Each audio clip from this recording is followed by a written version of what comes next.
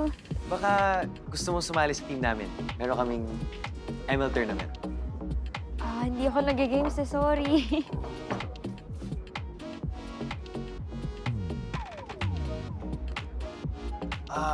Turuan kita. Gusto mo? Madali lang naman. Tsaka parang team bonding na rin tayo. Pwede naman, pero hindi ako nag-games as in zero knowledge talaga. G lang. Magko-core ako, bubuhatin kita. What?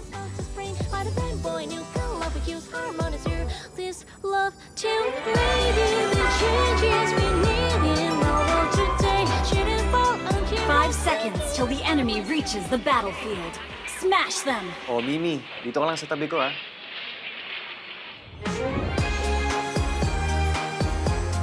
Oh my God! Oh, basta ka lang. Def lang. GG. Bawi na lang next Sayang. time.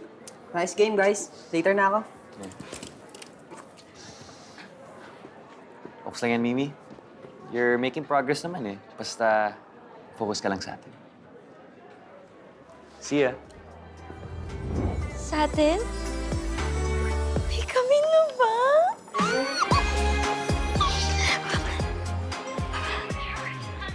Mimi, sa tournament, dapat masanay tayo gamitin yung in-game chat. Ha? Okay. Okay.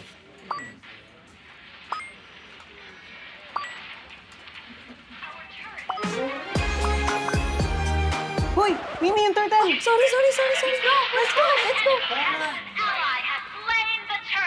Uy, nice presentation kanina. Oo nga, nice one. Siyempre, para tapos Grabe. agad.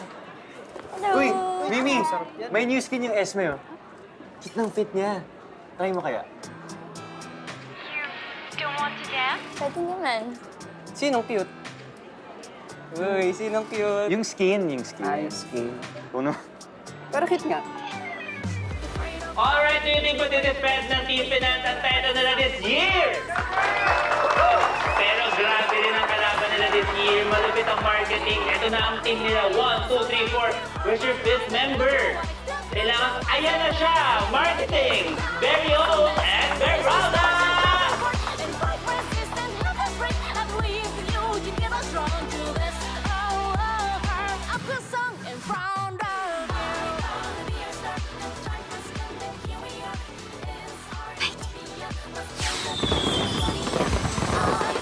Now I'm getting serious.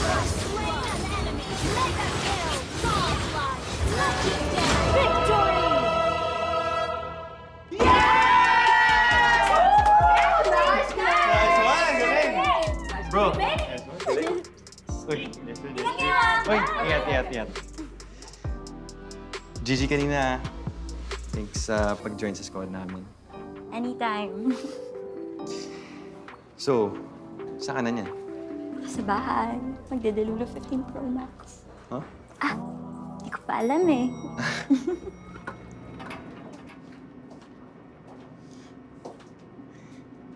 Gusto mo mag-coffee sa tapat? Saka, game na rin. Looking for kaduwasan.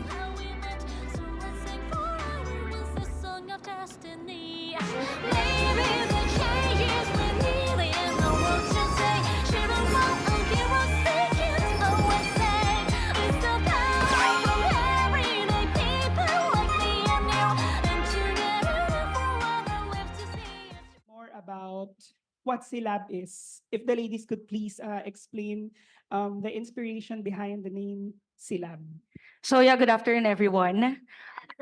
Is it okay if I won't be using the mic? I think my voice. Oh, we have to. Okay. So yeah, good afternoon, guys. So I was introduced earlier, say with my co-panelists today. So for this, we have created silab. So from the word itself, Tagalog word itself, silab, to spark a flame or to ignite something.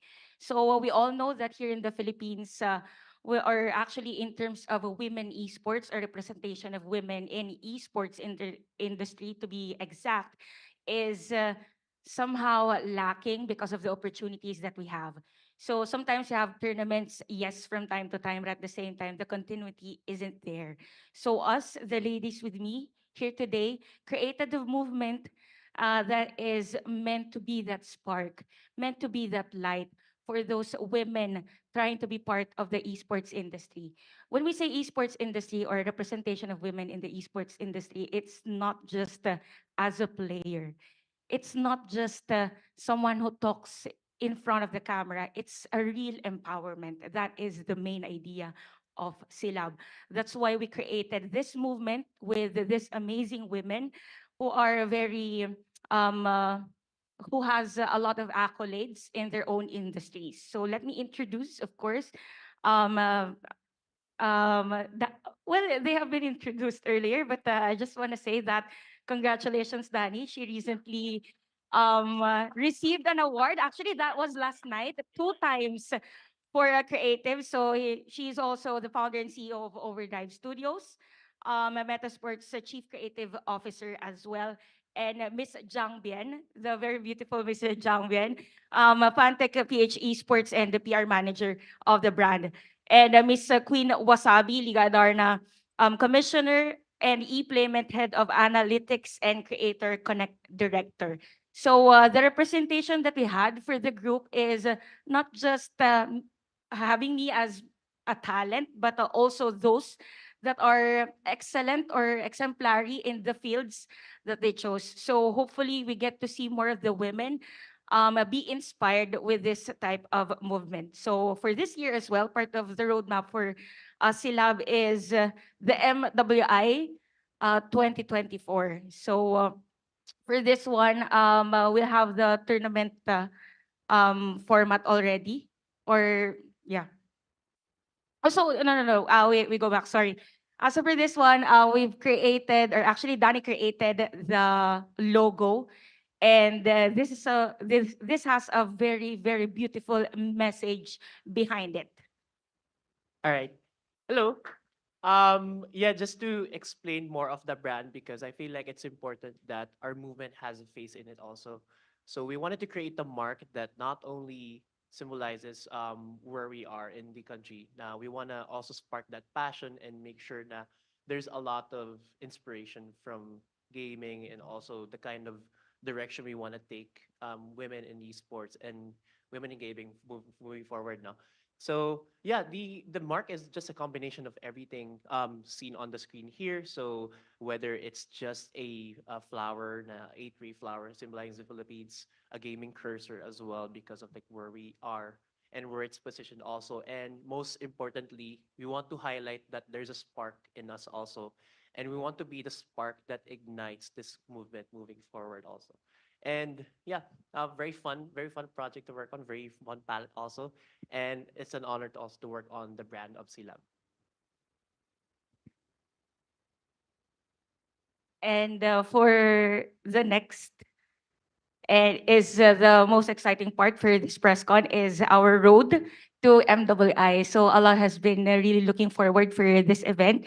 And this partnership with Munton Philippines is actually the testament to their commitment as well into creating a platform for women and by women. So we want to thank Munton Games in creating a way, of course, for a platform for us and mounting this tournament with us. And the whole idea of MWI, of course, is to encourage all women in esports to create their own story or narrative of success, and at the same time venture a different way for them outside their shells. So yeah, for this year, this is part of it, and this is gonna be an exciting one because we all know that since it is represented by women as well, hopefully we get to tap all the women across. Here are some fun facts about the first 4 weeks of MPL Philippines Season 13. There have been 5 times where the losing team ended the game with 0 kills. This happened once to TNC Pro Team and Blacklist International, and a whopping 3 times to Smart Omega. APBR delivered 2 of these exciting performances when they faced TNC Pro Team and Blacklist International. So now let's switch on over to the players that are the hardest to take down in MPL Philippines. Few, Ogwen, and Kyle Teasy of APBR are tied at 3rd with 6 games won with 0 deaths. Jem and Kelra are tied at 2nd with 7, and at number 1, APBR's Super Marco has won 10 games where he remained deathless.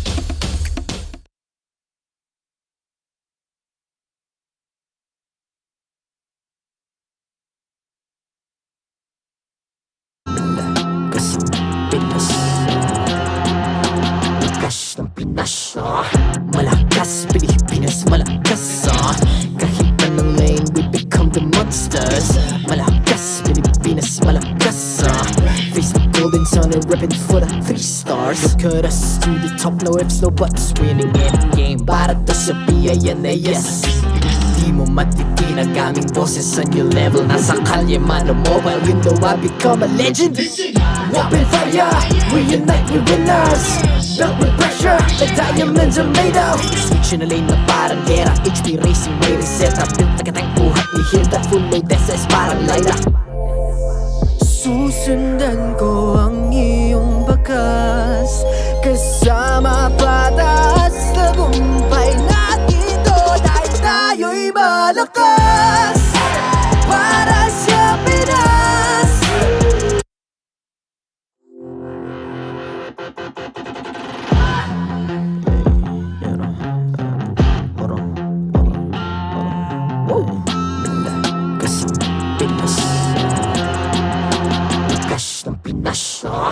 Malakas, Pilipinas, malakas.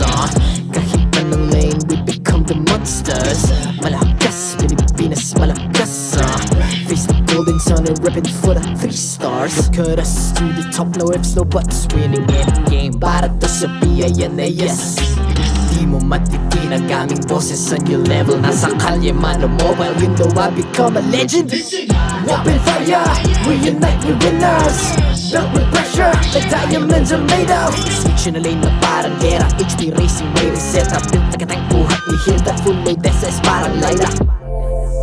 Susundan ko ang iyong bakas, kasama patas. Tagumpay natin ito dahil tayo'y malakas. Para sa Pinas. Nasa amin ang alas, hindi atras, kinikilala sa taas kasi kami ang malakas. Para sa Pinas. Nasa amin ang alas, hindi tuwa atras, kinikilala sa taas. Ganito kami sa Pinas. Wow. Hold on. Yeah, wala kasang Pinas. Laging MVP, no surrender, no retreat. Pag nagsama-sama, just imagine what we can achieve. Laging MVP, no surrender, no retreat. Giving 100 all my all, cause we just cannot be defeated.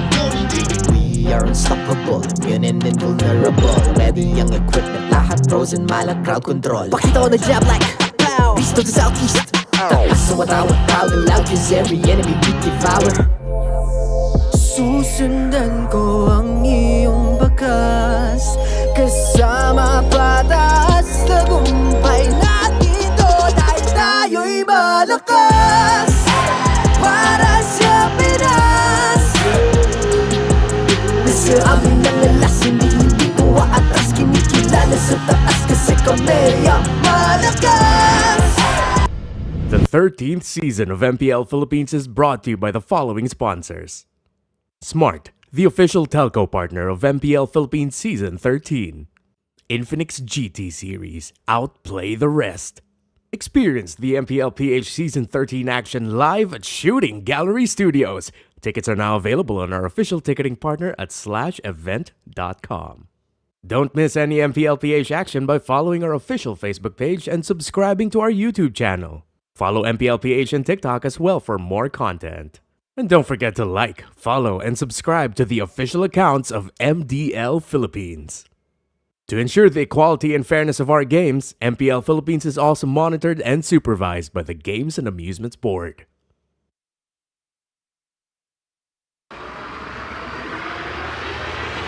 PM MPL na 4 PM MPL na 4 PM MPL na 4 PM MPL na 4 PM MPL na 4 PM MPL na 4 PM MPL na 4 PM MPL na 4 PM MPL na 4 PM MPL na 4 PM MPL na 4 PM MPL na 4 PM MPL na 4 PM MPL na 4 PM MPL na. Catch your favorite MPL matches every Friday to Sunday. Only at the MPL Philippines YouTube and TikTok. 4 p.m. MPL na. 4 p.m. MPL na. 4 p.m. MPL na. 4 p.m. MPL na. Maligayang pagdating sa tahanan ng pinakamalalakas na Mobile Legends Bang Bang players sa buong mundo. I'm Mara Aquino. And I'm Hans Galeria. And this is MPL Philippines Season 13. Alam mo, may nagtimbre sa akin kanina. Okay, ano raw? Actually, dalawang balita yung narinig ko. Una, may isang legendary player. Nagbabalik sa MPL at maglalaro ngayon. You know what? Parang kilala ko yan.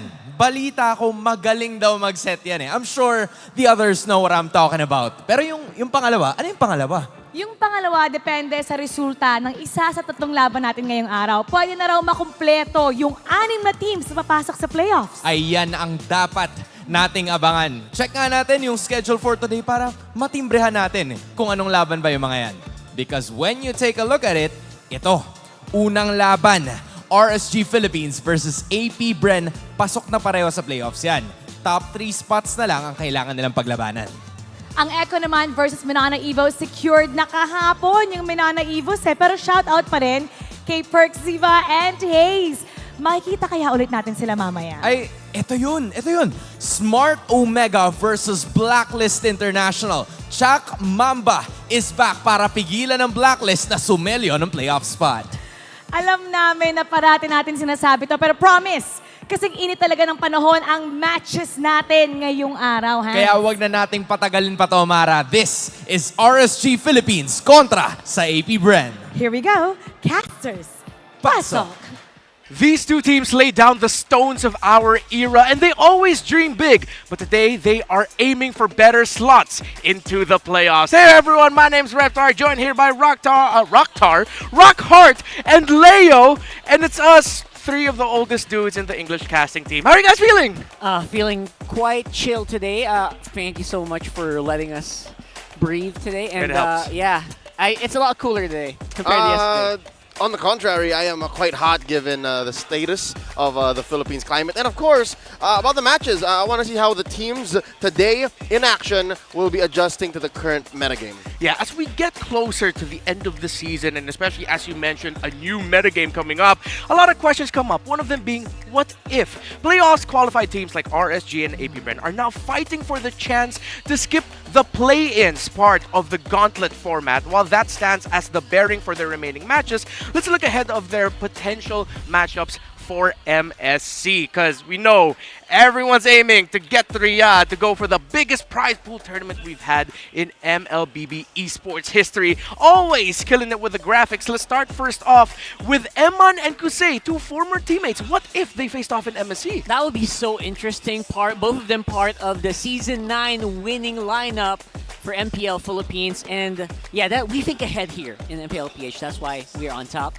And if you can look at the stats, I think KDA definitely favoring Kusei. Eman has been tearing it up, my dudes. Yep, Eman is quite a diverse, ranged, engage type of marksman. While all this while, I did not expect Kusei to be the one who's willing to get his hands dirty. He's the one who's been playing the Roger more recently, despite Eman with BTR Alpha doing just bonkers in Indonesia. So now, this is a dream match for me personally. I want to see how they would go head-to-head if ever they were to meet in Riyadh. Ooh, buzz. I'm feeling the buzz in the air right now, because what if this time APBR's Ogwen faces off against Sorn of Homeboys, and they end up representing Malaysia for MSC. We were denied this matchup several times in the past 6 months, and I wanted to see this come to a head at the World Championships. But also, there were rumors of that last tournament being Zorn's last dance, but lo and behold, no, this is still very possible, especially given that Homeboys are middle of the pack. That means they can actually shock the system at MPL MY Season 13 and overtake the likes of Selangor, King Empire, and then maybe come to meet his rival in Ogwen. And if you want to really put a shock into the Bren system, you're going to need heroes like Chip to do that for sure. And a lack of Chose so far in the league. Yes. Yeah. Outnumbered though. Yeah, that's true. Heavily outnumbered. I mean, Ogwen's the type of guy where no matter what happens in the meta, the dude always just seems to find a way to slot in a hero of his or even gain a new hero for himself to use. In terms of playstyle, I mean, we know Zorn to be flashy. Let's leave it at that. The man is flashy. The man has what we would like to call in Espanol, cojones. Ogwen, on the other hand, he has a wide hero pool and he has cojones as well. So with those big questions about what could potentially happen, let's talk about what has happened. RSG and APBR already met earlier this season, Rockhart. Yes, and I'm not sure why we're showing foreheads here of our... It's the eyes, Chico. They never Oh, lie. the eyes. They're showing the eyes. Nice highlight. But you know what? You have to highlight as well. Everything else, every single stat that APBR are still ahead here, especially in this matchup. Yep, despite it being a sweep, I'm expecting that in today's matchup, we'll leave the past in the past, especially given what RSG has done recently. They have swept the likes of MNNE PH. They have gone toe-to-toe against Echo. And with that said, I'm thinking the Kingslayers are a shoe-in for top 3. I think this is definitely something that we should burn the midnight oil on and understand that it's not as simple. It's not going to be as quick as an easy 1, 2, and 3 in 2 for APBR and RSG. I'd like to think that maybe here today we stretch the metagame even more. Because yesterday, 2 best-of-3s, even if that second match did go the distance, maybe in this one best-of-3 alone here, between the Kingslayers and the Bees, they might actually show us something new. Yeah, and hopefully we do get something new here, because the last time they faced off, it was only a 15-minute game for throughout the entire match. That's all APBR needed to sweep RSG. Hopefully this time we do get to see something new. Who do you think will win this match, folks? Tune into the official YouTube stream, subscribe to the MPL Philippines YouTube channel, and comment what, Rockhart? You have to comment hashtag RSG or hashtag APBR with your game and server ID right there. Comment it right now. Yeah, you heard me, you right there. And get a chance to win 500 diamonds. 4 of you are going to get that. So go ahead, just comment your prediction and maybe add a little analysis. We'll try to read some of those comments later on as well on YouTube. It's the best time to be an analyst. Again, whether you are of the professional kind or the armchair kind, there's just so much going on in the current metagame. Jury's still out, though, if it really is an assassin-centric meta. Yeah, let's see what we will be getting. The picks, we saw a few assassins banned out, picked up yesterday. The order, priorities have changed, but one thing remains constant. A lot of things remain constant.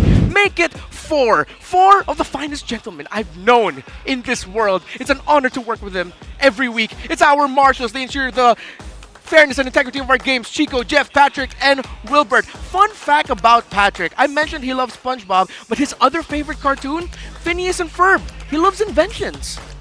104 days.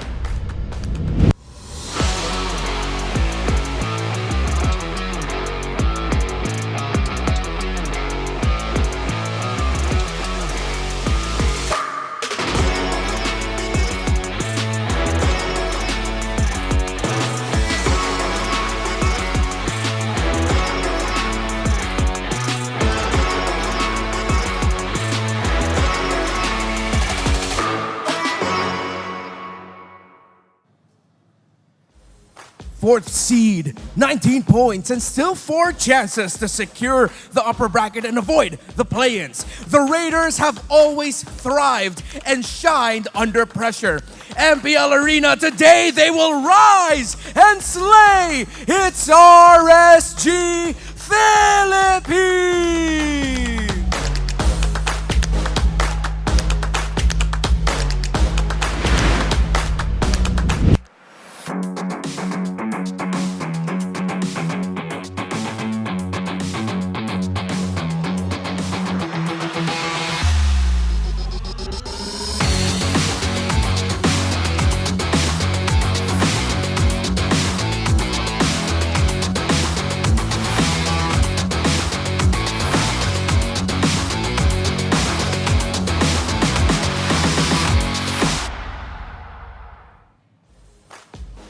The defending champions have a chance to secure the top 3 spot today and avoid the play-ins. But knowing the Bees ending the regular season as the first seed is priority, they are the champions of the Philippines and the reigning champions of the world, APBR!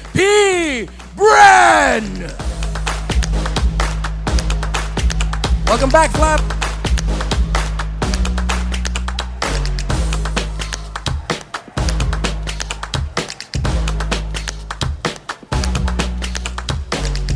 And our coaches walking hand in hand is Coach Panda and Coach Ducky. MPL Arena, show some love and make some noise for RSG and APBR!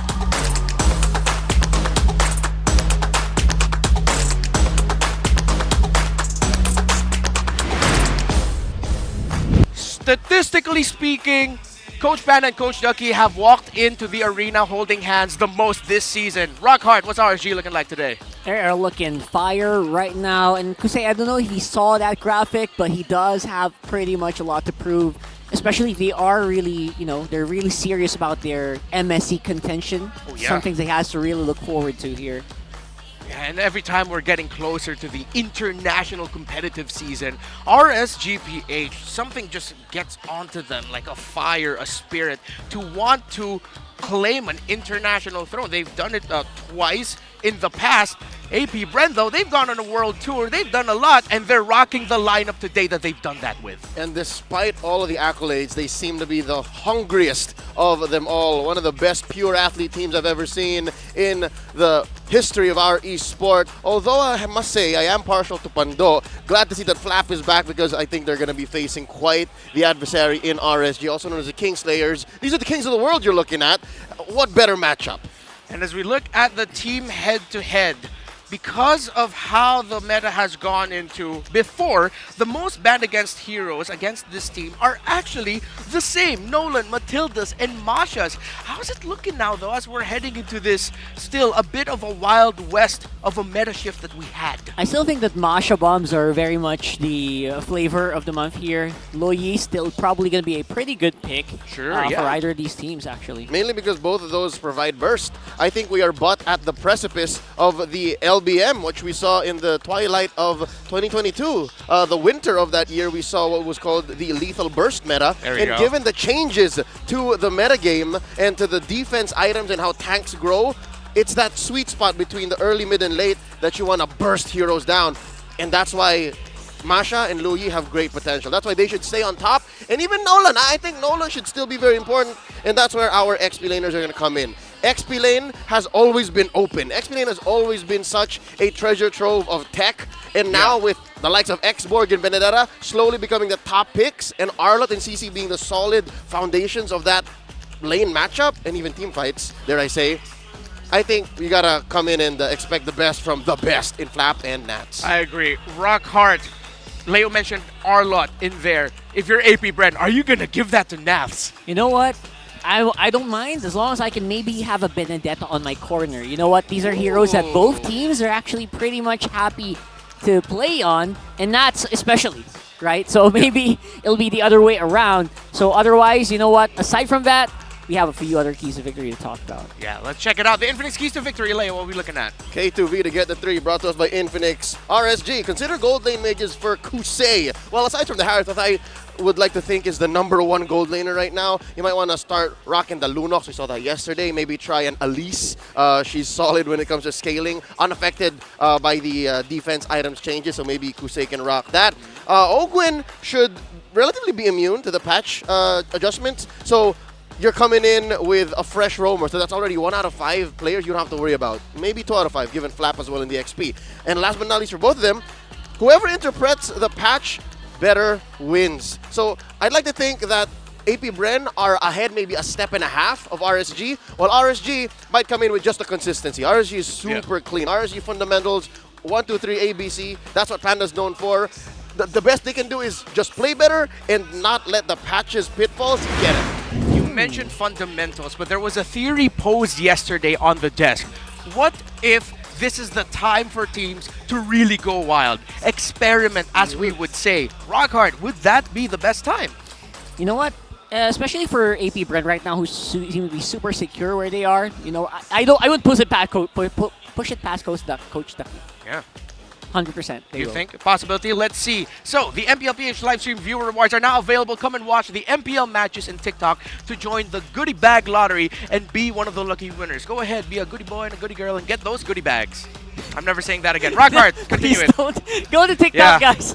Go to the MPL Philippines TikTok channel at MPLPH_official. Click on the live stream, and then there's a goodie bag on the top left corner of your screens. Just make sure to touch, press, click, whatever that, before the base breaks. Yeah, Francis, OSX always calls it a power tap, and we're still debating what the heck is a power tap. Would you know, Leo? No, I don't. I just press the button. Yeah, exactly. Maybe just Francis, you know. Power tap? Power tapping. And so, again, comment, please. folks. And don't forget to use the hashtag APBR, hashtag RSGPH. Make sure you're subscribed to the official channels wherever you're watching at here on YouTube and get a chance to win the 500 diamonds. We're looking for 4 winners. As we're getting into the draft, I want you to get the limelight here, Leo. What are we looking at here? What are you feeling knowing that RSGPH is getting first pick? Oh, wow. Blue side has definitely been on top ever since week 1, and it has actually normalized. We're looking at a healthy win rate, if not exactly, maybe close to 52-48. So that means it has definitely jumped from what was almost 60-40.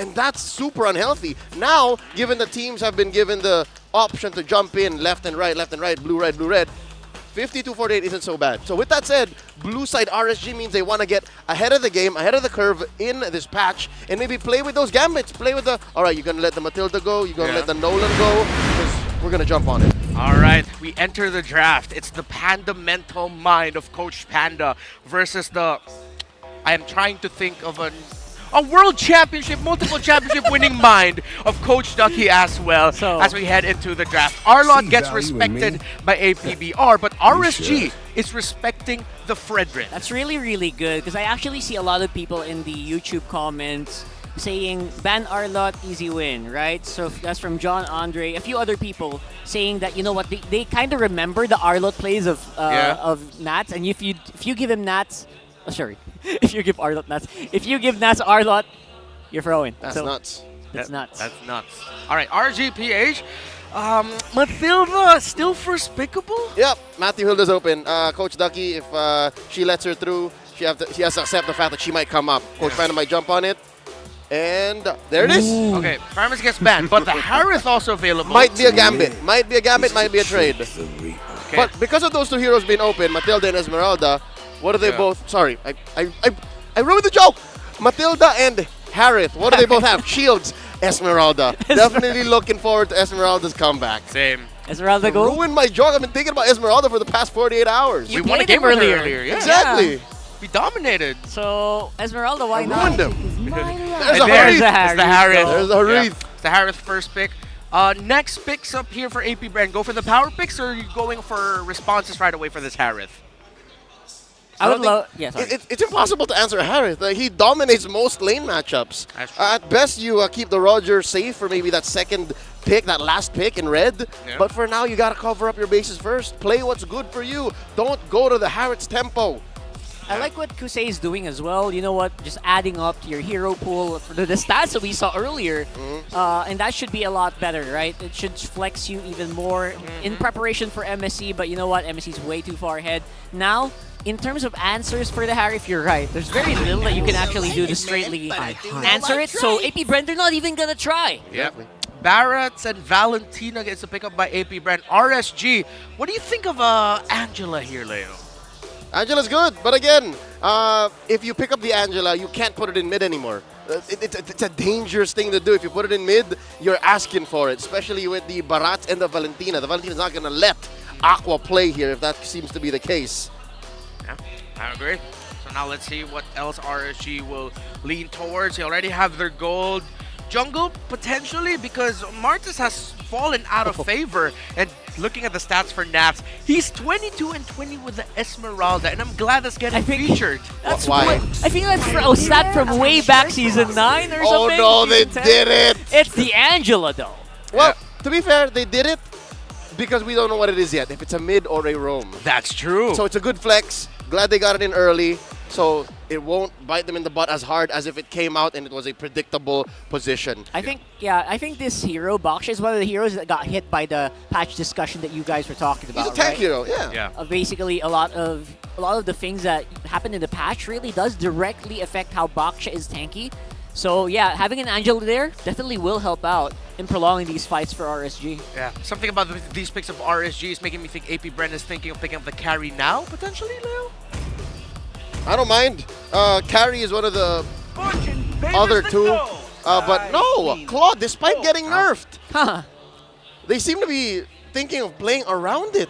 Actually, this was a point discussed yesterday. No nerf on the Claude, actually. Technically? Technically, why? Actually, no nerf on the Claude. I remember very specifically typing down there is less damage on Dexter, and Yeah. Now, it's something that we actually corrected on broadcast. Now, if you look at the in-game patch notes, yeah, no quad. all right, so Yeah. all right, never mind then. Yeah. It seems like there's something that we need to talk to the people back in the office about. Yeah. All right, interesting. All right. So, Claude getting picked up there. How you feeling about that? Given that there's no nerf apparently, then all the way yes. Yeah. He should definitely still be part of the trinity of gold laners now. True. More than maybe even than carry. I'd say Roger, Yeah. Harith, Claude. Yeah, I was under the impression that, folks, I think you know if you know, it was put down to 30% instead of half of the damage basic attack inheritance from the Dexter and the Blazing Duet. Apparently, that's not there. It's still at 50%, so you're good. And apparently, I think that it also affects the, again, how tank heroes are played right now. Definitely a lot less durable. So maybe they're going to be more Sir, what's your command? bearable, I would say, for Claude to do so. Yeah. And easier for him to maybe dominate games. Yeah. At the same time, AP Brand needed something to really even out what could be, well, terrifying map presence on the side of RSG. With the rotational speed of the Angela and a Baksha. So, bans getting taken out. RSG, they're respecting assassins. Potentially getting picked up here by Kyle TC. Because side lane Barats is a thing. Yeah. AP Bren also most likely going to ban out some heroes with assassination potential. Not necessarily assassins. Maybe heroes like, again, similar to the Benedetta, maybe a Paquito around that area. Something to kind of answer and make sure that the Claude does not get insta-deleted. Yeah, that makes sense. Maybe that's why AP Brand took out... Oh, they're just essentially taking out... I thought they were going to pick up the Paquito for themselves, but For as Flap? Leo mentioned... Yeah, for Flap. But as Leo mentioned, they're still opening up the potential of this being a Barrett's EXP lane, which we've seen throughout the season. Not a lot, but it has been played to good effect as well. Yeah, That's it's- banning for RSG. What could it be? Yeah, I'd say 1 out of 8 Barats. Given that Barats is a pretty often picked hero, 1 out of 8 are put in the XP lane. True. Give or take. Okay, so one more ban here. Would not be surprised if the XP laner for AP Bren would only really be revealed at last pick. That's one of the few strengths you have as red side. For sure, for Yeah. So the swing between the EXP lane jungle, because if ever AP Brent's really feeling it, that Barrett can go into the EXP lane, then AP Brent pick up an assassin. But the problem is, RSG have a Baksha and Angela with them. So they're really whittling down the EXP laners. You see a laugh there from Light. That is so interesting. Now it's just the Rizzler. The Rizzler's the only one left. The Rizzler for sure. If you wanted to switch it up. But what does that leave for Nats? The Yuzong will The still be Yuzong? available. Yeah, I think Petrify would be good for Not either of bad. these two teams. Yeah. I like that. But in terms of the EXP laners that we're used to see, we might actually see different EXP laners this time around. Again, this is just proof that XP lane is wide open. Yeah. Been wide open since day one. Who though, Esme? What about the board for Nath? The board is still there. Yeah, the board with Jella. Which is why AP Bren wants to keep that XP and jungle swap down to the wire. Yeah. They want to protect Kyle TZ. I hate jungling as a utility with an X-Board. Just ban it out. Yeah, it can be very difficult. There it is. There's the Mathilda. Again, for Mathilda, ladies and gentlemen here, but I'm sure you can explain it a little bit better, Leia. What's the biggest change with her? Something about her ultimate, right? Yep, she has a new effect upon hitting. It makes a cooldown much faster if you're able to hit The ultimate, yeah. Yeah, onto targets, the second phase. So little reworks on her, which makes me surprised why she came up this late. Maybe because I think it's partly because now you actually have to hit it if you want to reduce the cooldown. Which is the case for a lot of skills now. Yeah. We're going to see less Brave Smite folks. Yesterday we saw quite a few, Yeah. but now, again, I'm sure they've practiced it in scrims. I don't know about you guys at home, but you can't heal off of random creeps now. Oh. So it's the same case with many ults. It's all hero-based. There's the Zong, Priestess of Primal Zong, and the Edith. Great pickups here for Light. So it is going to be a mid-lane Angela. All right. Rockhard, what do you think about this? It's actually pretty good. So much crowd control potential to follow up on the Harif to make sure the Harif has a fun time.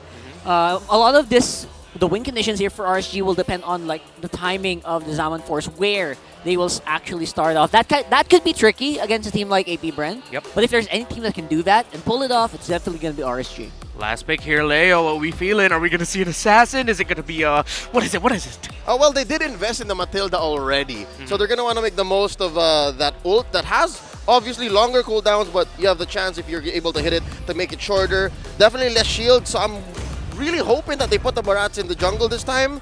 And it looks like that's going to be the case. We're more likely to see a jungle Barats and a jungle glue. So you put the glue on Flap, and Bob's your uncle. Something to note, I have to say this, RSG has trash wave clear. Oh. It's very bad. Agree. Yeah, they have to get close. And they have to hit minions the old-fashioned way. You have to punch them all one at a time. Yeah, is this going to be the right gambit, though, for RSGPH rock hard that they drafted a lineup that, yes, can be devastating if they snowball, but it's so risky if they don't get that snowball. It's going to be devastating, but only for like maybe later on into the game. Obviously, with the lineup that APBR has drafted, they can prolong this as much as they want. They have like the tankiest, beefiest heroes alongside Guiding Wind from the Matilda. I would be surprised if anyone from APBR goes down. Not to mention, few can actually steal Black Dragon form. We've seen Valentina's actually prioritize Black Dragon form, so they can use that as a engage or disengage tool as well. Yeah, you think we're going to see a dance of dragons between our mid and EXP laner from the opposing teams? That sounds fun. What if is the question hanging over our heads. But now the question is, what will be the result of this first series of this MPL PH Saturday here in week number 6? RSGPH APBR. It's going to be a slow and steady start, but I'm pretty sure we are up for a banger of a match. I love it whenever you make Harry Potter references. Waiting to see our emblems here. Something to note, Kusei is indeed rocking a Vengeance. So he's expecting to be able to just really get in there and force these engages and re-engages from APBR, which is good because he says it's do or die right here, right now. If you do not commit to the re-engage, then you're wasting time. And RSG actually wants to go fast.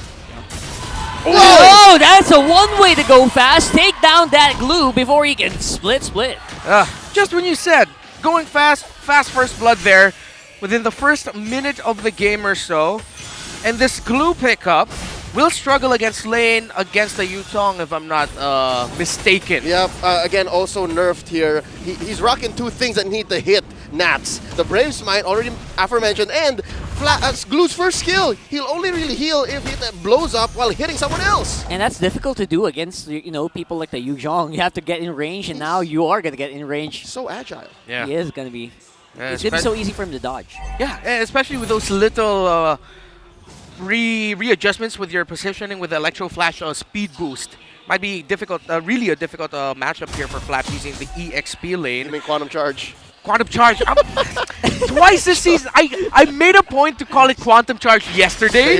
Saying you're old. And then it's okay, Raptor. This is what I get for making an age joke about us at the opening of the desk. So yeah, first turtle.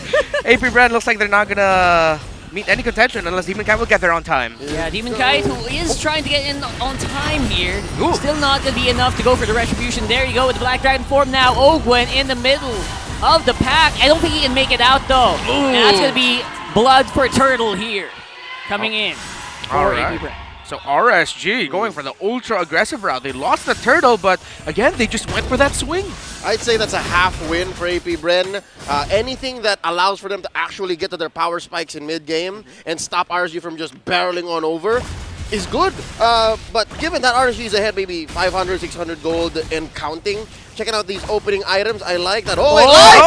Man, that was a trap. There was no way for FlapTZ to get out. Again, he does not have split yet.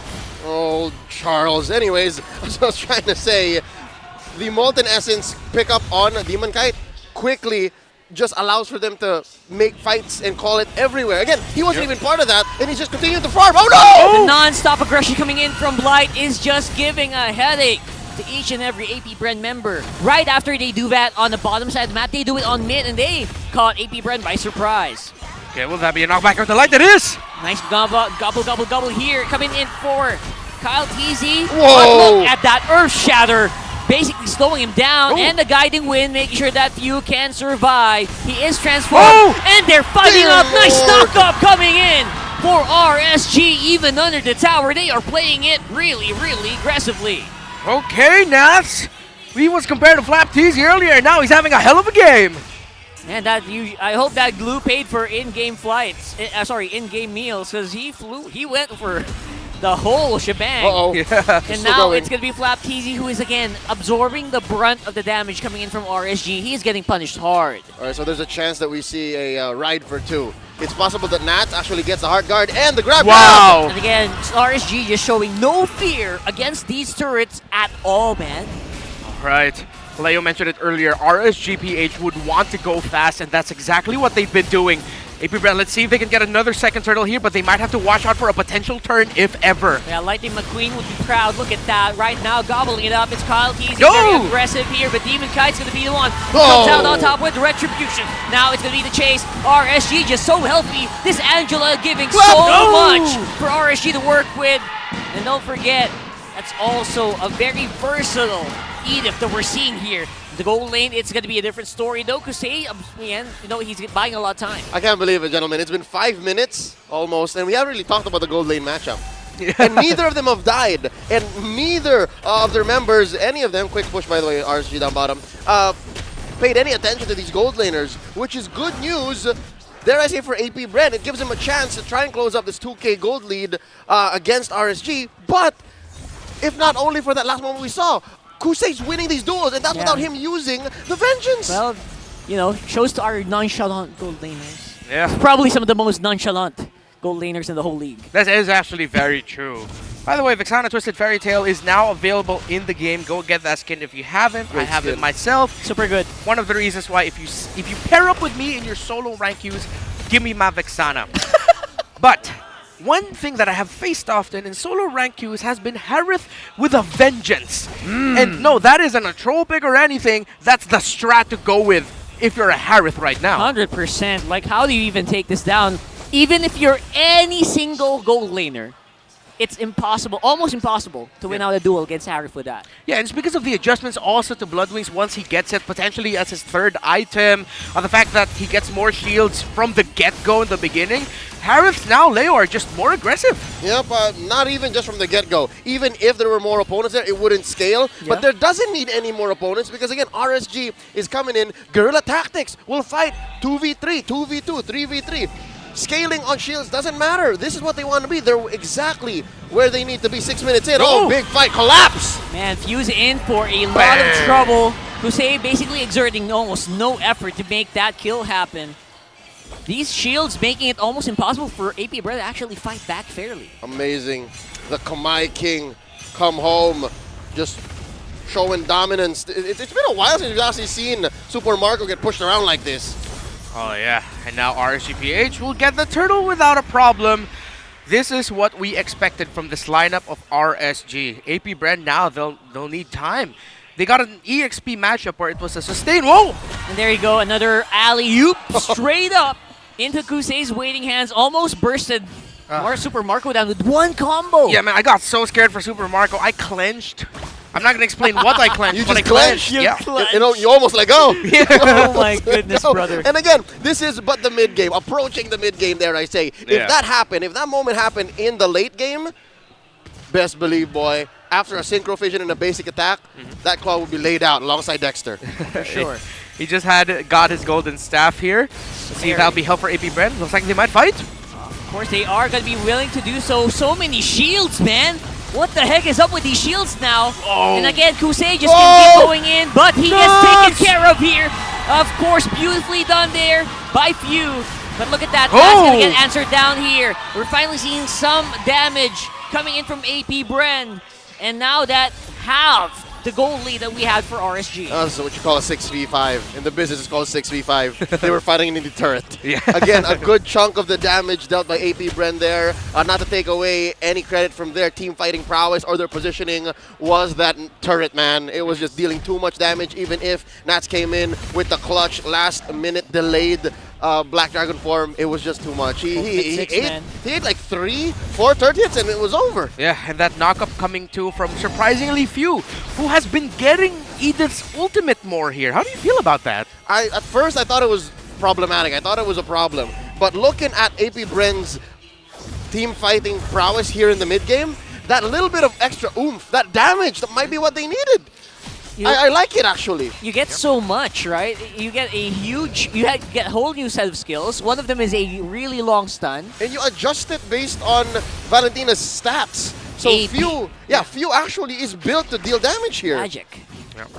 Okay. Magic Gatling gun. Woo! Is it a Gatling gun? Yeah. Oh. I thought you were just like flinging lightning really fast. You know, but it's a Gatling gun. Yeah, let's go with that. That sounds cooler. Maybe that's what RSG stands for. Gatling gun. AP Brand. Now, they can contest. They're healthy. They're healthy. A little bit closer.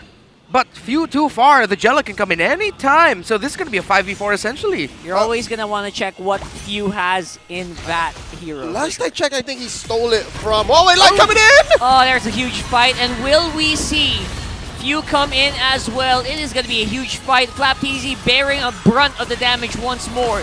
Super Marco getting into position here, looking for a way to make a difference in these fights. And now here it comes. Everyone just so healthy here for RSG. What a beautifully shielded opposition. And there it goes.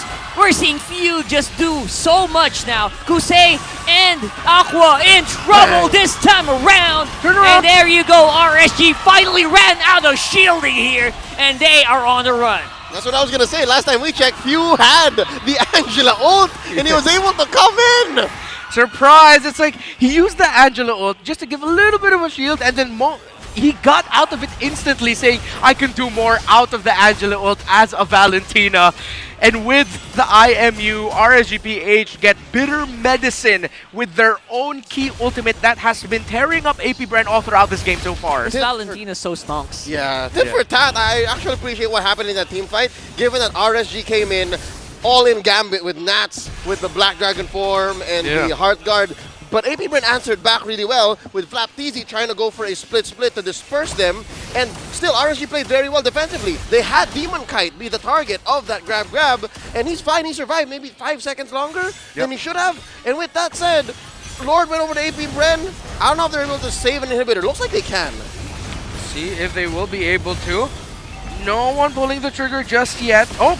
Super Marco dancing in on the right, making sure that he can avoid anything that Nas will throw at him. But Demon Kite's also winding up, seeing if he can jump in, but AP Brand just not showing any opening for him to do so. He tries to go in, but as you can see, he's being dealt with accordingly here. Flapteasy knocked up in front of 4 RSG members, and now it's going to be Aqua riding it up. On to Kusei. Super Marco fighting the damage, but he can't really deal with it. And now he's going to go down. 4 members of AP Brand are now on the run here. Nats as well, chasing it up. Ogwin almost got hit with the Earth Shatter, but barely missing it. And that is going to be a successful RSG defense. That was clutch. The Purify just in time. What's his name there? Ogwin almost got cut out. Exactly, and like an anime, he saw it from the corner of his eye and let go. He heard the flicker, pressed the Purify, and saved what was left of AP Brand. But unfortunately, it was Super Marco at the fall. So now you have to respect RSG's power spike. This is Kusei now built with 3 items, not a single Blood Wings in sight. Starlium Scythe, Feather of Heaven, and the DG. Yeah, and we also got to see there that Super Marco, I think now needs to be a little bit more calculated in terms of when he throws out the Blazing Duet, because that vengeance on that Harith and the fact that the Harith has a little bit more sustainability now as well, Super Marco won't be able to melt down the members of RSGPH as much as that he would want to. Which is a good thing and a bad thing, because as you saw, RSG very capable. Bad thing is, if Kusei falls, what else do they do? He is a one-man wrecking crew. He is the win condition, the alpha to RSG's Omega. They want to finish off of Kusei. They want to start with Kusei. And that's it. Because, I don't know, what's the backup plan? That's why I think it's so crucial for Aqua to always be on point, making sure that Kusei lives. Because the moment that Kusei dies, it's just bye-bye. All of these are basically 4 tanks with one person needing protection. It's a 4 protect 1. This is literally Kusei Esports. That's how they're going to win here. Ooh, con end there on the Harith. Win. Nice flight here coming in from Ogwin. Make sure that he will still survive. That's a pretty crucial cooldown here. So there's a small opening the RSG can maybe take, but don't forget that cooldown also is going to come in very quickly. Yeah. AP Brand, slight gold lead here, and they have a little bit more control in the Lord and the middle of the map. So let's see how AP Brand will play this. Looks like they're splitting it. It's a 2-3 split, depending on where Super Marco would want to go. And RSGPH are just trying to get more info, and they're both trying to bide time, get better positioning. No purple buff yet for either of these two junglers that they've gotten. That might be one of the things that junglers are looking out for. Who will draw out of here first to get the purple buff? It's likely that Kusei is going to get both. They want to get both on Kusei and then go from there. A carry Harith. Feels like we've gone back in time, ladies and gentlemen. A carrot. A carrot. I remember there was a version. It started to fall off because of Esmeralda, but now Esmeralda's not really around. Come on, Esme. Right?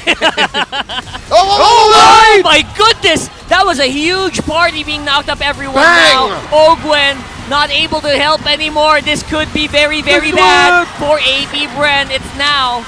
Gonna be now or never, but RSG, look at the HP bars. Where is the damage coming from here? It's Few who's actually doing a brunt of the carrying. Look at him, he is trying to micro as much as he can out of Aqua. That's suddenly 4 members of RSG down for 30 seconds.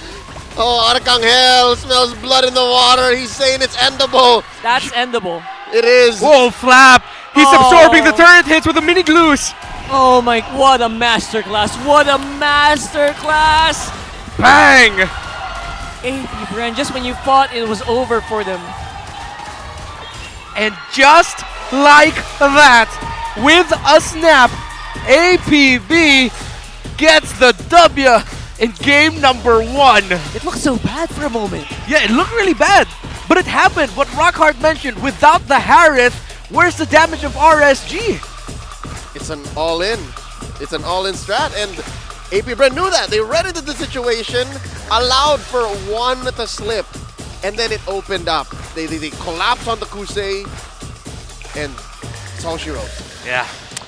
Wow. RSGPH brought APBR to, not to their limit, but it was competitive. It was two big bulls just bumping horns and bumping heads, and we got to see a lot of fights. What we expected this series to be full of, we got a lot of it in game number 1 as action-packed. In a very short amount of time, too. Yeah. 15 minutes. It's a fundamentally packed match wherein you learn a lot. Again, we'll get into it when we see the stats and we'll see the draft recap. It's very rare that we actually see RSG do this. That RSG goes all in on one hero, one role, one player. I'm not so sure if this is what works for them. Again, we did say this is a time for them to experiment, time for them to try things out. Yeah. So, all in Harith, APBR got your number. At the same time, it felt like they were kind of forced into it. Maybe it, in a way. Imagine if Nats was on the Benedetta or something like that. Maybe the draft didn't really help. Oh, maybe. Super Marco on this Claude. It was tough for him at one point, but he is the MVP of the game. Oh, come on, man. Don't be shy. Leo, I know you're not shy. Take it off. I'm not. What? This is Bulletproof Marco, 4-1-6, died but once. Rocking the Master Assassin, trying to isolate, maybe win a little bit of what you could from that gold lane matchup which went okay. Again, they didn't lose, so that means he was able to farm up, get built up fully, and was able to, at the most important part of this matchup, get that victory.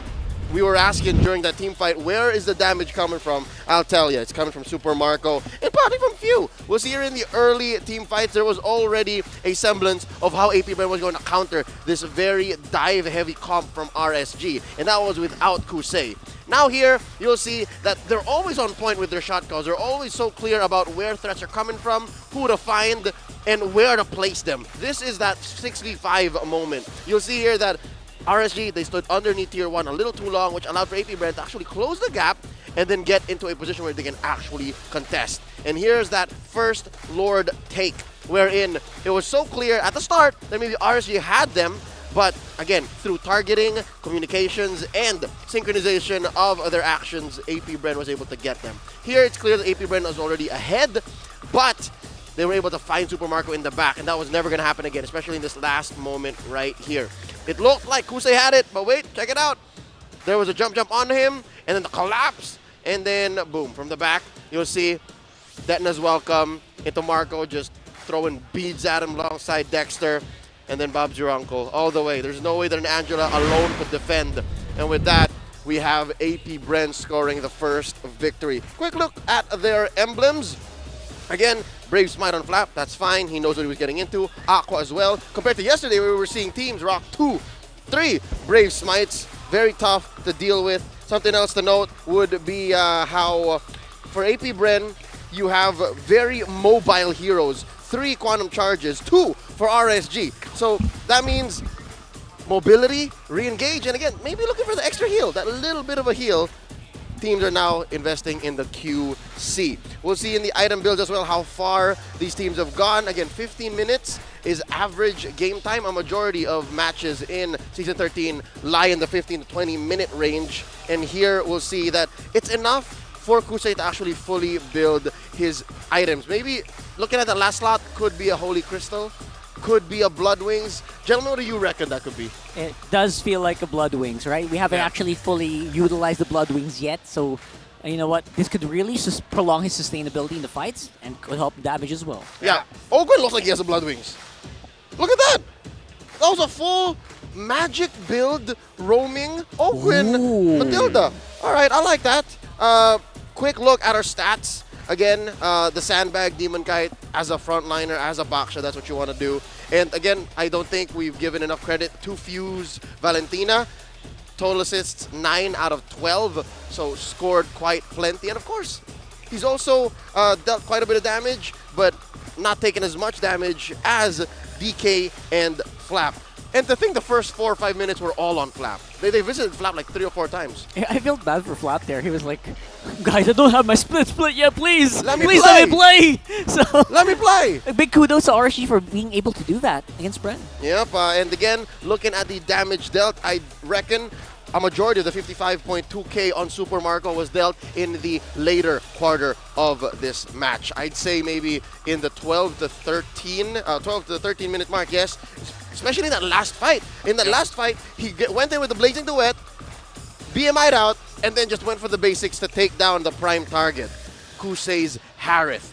Gold per minute though, oh dear lord, this is where it differed. Kusei wanted to fight, and whenever the fight did not lead to anything, that means no gold. Super Marco, on the other hand, focused on completing his items. Focus on the fact that we're not going to win in the mid, man. We need to get to the late, find that perfect engage, take down Harith, take down Kusei, go for the win. And that's what AP Bren did. A clear path to victory, a winning image for our world champions, our defending champions in MPL PH, and that's what got them to the 1-0. Oh, a hell of a game by these two. Again, slobber knocker. But kind of feel kind of bad here for RSGPH. That 15-minute mark seems to haunt them. The last time these two faced off, it was 15 minutes 33, 15 minutes and 2 seconds for the 2 series. Now it's 15:05. And we, even in last year, even in the season of M5, we were talking about how AP Bren loves that 15-minute mark. They win their games around the 15-minute mark. And they hate the 25 and up minute mark. That's where they got turned around by Onyx in the upper bracket. If you know, you know. Yeah, but now here, AP Bren says, RSG want to play fast? We'll match it up surprisingly. My unsung hero here has to be Few. I agree with the comments actually that we're also seeing here. Capitan, one of the golden goat. His utilization of the Valentina as either the Angela or even the Edith. Chef's kiss. He very rarely, not even maybe once, used Black Dragon form, which is what you would usually see, right? He did what he needed to do in that last team fight, second to last team fight, in that Lord, where he was Angela, and then earlier he was Edith because they needed a little bit of extra oomph to get to that mid-game to late-game power spike. Yeah, it's so smart because they knew how to utilize their composition. I mean, they knew they had to really let the early and the mid-game go so they can flourish in the later parts of the game. And Captain Few definitely was so instrumental in making sure that at least AP Bren could survive until that point. Well-deserved MVP for Super Marco because the lineup of AP Bren hinged on him being able to do what he did. But it was a team effort from the entirety of AP Bren. But Super Marco really was empowered by the presence of Few. There were times also that mid lane tower dive we were talking about at some point in the game by Nath and RSGPH. One of the reasons that was stopped is because Few literally got the Primal Wrath, went back into the mech as the Edith, and then just used the Earth Shatter so he could get the knockup with the Nath. That's crazy. That is GOAT-ish right there. I love that. And I think that's the reason why, you know what, the Valentina got so much value from that draft. He didn't even mean to. It's like, they're the ones, it's like RSG's the ones giving the ults to me. Yeah, it was like a little bit of a sleeper hit. An intense match is ahead of us, so we're going to cool down just a bit. Don't go anywhere. MPL Philippines Season 13 will be right back after a short break. When you cool off, it's hot here in the Philippines. Get your cold drinks. We'll be back. Season of MPL Philippines is brought to you by the following sponsors. Smart, the official telco partner of MPL Philippines Season 13. Infinix GT Series, outplay the rest. Experience the MPL PH Season 13 action live at Shooting Gallery Studios. Tickets are now available on our official ticketing partner at /event.com. Don't miss any MPL PH action by following our official Facebook page and subscribing to our YouTube channel. Follow MPL PH on TikTok as well for more content. And don't forget to like, follow, and subscribe to the official accounts of MDL Philippines. To ensure the equality and fairness of our games, MPL Philippines is also monitored and supervised by the Games and Amusements Board.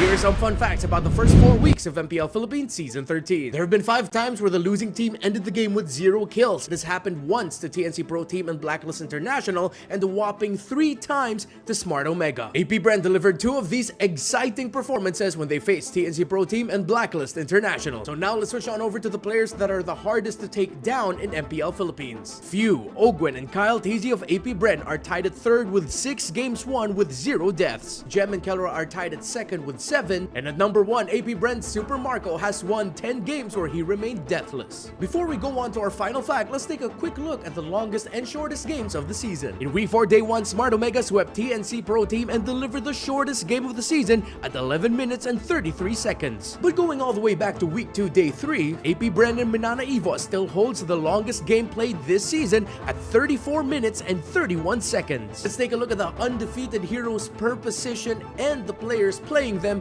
in the mid-season undefeated Hero All-Stars. At Rome, Escaleras, Arlot, and the Florin of Spider Miles have 4 wins apiece. In mid, Few and Lancy have 4 wins with the Faramis, but Few also has his Vexana in the list. In the EXP lane, Gem isn't so hidden anymore as his Terizla has 6 undefeated games in the season. Special mention to Flap TZ CC who has 5 under his belt. The King of the Jungle, King Kong, has 4 undefeated games with Baksha, while his fellow star Kelra in the gold lane has 4 undefeated games with Claude. That's it for the fun facts for the first 4 weeks of MPL Philippines Season 13. I'll see you on the next one.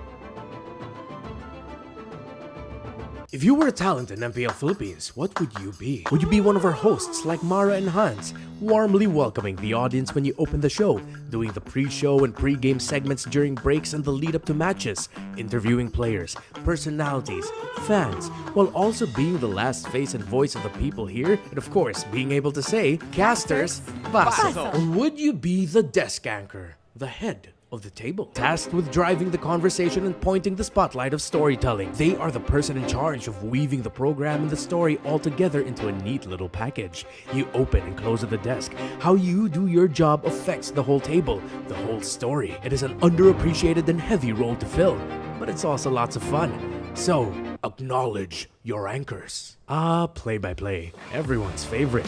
When people hear Shoutcaster, this is the role everyone thinks of. Action, hype, speed, precision, power. It sounds like I'm talking about a sports car, but it do be like that sometimes. You're not just dictating what's happening. You're there to make unforgettable stories out of moments. Little advice to play-by-plays: you are not the star. The star is always the game and the athletes. The best play-by-plays perform their duties respecting that fact. The analyst, the wise man, knowledge and numbers. Not only do we explain the whys and hows, but we provide the color, the details, the facts to the broad strokes of the work of art that is the game. Not all analysts needs to be gods of prediction, but all analysts must be able to confidently explain why and how things happen. The games can be confusing, but count on your analysts to make things clear. So if you were a talent in MPL Philippines, what would you be?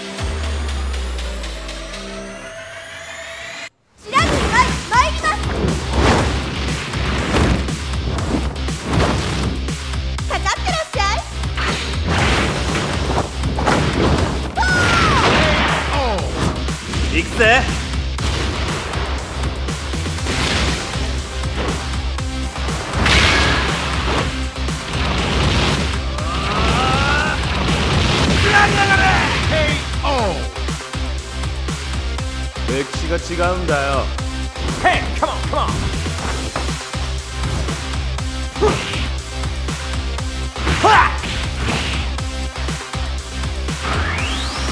Okay. Power Gazer.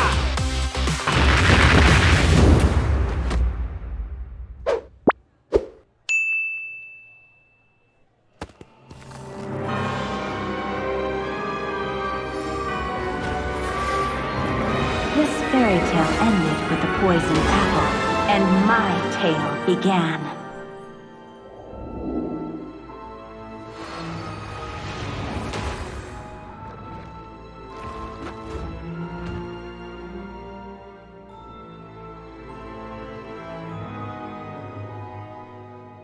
A princess in a tower is just a bird in a cage.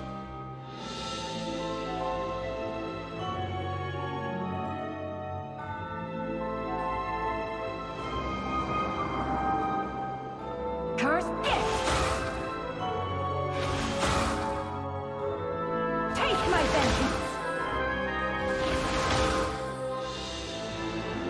Protect your queen!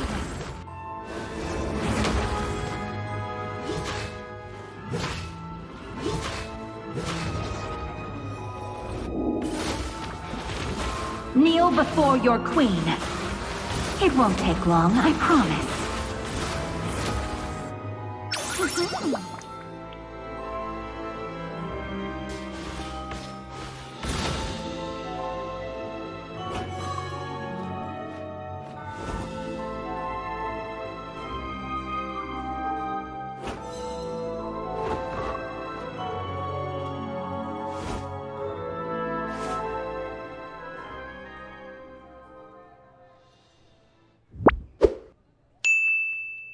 Have you heard the rumors? About what? The rumors from the border. The demon. He's coming. What happened? They're all dead. Oh no, no! It's him! He's coming. He's coming. Impossible! Get him out of here! He's coming. He's coming for us.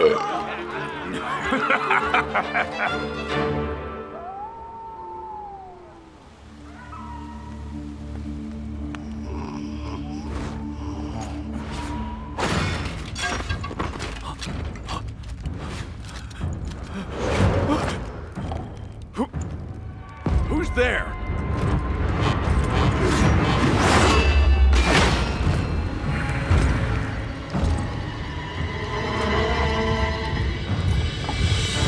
An imposter has sullied our name!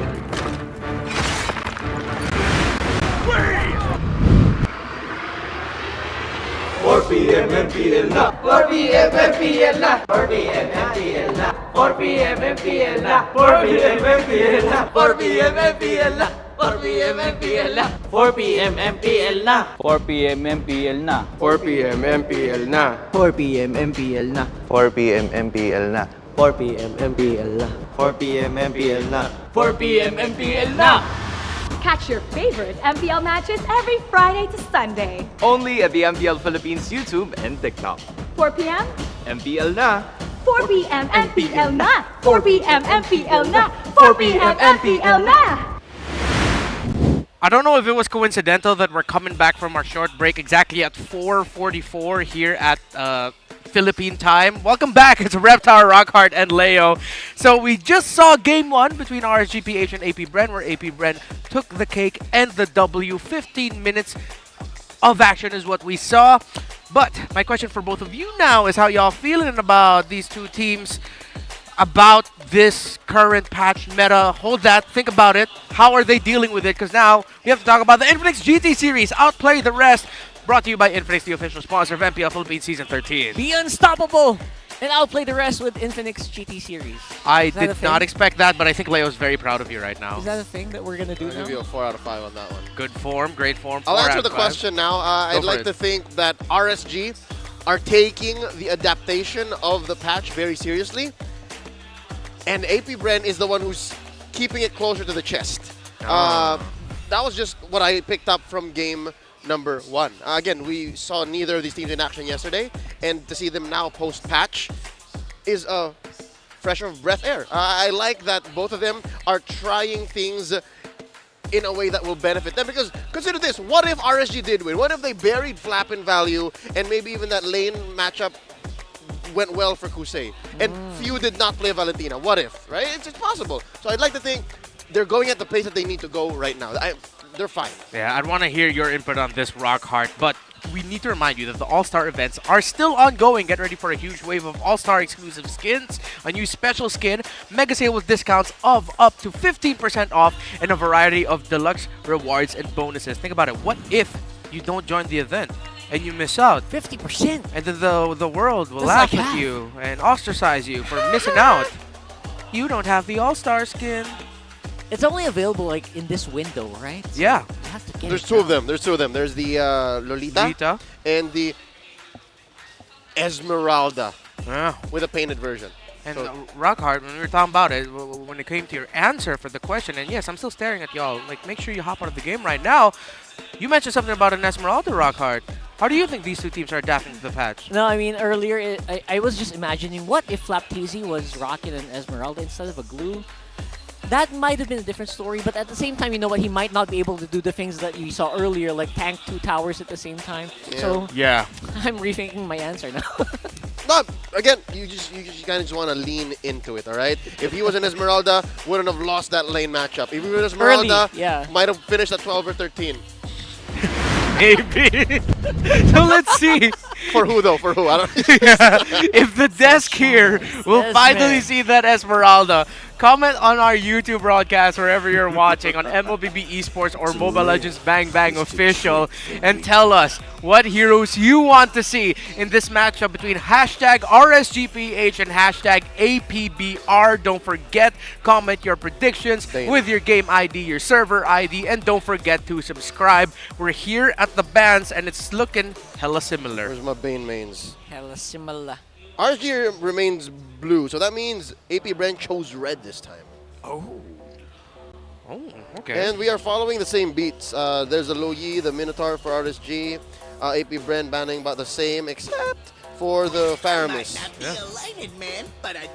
Harif still seems like a very ripe pick here for RSG. Maybe not the first pick, but maybe third. Bar none, still I think the best gold laner right now. Definitely a threat. Fun fact. Yeah, Barrett's is the dinosaur rider. The name of the lizard that Barrett's is riding is Detona. Yep. That's why it says welcome. Oh, Detona, detonate! I just got that. Huh. That's why there are missiles and stuff. Yeah! Wow. Y'all, I can't believe Mind it took blown. me lore 3 years to realize that. That's, Last banner here. Is this going to be the Nolan? Oh, it's not. Assassins are being left open. That we might see a different game here, guys. Yep, Nolan's open. Matilda's still open too. Very much in contest right now. Freddy Marsarafico's open. That's right. Rin of Fred's. Still, I think, is #1 jungler. #1 jungler is still Fred in my book. Even with the changes, right? Even with the changes. Even with the changes, gentlemen. Even with the changes. It's unanimous. A lot of people are saying that Fred really is still the king of the jungle. So let's see if we'll get that. And what kind of jungle matchup we'll see, because the two jungle picks, the Baksha and the Barriers that we saw earlier, gone. Now it's going to be a different playing field. Will it be a Nolan? Will it be the Harith first pick? Will we see Assassin versus Assassin? Is a Fanny going to come into play? There's a Harith, of course. Again, Coach Panda thinking out loud, letting his team know that we're going to stick to this. But then again, there's still 3 other power picks that AP Brand can swing towards. The Nolan, the Fredrin, and the Matilda. There are a lot of ways, yeah. They don't have to invest in that, man. We saw they can go Valentina again. There actually, I was going to say, there's a lot of ways to keep the Harith viable or even make the Harith stronger. One of them is maybe get a, who someone's drawing. Okay, never mind. It's a Nolan. Yeah. So, Nathan, rather. So, one of the ways to do that is maybe put Demon Kite on an Assassin. Like a Ling, maybe. Is that Nolan, though. I was going to say Whoa. Whoa! Okay. All right. He's got... Chip has never won in MPL Philippines, man. Chip has never won. So now, the Master's going to get his hands on it. Okay. Let's see how it goes. And there's the aforementioned Milan.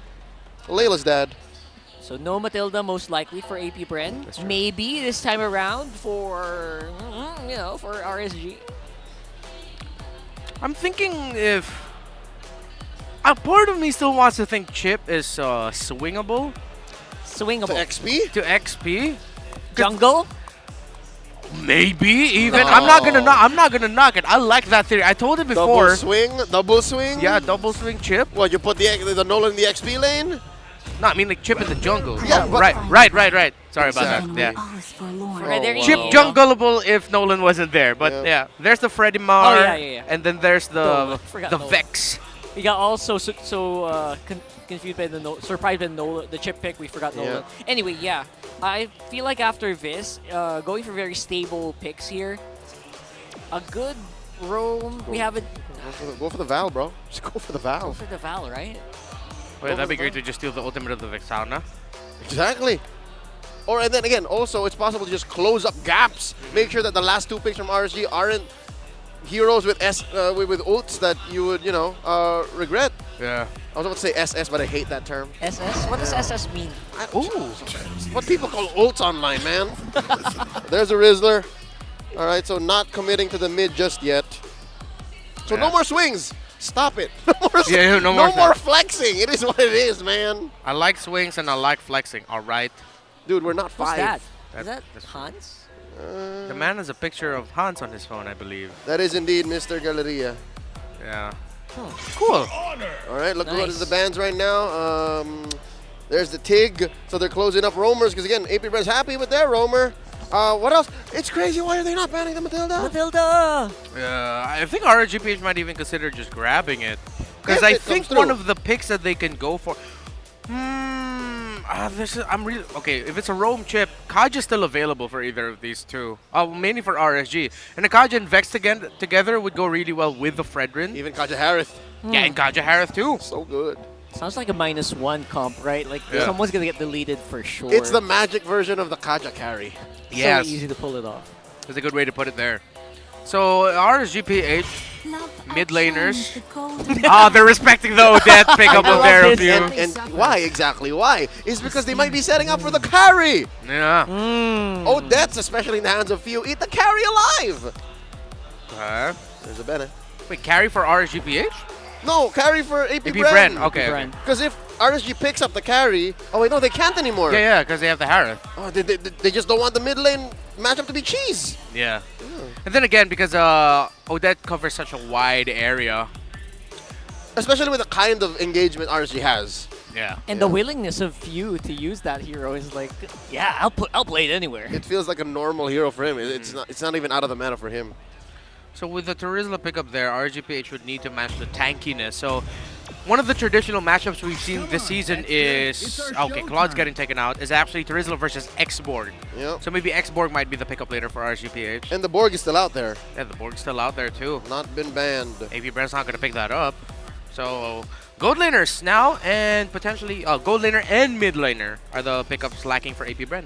No. You thinking about carry, guys? RSG roamer RSG needs a roamer, and an XP laner. AP Bren Roger. Too divey for my taste, personally, considering what they're up against in the side of RSG. And if ever RSG does have the chance to pick up the X-Borg, that Roger's not going to be happy. Something tells me maybe they go for the mid laner first and then keep the gold for later. I like that idea. Yeah. Let's see if they get that. Will it be the Val again for few? Will it be something else? Oh, it's the Natan. Oh, so they'll keep Fuse pick last. Interesting. Swing. Gushing anyone?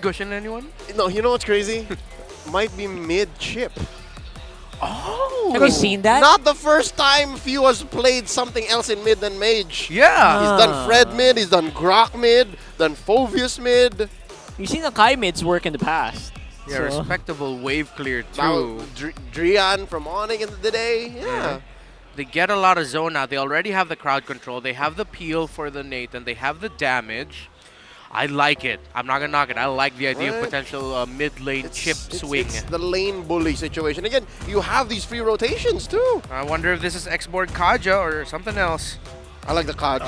Yeah, same. Ito and Gudavi. We saw this yesterday. We saw how the Guinevere isn't good in Rome anymore. You're too soft, son.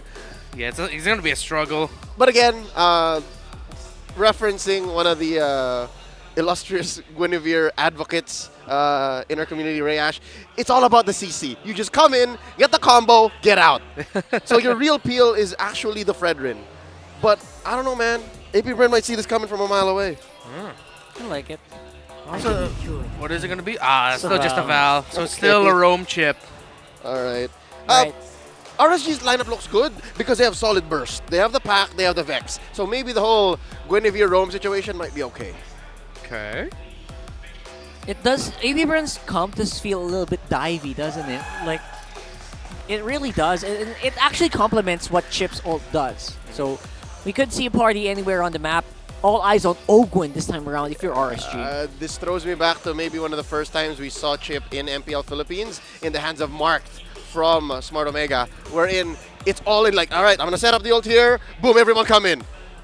And then they just blow people up. That might be what Ogwin and AP Brand want to do. And maybe that's why RSGPH, with a better lineup rating right now and their early to mid-game potential much higher, picked up a Guinevere and a Paquito because they're thinking about that AP Brand possibility of just blowing up out of nowhere, coming in with the shortcut ultimate. But then with the Paquito, Guinevere there, and everything that RSG has, it seems like when AP Brand go through the portal, it's like, oh my god, there's so much to watch out for. That's right. RSG stands for real shotgun. I didn't think about the R, but Real it's shotgun. It's a shotgun. It really is. Sometimes you just gotta shoot your shot, and RSG definitely need to do that if they want to force. Game number 3, it's game 2. RSGPH, AP Bren, we're back in the land of dawn where Ogwin's already low. Oh no. This is tough. But where is he? What's he doing? All right. Hanging out of the portal and moves over. And he's out. Skadoosh. He's hopping around, and don't forget, Chip regenerates HP relatively quickly every like 5 seconds. Is that right, gentlemen? Did I see that correctly? Is Light Rockin', Tenacity, and Mage Slayer? We will double check that. Yes, he is. Yes, he is. Yes, he is. Yes, he is. Wow. Okay. Light is rocking the jungle emblem inside his tank emblem, the Guinevere. Huh. So he expect Light to maybe go hard on objectives. Slap TV in trouble? He's fine. Terry Bogard, by the way. Terry Bogard. KOF 97. KOF skins, go get those draws in and their rolls in, by the way. What's the average? 16? 17? Yeah, I spent What did you get? I spent like, okay, I got the Paquito skin and then the Valier skin, and I spent a total of like around 19,000 diamonds, folks. Sheesh. GT10 Pro, the official gaming phone of MPL Philippines Season 13. Don't forget about that. Hashtag worth. You know what would help our viewers to get that? If you comment hashtag TNRSG or hashtag APBrand with your game and server ID, you get a chance to win 500 diamonds, guys. Everyone in the comment section. It adds up. I don't know, like going for Mage Slayer, I'm thinking, is he going to also go damage? But then that goes up against what you mentioned earlier, Leo, that Guinevere is just about the CC. He's pulling himself in maybe 2 different directions. That's maybe confusing to us, but to them, they might know what's up. Because again, they're first of the scene here. 2v2, now a 3v2. Nats is doing a great job of zoning AP Bren here, just trying to buy some time for Demon Kai, making sure he can still secure that. So AP Bren, very smart for them to do that. Kyle TZ focusing on ramping up. Yeah, and Leo, AP Brand actually chose to give that turtle up. They went for the invades instead. Yep, there was nothing they could do. There wasn't much that they were going to go off of after that. Neither is RSG because they're staying close. Again, barely any gold between them. Something to note, is it just me or am I get thrown off by the Paquito kicking? Kicking. Yeah, because of the animation. Yeah, Terry Bogard kicks. That's true. Wait, is he kicking the animation? Oh, there's the knockup though. Great start here, obviously, and they're chasing it off. Yu has the dashes to make sure he's going to be able to survive.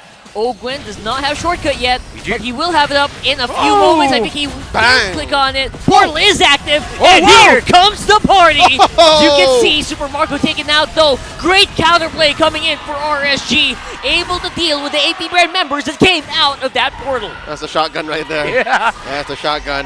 Brother, I feel so bad for Super Marco. Like, I'm here, I'm ready to bonk by the Fredrin. Sent them back to 1742, dude. Yeah. Straight up. Walked into their deaths. My goodness, and that's what we were talking about here. The lineup of RSGPH is ready to counter what a chip ult can bring in. Because AP Brand, they come in and they're like, all right, guys, what the heck is going on here? How are we going to fight this bonk?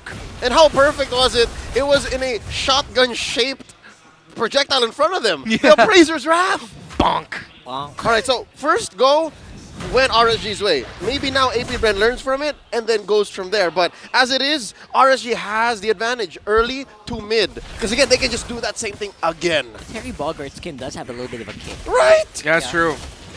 Interesting. And, by the way, AP Brand are probably kicking themselves right now for not being able to take down Demon Kite. He was just there with a sliver of health. And he was still able to get that Appraiser's Wrath off and survive and still continue his rotation. And now they're invading. Oh no. Grand Theft Purple, can you get it? Maybe unlikely, but Flat TZ decides penalty zone early on. Now the fight is ongoing. Demon Kite is in front, and no one's actually following up on Ogwin here. And that portal is snubbed. Ah. Yep. Oh, no. Oh, here we go. Not really. He has some time. And Flap TZ a little late to the party there. On your left. Here we go. Okay, light. Ooh. Flap TZ, nice try. Getting into assassination potential, maybe that could have been very easy for Light to dodge. Yeah, great initiation by Flap in the start of it all, using the penalty zone to actually find Aqua. AP Brand still, they can contest this, but it might be costly if they go in for a dive. It's gonna be bad. No, you know what? RSG is looking really confident for some reason here. I think they know something we don't. It's working so far. Again, they can only they commit 1 or 2 people, and it's still a dance. Okay. Does seem to be speaking dance. Let's do it one more time. Kyle TZ this time around will be coming on top with the retribution, forcing RSG back. Shortcut not going to be on cooldown here, so All right. Brand just happy to take some, and they're going to steal a purple here. Yeah, smooth playing here by Kyle. TZ also able to commit Grand Theft Purple, but Ogwin! Oh, here comes Marco. Got blown up here. Don't forget, there's still Fracture available for Kyle TZ in a few seconds. Kusei could still be in a bad spot. Super Marco, though, not able to use Entropy at all. And now, it's going to be the re-engage here, coming in for AP Brand. Demon Kite looks like he is going to be quite low, but look at this. Confidence with Aqua, with Light close by. There's the knock-up. And Violet Requiem closes it down. Now it's going to be for you on the retreat. RSG coming out on top. I love it. The shotgun doesn't have to be an all-in-one blast. There's so much damage from RSG that they can go in 2 or 3 man squads and down mid. Oh! Speaking of shotgun, look at Nats' muscles there. One man big combo. But now there's no one available to take that portal. Let's see if Super Marco right on time here. That's just for the defense, apparently. All right, take a quick little breather here. Because these two teams with cojones, we're seeing a lot of acciones right now. So many knockups, late entries, making the most out of their entries. And again, my eyes go back into this Harith. Able to sustain himself, deal a lot of damage, got a double kill earlier, and just picked up a Feather of Heaven. Again, I think Kusei is just treading his steps from game 1. This is a similar build. Oh, yes. Cooldown shoes, Feather of Heaven, Starlium Scythe. Best believe the DG is coming up next. So that means it's very similar to what they drafted in game 1, save for the fact that now damage is everywhere. Literally, I think besides the CC, all of the knockups that's got all of these team fights going on over and over and over again, it's the inordinate amount of damage that RSG is bringing. And that's actually super good because this time around, the focus is not on Kusei anymore. And that gives Kusei so much freedom to do whatever he wants. Ugh, Nath's Malefic Roar already, so this is going to be a burst type Paquito. Frontline of AP Brand needs to watch out. So BTP helping secure this as he just roams around mid. Oh, that's it. Perfect. That's another turtle. Last turtle going to RSG. Okay, so now AP Brand, they're going to be playing more defensive. Conceal play. Oh no, Ogwin. Oh, that's a bad position for him. Bien does have some escape tools. He did pop the Purify, but I don't think he can make it. There you go. The portal is active, but I don't know if AP Brand's going to take it. It also gets removed by RSG very quickly. Is it just me or the Filipinos? For the longest time, you've heard a lot of MPL PH pros, and even pros in Indonesia and other countries, Malaysia as well, talk about how OP and kind of broken Chip is. Right now, it does seem to be a problem. The tankiness seems to be the one that's giving Chip a hard time this game. Yeah, and now it seems like teams have over-prepared for Chip, that Chip just struggles every game he's in. Yep, despite the buff from the recent patch. Yeah. His portals are now much better. He heals a little more. But again, the main thing that he provides, teams are just ready for it. Like his, oh! Look at that dive. That's pretty Control. early committal here for Flap TZ with the penalty zone. But it will be enough, or will not be enough rather, to stop that turret from going down. Now watch Kyle. Kyle sees DK. Oh, DK. very, very quiet. Oh, they're fine. Sneaky, sneaky. Yeah, didn't want to show himself there. Look at the item difference. Well, item similarities, but Yep. look at the gold difference between the gold laners. It's about 1,000 in between. Man, that is massive. Kusei's 1.5. making big money. Interesting build-up on the Nolan. Again, we don't see that Ogre Axe as often as we used to, but now it's been put into more items. So expect 0-1 Kyle's Nolan to actually slowly build up, because I think some items that Assassins build are cheaper now. Yeah. Because of that Ogre Axe integration. Yeah. And the build path has changed. Even has a little bit of the quantum charge effect a bit, Nice. right? Nice From the one. Ogre Axe. Maybe old, but like I'm still trying my best here. RSG, okay, invading the purple buff. That's what you do. Oh, That's Ogwin. okay, gold lead. Oh. Oh, look at that. It's actually dancing out very, very nicely here for AP Brand. Not really full committing just yet. Kyle TZ, he's looking at light right now. Few is also wondering if he should actually go down and join him. But it's going to be a disengage. Wow, ult for ult. No one home. The portal expires, and just like that, neither team ready to dance just yet. This is good for AP Brand. Again, it gives them a chance to actually build up. But I think this might be a message for RSG that maybe they should go a little faster. Look at this! Oh! KO! Oh! Nasty! Perfect. Get ready for the next, but that's a different game. But It's a different game. Wrong game. Because of that, it opened up the map! Eliminating. Count on him to come out of nowhere and say, hey, things are slowing down a little bit too much for my taste. Let's turn this game around single-handedly. Entertainment. Nasty. One of the best EXP laners in the world, unanimously. And now RSG have a solid lead over the reigning world champions. And in that commotion, Kusei got to build a holy crystal. And again, the reason why this is such a big deal, ladies and gentlemen, is because thing got buffed, but also got nerfed in the sense that it's almost 1,000 gold more expensive now. But he got it. Once it's in your hand, man. It scales you so much. It is pound for pound the most magic power you can get in the game now. And with that, that could be the difference maker here. As you can Goodness. see, Aquado Ouch. taking care of Flap TZ like it's no one's business. Kusei in the middle of the fight right now. Oh, Lord God. taken care of here, but there's still a mini Lord there. The Eternal Guard. Bonk. See if they can help out AP Brand. And now, because of that, 3 members going down for AP Brand. RSG looking phenomenal here so far. Walking them onto their base. What can Super Marco and Owen do here? No, the Raiders know it's Whoa. over! That should be it, man. Enough clear, Super Marco, maybe. Base. It's a tower lock, and we have a 1-for-1. This is what we expected, and this is what the world wanted. Game number 3 for AP Brand and RSG.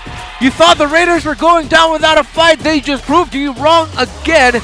We are going to a best of 1 between 2 of the most action-packed teams in the Philippines. Battle for top seed, not making it easy. We don't know who's skipping out of the play-ins. The Raiders aren't making it easy for our defending champions. They really put AP Brand to the test here, because again, both teams tried to follow a very similar path towards their draft in D1, but it looked like for RSG, their iteration seemed to be the better approach. Again, it's very similar, but they leaned hard on the damage. I'm sorry, I doubted the Guinevere. Nats, I like the smile of Nats. They're talking to people. Like, I knew what Yeah. I did. I knew what happened there. It was so crucial. And with this, by the way, with this defeat, Chip is still winless. Yeah, really just struggling in the Philippines right now with how Philippine teams would want to play with the chip. Now you know what you need to do against the chip, and AP Brand were just shut down everything that they wanted to do, and RSG looked ready for every portal drop down. Still winless. Still winless here. Wonder who the MVP is going to be before he shows up here. Quick prediction. Kusei. Not too late. It's Kusei. Oh, hey, you got it. All right. Clutch. You know what, Leo? Why Kusei? What was it Kusei for you? Because again, how often, and you folks at home would know this, when you play a game and your teammates say, you know what, dude, we're all on you, all right? We're all in on you, game 1, and you lose. it takes something else, bro. I don't know where you dig up the foundation and the emotional stability to go in again game 2 and say, you know what, guys, I got you one more time. And that's what Kusei did here. He played the Harith once again, played a very similar play style. If anything, was more aggressive here in game number 2. And got the dub, forced game 3 against APBR, and that's why he's the MVP. Let's get into it. Check out the highlights one more time here.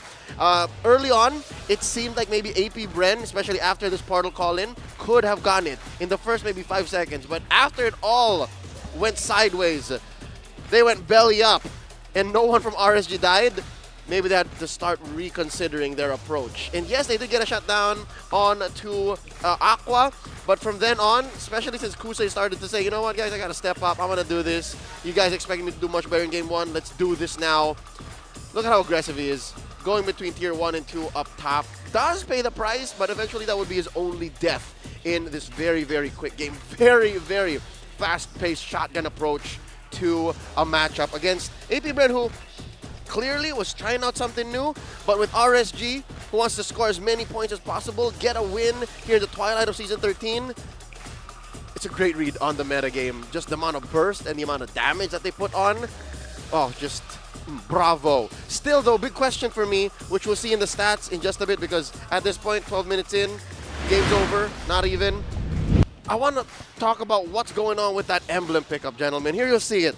Confirmed. Light is rocking, not tenacity. It's firm. Is this firmness? Yeah, firmness and... is that Veteran Hunter? Mage Slayer was what you mentioned, right? Yeah, but that's the old name. Oh, that's the old name? It's Veteran Hunter. Let's go for it. Right, so what is that? Does that mean he wants to try and join objective fights? Because he did. He joined a respectable amount of team fights, and that seems to be, personally for me, the only off emblem choice. I wonder, again, I'm also scratching my head. It's not like... Got away with it.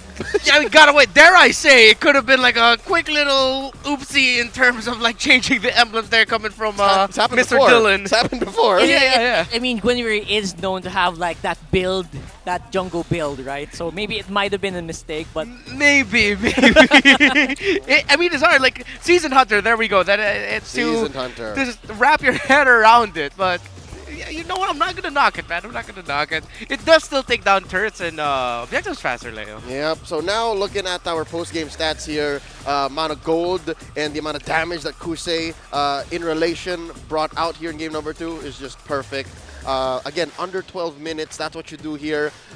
I don't know if Moonton has their eyes on Harith right now because little guy's a menace. Little guy reminds me of my son Castle, just letting go and just everywhere. That's what Kusei did here in game number 2.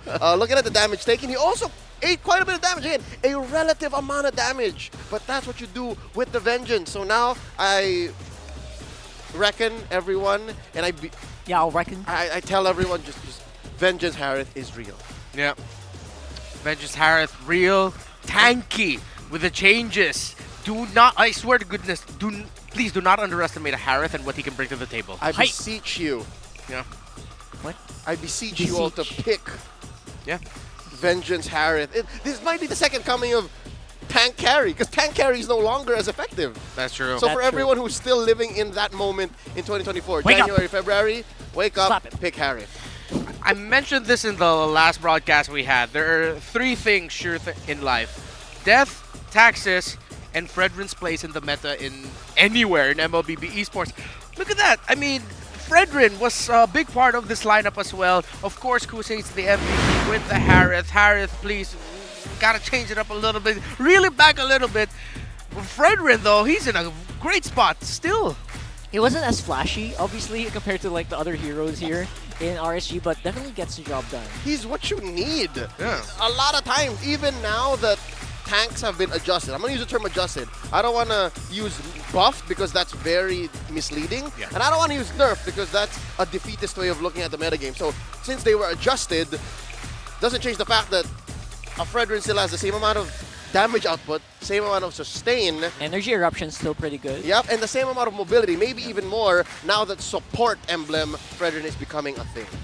Oh, wow. So little by little, we're learning a little bit more about this meta landscape we find ourselves in with the latest big patch. Let's learn more about the players, specifically the man playing the Fredrin in the previous game, Demon Kite, with a quick interview. Bukod sa championship, siguro yung finals MVP. Kasi dun ko makikita yung talagang binuhos ko sa lahat ng preparation ngayong season. Sa family ko, tsaka sa lolo at lola ko na nasa heaven na.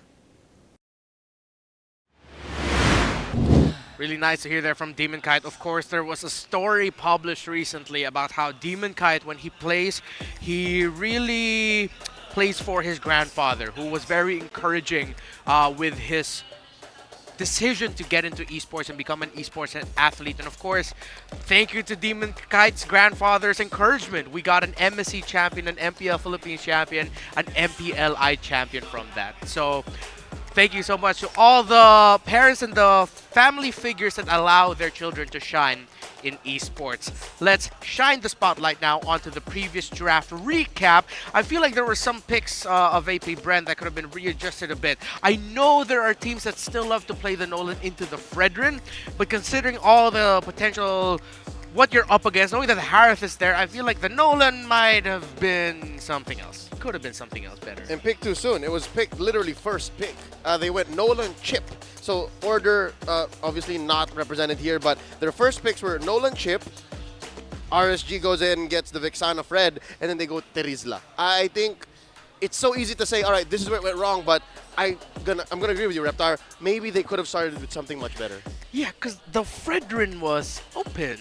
Or was it was the Harith the first pick, right? Yep. Yeah. It's Harith, Vex. Yeah. And Harith, Vex, Fred. That's the order. Exactly. And AP Brand, their most successful jungle pick is the Fredrin. Going into today, they were 10 wins and 1 loss. So it is a bit of a head scratcher as to why they'd pick up the Nolan instead of the Fredrin that they're so comfortable with. It's the meta. It's the time of the meta wherein you can try things. That's true. That's what I was gonna say. Like literally, we asked that question whether or not they're gonna be willing to try some stuff here, and we all know AP Brand can rock that. That's such an easy pick. Yep. That's an easy decision, but they didn't because they want to try it out for sure.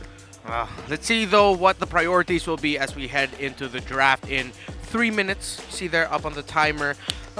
Next questions that I want to pose here though is looking at where we are in the season, heading into one of the biggest tournaments we're ever going to have, the biggest tournament we're going to have in MSC 2024. In the history of our esport. Yeah, in the history of our esport. How do you like the chances of our teams? If, again, the big question is, what if? What if it's AP Brand and RSG? They're flying to MSC. How do you like their adjustments into the draft? How do you like their execution? And again, I'm asking this in terms of building these two up and reminding the world who they are and what they are to the Philippine era. Well, these two teams very specifically owned Q4 of 2023. What good way to start the first big international tournament in our esports calendar than with them here? I think they're both representative of what the Philippines is really well known for. RSG, the fundamentals, right? The fundamentals of the game. They're really solid on that. And then AP Brand just shocking us with pure consistency in terms of how they play, right? So I feel like they're really good contestants, to be honest. All right, so we want to hear what you think about that. But of course, for you live stream viewers out there, we have rewards available for you. Come and watch the MPL matches in TikTok to join the goodie bag lottery and be one of the lucky winners. Yep, open your TikTok app, go to the MPL Philippines TikTok channel at MPL PH_official, click on the official live stream, and click on the top left corner to join the goodie bag lottery.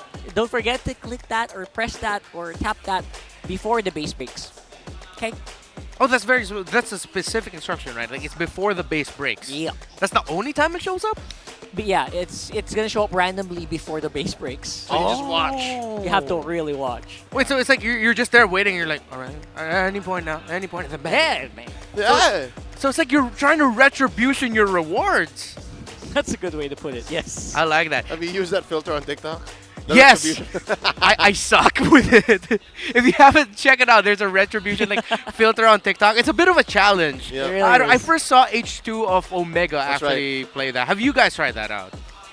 I do it every day. Oh, is that how you warm up for a game? Yeah, I'm a jungler by trade. I'm doing that in game for now. I don't want to. I'm not confident yet. Not yet. All right. Go ahead, folks. Check that out on TikTok as well. And, of course, our live streams there. We've just mentioned the rewards and our live streams on YouTube. Again, we're still looking for people. 4 people. Exactly. 500 diamonds were given out. Hashtag APBR, hashtag RSGPH. Who is your prediction to win this game? Don't forget to include your game and server ID. And don't forget to subscribe to our official YouTube channels, MLBB Esports and at Mobile Legends Bang Bang Official. 16 seconds and counting as we head into the draft of game number 3. Are we going to see a big change here? His Harith finally be taken away from either of these two? Going into the bans again, which is I think a very important part of game 2. That's where the swing might have happened. RSG banned out Minotaur, Luyi, and Barats. APBR banned out Arlot, Faramis, and Baksha. I'd say yes, one of those slots definitely could go to the Harrods so that you can have what I would like to think fair gold lane matchup, fair fight. Because at this point, I don't know if the first and second game was of any evidence, and I don't know if you guys see it the same way. Harrods just warped the game. Yeah. It feels almost unstoppable at certain points. Yeah, you win or you lose off of a Harith. So let's see if Harith will be the play, because with, I believe, one of the biggest determinants to picking up a Harith for yourself is to take away the Minotaur and the Luyi.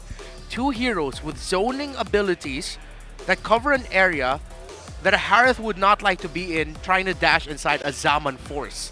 So I'm really leaning towards RSG's eyeing the Harith as first pick to get. Yeah, they want it, and they have no incentive to ban it. They can just play the first pick gambit. But if we do that, they might take out the Barats here, and then it's up to APBR to ban out the Harith, because if not, again, RSG is going to do it. We're looking at the same first 2 bans for RSG. APBR already switched it up by taking out the Fredrin. As it is, man, I'm starting to feel like it's the day... No, what movie was that? Starring Emily Blunt and Tom Cruise. The Day After Tomorrow. The Day After... The Edge of Tomorrow. The Edge of Tomorrow. A different... Yeah.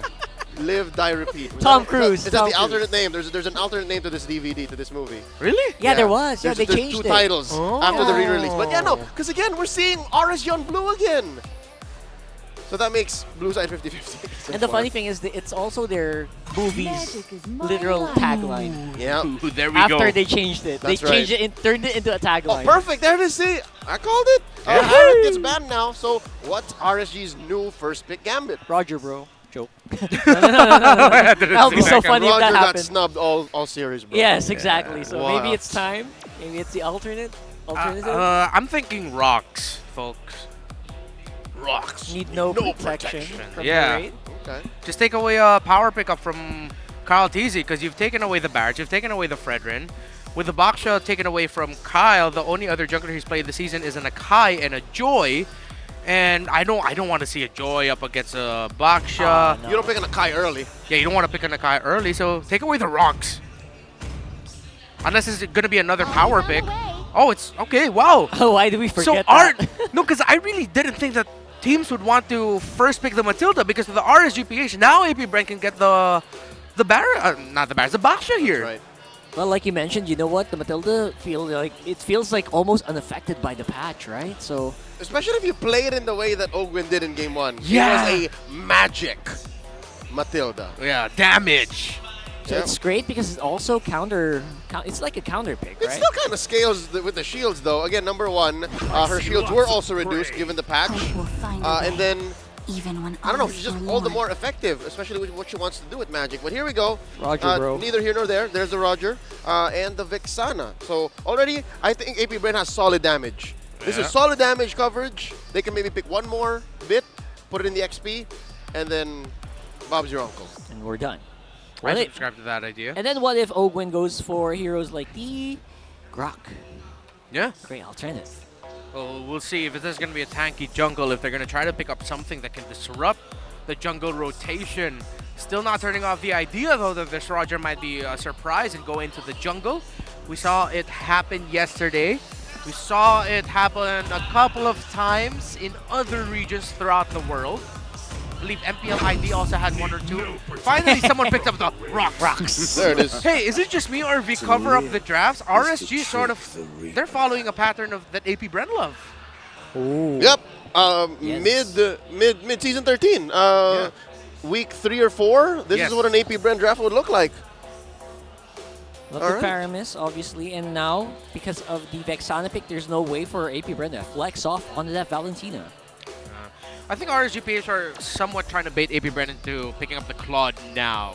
Because you really want to... Oh, but if they do pick up the Claude, that means that shows the hand of it being a jungle Roger. But nope, it's a gold Roger and it's a jungle Nolan. Back to the Nolan here. Okay, never mind. I did say maybe a little bit of damage. They go all in with the damage. Little bit.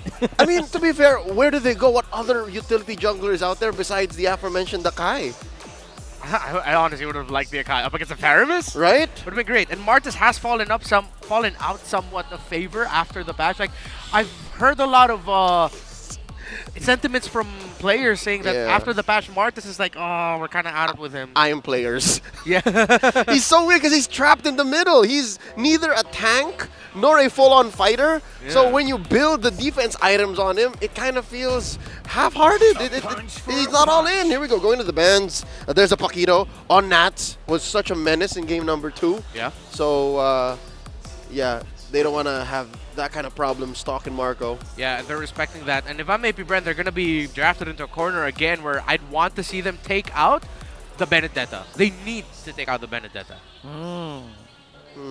Well, they can pick it up themselves. They need a little bit more AoE and map coverage so that they can take away the Netherrealm a little bit faster. But you know what? They also need some of that frontline prowess. So That's true. I've been that's highly unlikely here for AP Bren. Trying to say they should have picked the Claude. Right? They Yeah. picked the Claude. But again, Roger's okay though. Roger's good when it comes to the re-engage. Roger's good when it comes to winning the lane. There's the Benedetta. Good job. Okay, Benedetta's been banned twice this series already? Yes. Game number 1, that's how AP Bren drafted. Yeah. Similar. Well, all Danny three Fanning then. second All phase. 3 games then. Literally in this spot too. Oh, okay. So that taken out. CC will still be available. Yuzhong will still be available. Yep. Xborg Lap will still say. Again, you mentioned this at the top of the series. EXP is always so healthy in terms of the picks. So good. It's That's just where matchup dependent. That's where the turns happen. But I don't think there's a... Oh, wait. They can still go XB. XB! AP Bren can pick the Xborg here. Especially into the Baksha. And into the Nether... Coach Panda, of course. Coach Daliot's on it. Yeah, because again, that's what could have been the answer to the Netherrealm. True. This Edith getting picked up, I'm still leaning towards Rome one for Ogwen. The EXP is the one that we're not seeing yet. There was a picked up in game number 1. You can... Oh, but up against a Faramis, is this gluable is my question. Ah, nice. That was a very nice attempt. Yeah, You're- that's the risk. You're literally a piece of steak walking into an oven, man. You don't want to do that. Yeah, Faramis is like, oh, look at the mini Yes, glues. sir. I like it. That's yummy. They get bursted down. They get the CZ. I've been waiting. XP lane matchup, man. Oh, this is such an AP Brent draft from RSGPH. It's like, what if RSGPH drafts more like AP Brent? There's your answer. Now, how does AP Bren mirror the sentiments? What do they put in the XP? A Yuzhong? So tough. I mean, the Petrify onto the Netherrealm would seem really good, right? Yeah. But up against a CC, I use on with the CC just can be lose difficult that. at times. You just lose that. Straight up. You take it. You just say, you know what? I'll just do better in the mid game. Yuzhong doesn't feel like the answer here, doesn't it? No. Yeah, it doesn't. Now you see AP Brent even thinking. I think they're... Oh, it's flap to play. Are they stuck with the glue? I'm trying to look at the EXP lane options. Lapu? Toms? I If they need think- tanky. I think the laps would be like the neutral solution. Oh, what? That's not bad. It's better, dude. It's better than trying to feel like a tank, but you're not really a tank with the Yuzhong. Straight up Or the fighter. glue. Straight up. If AP Bren wants damage, they built it. Oh. Everyone does damage. Yeah, but this is what we were talking about earlier, where in AP Brent you need a little bit more frontline. AP Brent just decided, yeah, let's just fight. Yeah, I'm a baby Dairoth believer. I like it. Yeah, what frontline? What slow front to back? No, again, we'll blow up each other's heads right now. Let's fight. I've pegged Dairoth as far back as M5 as the anti-turn hero. Like, you cannot turn when there's a Dairoth on the other side. That's true. Because he will welcome you with the Abysm Strike. But right now, I'm really leaning towards AP Brand, and the stats showed it at around a 5.6 draft rating for RSG, 3.4 for AP Brand. I can see why. This lineup feels disjointed and reactionary. Not to say that I think that it's impossible, but it might be really tough. It could be an uphill climb for the reigning world champions in this game number 3 against RSG Philippines. Gentlemen, did y'all see that? What happened? Is Kusei trying to revive something from the dead? He's rocking a brave smite on this carry. Oh yeah, he is. Well, you know what? Maybe it's just what they're comfortable with. Maybe that's just how Kusei knows how to play carry. But yeah, you're right. The efficiency of this carry tank is just not quite there It's yet. literally tank carry, It bro! really is literally tank carry, isn't it? Yeah, fighter, Fighter emblem. firmness. All right, bringing it back just a little bit. It is an option, but an option we don't see as often. Flicker already forced out a Super Marco. Not a good start. As we expected. Again, we know that AP Bren here, more than just the disjointed nature of their lineup, is early on, unless they have very good comms, or if they're turning, if they're counter-engaging on RSG, it's the Kingslayers calling the shots. Yeah, RSG's lineup looks like how AP Bren usually likes to play. Play as a team, play around certain specific ultimates, and just, fight together. Meanwhile, AP Bren's lineup is a little bit more RSG, wherein we don't really look good together as a unit compared to the other team, but we have so many options to surprise them all throughout the map with solo, duo, trio plays, not necessarily as 5. Yeah. This could be a bit tricky, but you know what? AP Brand's lineup does one thing, and they do it pretty well. So maybe they're waiting for a timing to be able to utilize this instead. Probably not in the duels, probably not in their lanes, but maybe when, when they get going onto turtle area, it'll be difficult to fight them early on. But if RSG is known for anything, it's the death ball. It's the turn after objectives. And okay, maybe if they don't get Kusei on fast enough, then that might be where the issue lies. Again, fundamentally speaking, even our stats say the same, that if there's a Faramis on one side and a Vex on the other, all 3 games that they have matched up against each other, the Faramis has won. So everything points right now to RSGPH statistically winning this fight in the long run. That's right. Which, if you're an AP Brand fan here and you're looking at the AP Brand draft, again, this is just the... it's a good reflection of the playstyle here in the Philippines. A lot of the grouping up, the buddy system that even AP Brand themselves. AP Brand was the one who popularized that idea of a buddy-buddy system, where you always have someone covering your back, if not one, multiple members of your team. You're just making it look like, all right, so we're here, look at this, haha, one guy's alone. Nope, the entirety of AP Brand is there. I think that was the idea behind the chip pick, right? Yeah, exactly. Just doubling down on it. Yeah, and now here we find ourselves in a draft where AP Brand, we're going to be seeing them play a play style that we're not used to seeing them play. That's why right now, that's why I want to put a lot of emphasis into this right now, because AP Brand, they're going up against a play style that they themselves have already mastered, which then again connects to the idea of what if teams are really trying to flex the possibilities of this metagame and their current playstyles leading up into the playoffs, leading up into MSC. Something tells me it's more of the latter. The metagame can only shift so much. There's only so many things that are valid and that are capable of winning. I think it's more of what can we do? How can we grow as a team, as players, as a threat? And I think that's what, again, neither here nor there. We got about a minute to talk about this. A team like MNNE Evos has done after they secured the playoffs. We've known them as the utility roamer team, the Ube team, and then suddenly, we'll see them in action later on, they have this super aggressive roamer in Perks. Yep. So I think it is really more of just personal limit testing. Leave it to AP Brand to be the one team, right, to do it. And especially against an enemy like RSG. Yeah. It's very... I guess you want to test it against the best. If you're going to be using it against some international enemy opponents that we have, This is stepping on the treadmill and putting it all the way up to 11. Super uphill. Yeah, that's something I haven't been able to do since uni. I tried it recently. There's a Treadmill? reason why I'm limping somewhat. Let's see if AP Brand will be able to limit test themselves successfully and run up that hill with great speed and actually be able to do it, because again, everything points towards them not winning this game, and everything points to us returning to this game. All right, here we go. Something to note again, there is a abundance of Brave Smite. The aforementioned one on Kusei, there's one on Nats, and there's a couple on Ogwin and Flapteasy. They catch one! It is known, forcing a flicker once more against Ogwin.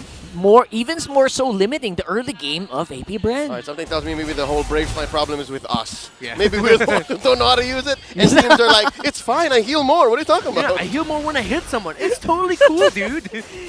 I would not be surprised if we were the problem, to be honest. But you know what? Hey man, that sounds kind of sad. It does, it does. That's why I'm on the desk and not playing on the stage over there. Oh, here we go. APBR. Speaking of big oofs, nice dodge on the Abyssum Strike there. If APBR pull this off, it'll be a big shift into the understanding of the meta. But now first it'll fight.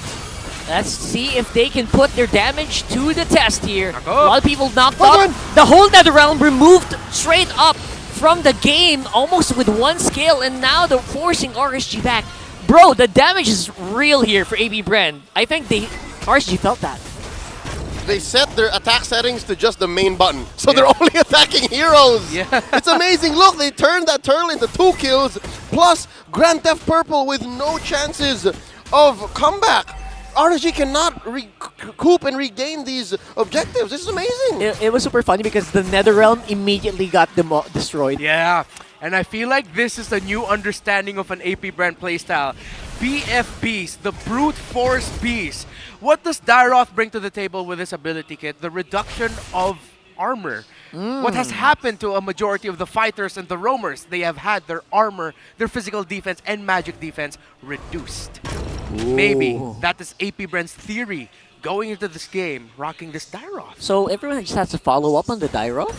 Well, yes. Everyone, meaning Marco and Kyle. Yeah. Ogwin and Few, maybe secondary, maybe less as options, maybe as cleaners, maybe as finishers. But there is definitely something behind that. And I think RSG are better, the wiser, to avoid getting a beat on by Flap. Honestly, I'm with it. Yeah. And now, as Rockhart, you mentioned that Netherrealm went down quickly, so I think RSGPH will have to readjust their approach and realize, guys, our strongest ability might be deleted quicker than we thought. Everyone might be frozen inside the Netherrealm immediately right after it's cast. Yeah, it's like, that's I'll risky. save you guys. Oh, we're stuck. All right, I guess we're here. We're just going to take the basics. And that's what's crazy is after Flap gets the beads on, after the passive ticks, it's all just basics. I mean, Kyle with the procs, of course, with his rifts. But Super Marco can just jump in, go ham, go crazy. Like a dog in a sausage factory. I will... That's great. I wonder what that actually would be like in real life. That sounds like heaven. It never happens because they know that the dog's just going to go ham. That's true. 100%. A lot of people get knocked up here for RSG though. Could be another replay. A lot of armor is being reduced here, like you guys mentioned, but the follow-up is a little bit slower this time around. Bang. There you go. Eternal Guard, just make sure. Create some space, but Demon Kite's still on top of the Retribution. If you'll notice from Turtle 1, RSG was just all in. They were so leaning hard into that turtle pit and into the fight. Now they've learned, but wait, Flap's in trouble! Flapteasy can't really get a lot done if he's on his own. So that's something that RSG discovered here. It seems like the lesson learned from RSG is to play with range. Keep him close enough for the damage to matter, but not too close that we're all getting the passive off of Flap and all the damage from APBR. It's pretty smart. Yeah, and I love how we're seeing the same thing now. RSG, after the first turtle, have readjusted their playstyle a little bit, spacing out a little bit better in the objective team fights, making sure they're sort of forcing APBR into isolation plays where it's like, one of you go here, one of you go here, because we can't have all of us sticking together, even though we want that with another realm. Well, speaking of isolation, look at that. Executing their own for APBR on top side. Just got deleted. I really like the pickup on Fuse early Necklace of the Ronso. That was lovely. Yeah, that was a magnificent play by APBR to actually find there. Knowing that it was going to be a mirror strat, RSG went for Super Mark on the bot, but he was able to get away. Now, APBR, they're invading the purple buff. They got GTT'd, now they're going for the GTP. That's the second one in this game, 6 minutes in. Demon Kite is thirsty right now for them purples. But again, good news, bad news is bad news. He got 2 buffs stolen away. Good news is he's a Baksha. He could live without it. It could be so much worse. But again, stolen resources are stolen resources, which could explain this 1,000 and change gold lead on Kyle. Baksha is definitely one of those heroes that can, doesn't really care that much. The cooldowns don't matter as much to him, and as well as mana regeneration. But the more you don't address it, the more it's gonna suck. Super Marco! Nice collapse here from RSG. Super Marco, no way out for this guy this time. The Predator became prey. Yeah, and with the gold laner down, that's a good source of damage away from AP Bren. Third turtle, who's gonna get this? 4v5. RSG looking really key here. There goes the Matilda flying it up. Bloodpeel knocked up rather, but Calteezy's still gonna be the one to come out on top with the Retribution. Gosh darn, Kyle. You always surprise me with your retries, but here comes RSG going down mid. AP Brent has enough clear to do this, and they actually bought enough time for Super Marco to get back onto the field. It's amazing how skillful Kyle is with navigating those small corridors near that river bush. Flap! Trying to get one. Aqua, ready to fight, maybe. If ever, NetherRealm just there to save him. And again, they just want to absorb this wave. They just want the experience, but they're absorbing way more damage coming in from AP Brent. Kusei pushing out in the bottom lane. And in that last engagement for that turtle, we actually didn't see Demon Kite be able to Retribution. Calteezy was able to, which sucks even more for RSG, because they're the ones who got the present advantage by taking Marco down first, meaning they had a +1 into that. But Kyle just made that look easy. But finally, Demon Kite getting his purples. All right. Now that there's a little bit of a breathing room, maybe a minute until the next Lord here, the first Lord of game number 3. Kusei confirmed, this is a damage carry. It's just the base emblems that look like that, but he's building up towards the usual trinity of a carry. First damage bonanza, look at this. Nolan and Vex have been together for a whopping 5 games. How many? 80% win rate? 80% of 5 games. So that's 4 wins. Huge. Yeah. Math fractions. So that's interesting because we saw the stat earlier. Faramis versus Vexana. Faramis wins that 3 times. But with this, it's like they're 4 out of 5 times. Trying to balance it out. Now AP Brenner onto something. They're cooking with fire, definitely. Now finally Super Marco gets to build his endless battle, and Kusei is just but maybe change away from DHS. I actually really, really like it because it's such an easy combo to pull off. 2 buttons for Vex and a few taps and swipes for the Nolan. Oh. And they're going to do that here, maybe. Curry Call activated by Nats, though, so he's very tanky. Oh. And has Vengeance as well, able to really do everything they can. Can they burst it fast enough? Can they burst fast enough? That was so fast, though. It was a swerve there by AP Bren and stealing the Lord under RSG's nose. They can take Lord so quickly. Amazing. That was worth it. I'd say it's worth it. That was a bait play, and they did it. A death for the Lord, and they can still probably defend this, although Demon Kite seems to be very willing to fight under that turret, especially with the NetherRealm activated by Aqua already. Flicker used by Ogun just to reposition. They are pushing AP Bren back. Okay, a good amount of battle spells, ult spent. Eventually, AP Bren was going to lose that mid lane tier 1. And now finally the Lord spawns with all 5 members on the map, so they can definitely make a play here.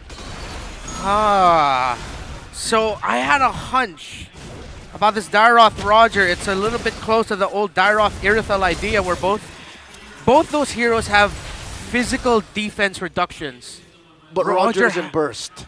Roger's in burst, and Roger has that too with his open fire. Ooh. It can reduce physical defense, so yeah, it's similar to the Irithel Dyroth idea. But it's not it's not burst, it's DPS. Yeah, it's more for DPS. So it's just like, all right, we'll reduce your armor, your physical defense, and then we'll slowly whittle you down and surprise you that you're down already. Here we go. Let's see if RSG can actually deal with that, though, as there is a beautiful engagement coming in from Light here. Few taken out. That means there's going to be no way for them to burst any single target here, and that NetherRealm is used to its full potential. Galtizi and Light still close by. Guiding Wind still available, so no fret available for AP Bren to use. 2 key things that RSG did to stop AP Bren's snowball out of control here. 10 minutes into match 1, game 3 here in today's broadcast. Number 1, they spaced out Few, and they forced him to be in where there's no way he's going to get away. His first death here, meaning RSG have been conditioning Few to be in a certain spot throughout a team fight, and finally now they had his number. Number two is they put Flap in a position where they think they can turn even after Few died, and then flip the switch and said, you know what, Flap, we'll just take you down anyways. You're not built to take this much damage. You're a fighter. All of the nerfs and the adjustments from the patch do not affect you. Henceforth, you will die just as quickly, which is why APBR made very little of that Lord. What was that, 500 gold? Yeah. 500 gold, very little on the benefit. And then they even shrank their gold lead now, about 1,000. Yeah, it was a subtract. Prolific Aurora picked up there by Super Marco, and I feel like the last play that we saw was sort of a reflection of the ideas of these two drafts. APBR, a lot of big ideas that are harder to pull off, while RSG is just like, we have Netherrealm. Let's go, guys! It's basically a sledgehammer versus a pen. Yeah. Good luck. APBR has the theory, APBR has the math, and if they are able to pull it off, RSG don't stand a chance. We've seen that in the opening moments of this game. But RSG, when they do get APBR in a corner, they stand no chance.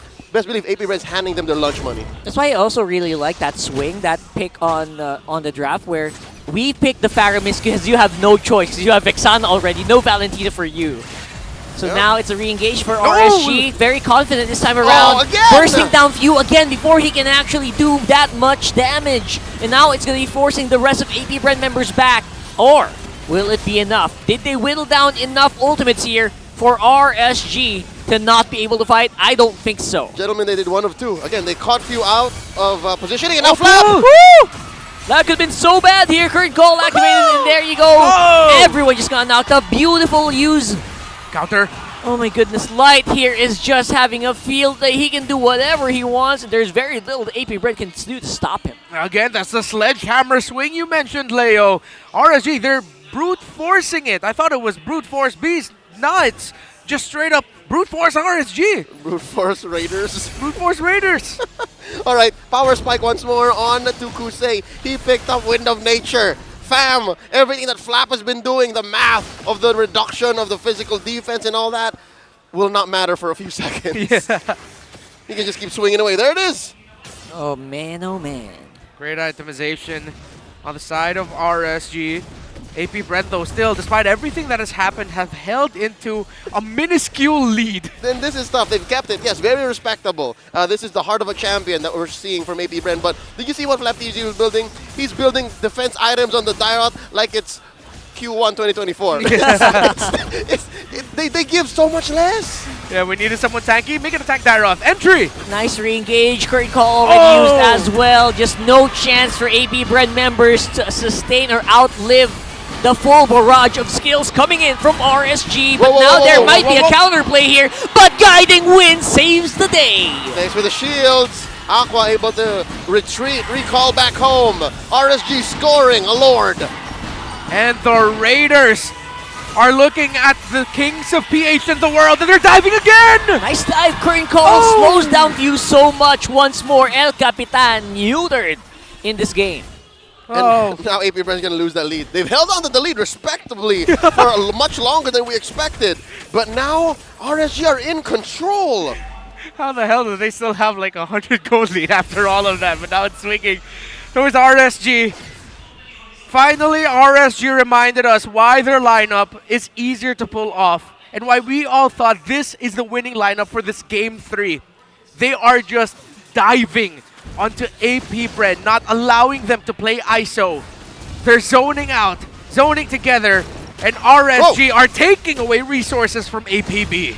And they denied the purple away from Kyle, and now they're going to get in the base. Dive in. Kyle TZ still has a respectable amount of gold and a respectable amount of items, so means he can probably burst someone down. But you know what? Aqua has been on the beat. He has been on the pulse here, making sure that no one dies to the assassination of the Nolan. Good people of the world, check it out. Blood Wings put on to the Matilda by Light. So confirm this is the build that works. Build magic on your Matilda. He's fake. Right now, good knockups here, but everyone finally a beautiful timing, but saved once more by the Netherrealm. Not enough to save Nats though, and now it's looking like APBR are gonna have a field day with the remaining members of RSG. The chase is on. Delicioso, but now it's free v5, ladies and gents. What a swing! Few and Ogwin said, we're gonna make you sing! And RSGPH have been sent back! It's a swing by AP Bren! Swing and a hit! In the words of Ranger Ini Benchana, that was not the way that push was looking for RSG. It was disastrous. Suddenly, I reckon this real-time win rate should be recalculated. Suddenly, deep inside their base, despite getting penetrated mid, AP Bren are showing it's not over quite yet. They take away, all right, they force the buff onto Akusei. Okay, just the same, man. I was gonna say, where does AP Bren find the clapback? Apparently, when you're losing that bad, inside your own base. Yeah, and you know what? Just like make sure Few doesn't die immediately. Whoa! Like right now, there is some potential Right. here for the burst. Woo! And there you go, they proc the Netherrealm early. That's a great bait here for AP Bren. No more big ultimate that they need to worry about, at least for the next few seconds. Yeah, Rockhard, as you mentioned it, that's a play for RSG. They have to dive and find Few right away. But Leo, did you see that? Light was like, hey, Nas, let's go to the back line. Come on, and nope, let's not. Let's not. Again, that's just how AP Bren has set up their game plan since minute 1. Again, we were going to go with these buddy system team fights, and the way that their lineup is built, there's a lot of damage even in a 2 or 3 man coalition from the Bees. So with that said, yes, 2 or 3 times already in this 17 minutes elapsed match, RSG has found Few, but in the past 2 team fights, they've struggled to do so. So now maybe the OG, the GOAT himself, El Capitan, has found a new spot to put himself in. Look at this! He's getting sandwiched by Marco and Ogwin. Sandwich very well. RSG now dancing it around on the Lord. Low HP right now for a lot of members, but here comes RSG engage. Man, Light is flying very, very deep, and now no reset, no cooldown reductions here coming in for that. Now, this is gonna be this is a good look for AB Brand. Yeah. RSG is not in a good position right now, but now they have good group. So yeah, that mid-minion wave actually bad to handle here for AP Brand. RSGPH have a little bit more of an advantage. Next one, 20K. Who's gonna pull the trigger here? Rockhard. Yeah, that's a big question mark. You see Aqua, you can feel him getting ready to pull the trigger. Oh! And on the side, they find their target. Kyle Teasy!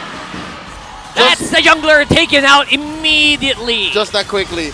The absence of the retribution is a clear sign for AP Bren. Let's not force this. You gotta concede the Lord. RSG scores another big one. What a spot by Demon Kite. The Kingslayers are on their way to potentially slaying another king themselves. Bro. Will they? Can they? Is this the final push? Fundamentals are looking really tough here for RSG and Aqua. What's it gonna be? There you go. Nice catch on the Netherrealm, and I think that should be it. Complete domination. RSG takes the game. 2-1. They bounce back from what could have been a much better week last week into a victory against AP Bren. And you see the hugs, you see the joy, a well-deserved win for the Kingslayers, 2-1 against AP Bren. I love it. Lead, Raider, community members just making sure that their soft med is on point. That's their priority right there. Yeah. That's their priority, and of course still GG well played to AP Bren. But even after that clapback, even after that moment in the bot lane inhibitor from AP Bren, RSG still found a way to just brute force their way into a victory, into that one last moment, into an undeniable Lord take. Amazing work by the Kingslayers. And this is why in the draft, as we're looking at RSG, shake hands with the gods of the Philippines and say, we've slain you today. We were telling AP Bren, y'all need someone tankier in the front because you are up against a lineup that can just dive onto you. Yes. But again, the theory, it made sense. But right now, AP Bren will go back into the drawing board as they take their bow. They still get a point here, but RSGPH has denied AP Bren from securing the top 3 spot today. AP Bren are still comfortable in the top 3 slots. They need just one more big win, but the big win today goes to the Kingslayers. AP Bren were playing chess. RSGPH said, let's play boxing. Let's go to the stage for their interview. Congratulations, RSG Philippines. Let me hear it from you. Gigi. RSG. Nasaan si Coach Panda? Coach. Coach, congratulations. You just defeated yung top 1 currently sa ating standings. You just defeated the world champs. How would you rate RSG's performance today? Siguro 9. Not because... 9? Wow, that's high. That's an all-time high. Yeah, because what I really liked about the games that today is yung in and out games na nila, tapos discipline nila. Kapag hindi sila ready, hindi sila go. Tapos the communication was maayos naman. Hindi sila sobrang panic. Kalmado sila. So, 9. First time I give that score. That's the highest so far. 9 out of 10. Wow. That is a very good look. From there, I'm just gonna go back to here. I'll say, uy, sali nyo naman kami dyan kasi what were you talking about before that game? Or pagkatapos ng laro, game number 1, it didn't go your way. Paano nyo siya nabaliktad papunta sa wins for game 2 and 3? Siguro composure lang sa tiwala sa kampi ganun. Hindi ako nawalan ng tiwala sa kampi ko, sa sarili ko. Ayun. Kasi pinag-uusapan namin ni Kyle, na proud lang ako sa kanya, ginulungan si Kyle sa long bush. Sobrang proud lang ako. He was very proud of Demon Kite. And yung na-mention ni Coach Panda na composure, hindi sila nagpanic. They manifested it and showcased it nung games 2 and 3. Actually, balik tayo kay Coach Panda din. Coach, kamusta yung bagong patch for you? May mga kinailangan ba kayong gawin before the match today? Sa una, after the patch happened, kala ko sobrang malas ata yung unang kalaban namin after the patch because Bren talaga is a team that can play tank, assassin, utility, aggressive, tank, lahat. Kaya yung isip ko, anything can happen. Yes. So all I did is just get good night's sleep and then just improvise today. You just to improvise today, but you did amazing. A lot of people napansin natin, some of the players were having in previous games, they're having a hard time adjusting to the patch, but RSG, they know their capabilities and they did well today. You know, Mara, tama si Coach Panda. In this series, anything can happen.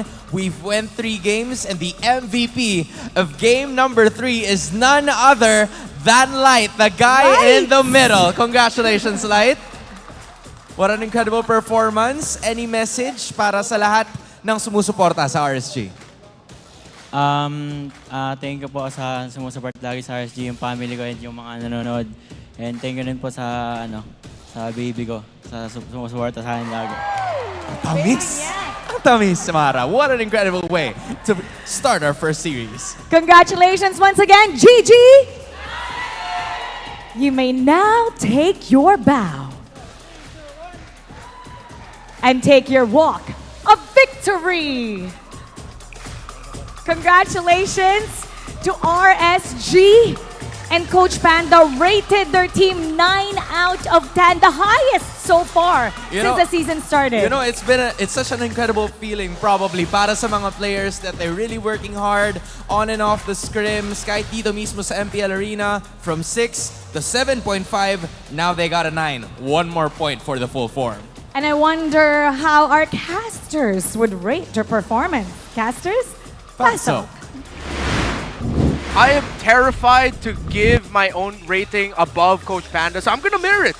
9 out of 10. As he put there, the Kingslayers were the in-and-out Kings today. In and out. Yeah. Is that what it means? It looked more very just in. And that's true. That's why brute force Raiders. They just wanted to in. But again, the outs were more important in the second half of that match because AP Brent started to figure out that that's what they wanted to do. There were moments we'll see in the highlights very shortly wherein Light's engagement was not only important in the entry of the Circling Eagle, but also the guiding winds out. Yeah.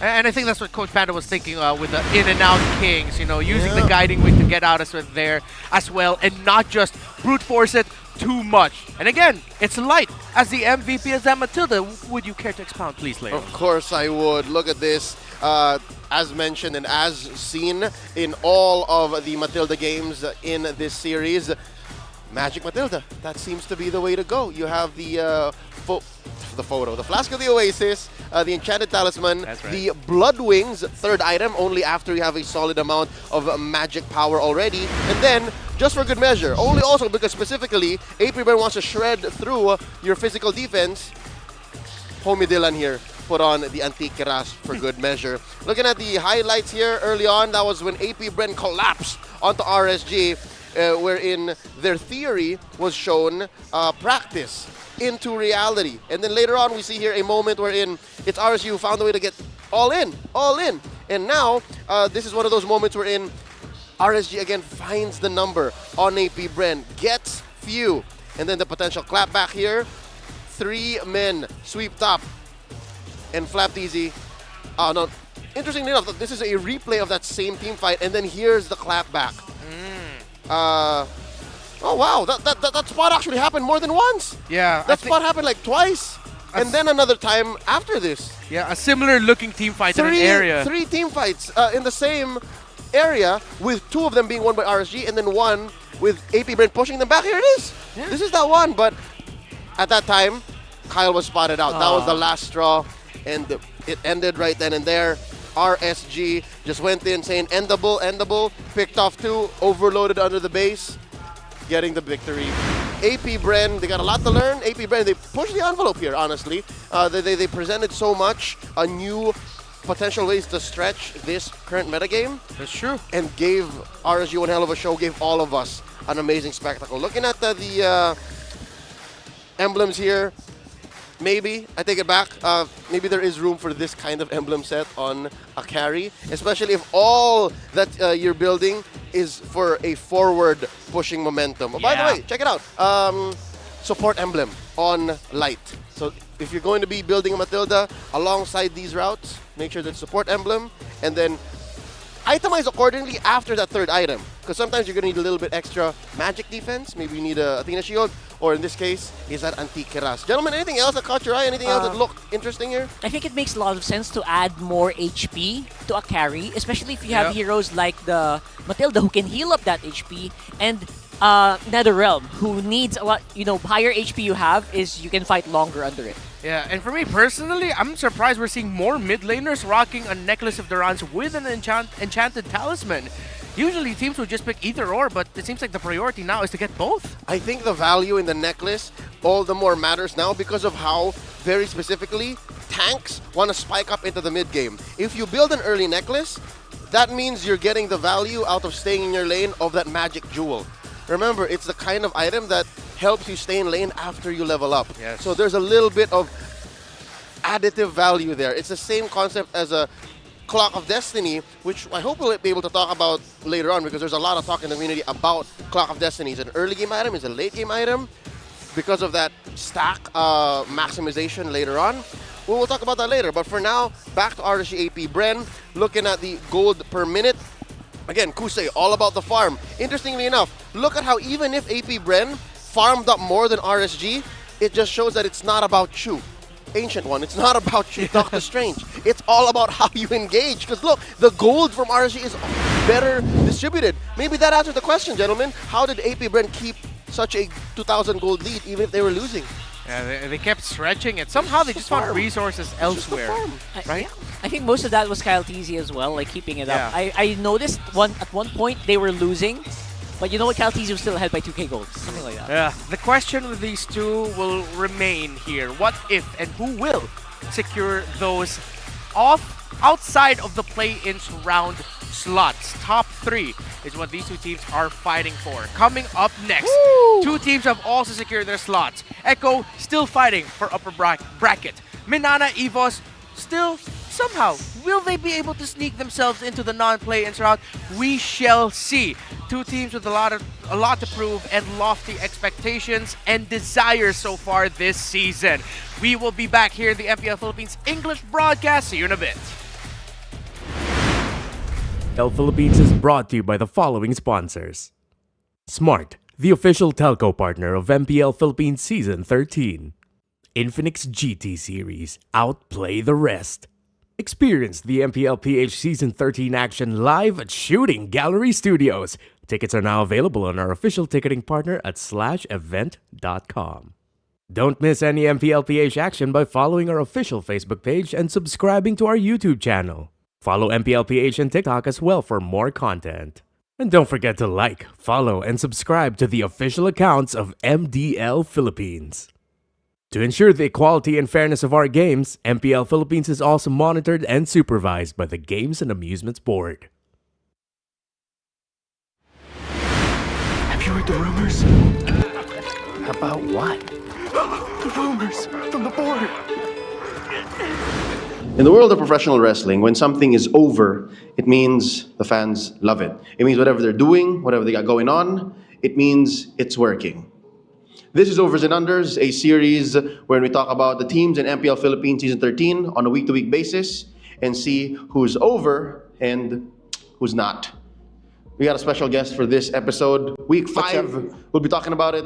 It's the MPL Philippines Caster Search 2022 Grand Winner, Burrito. Thanks for joining us. Yeah, excited akong makita kung ano ba yung mga malalaman natin for this week's Overs and Unders.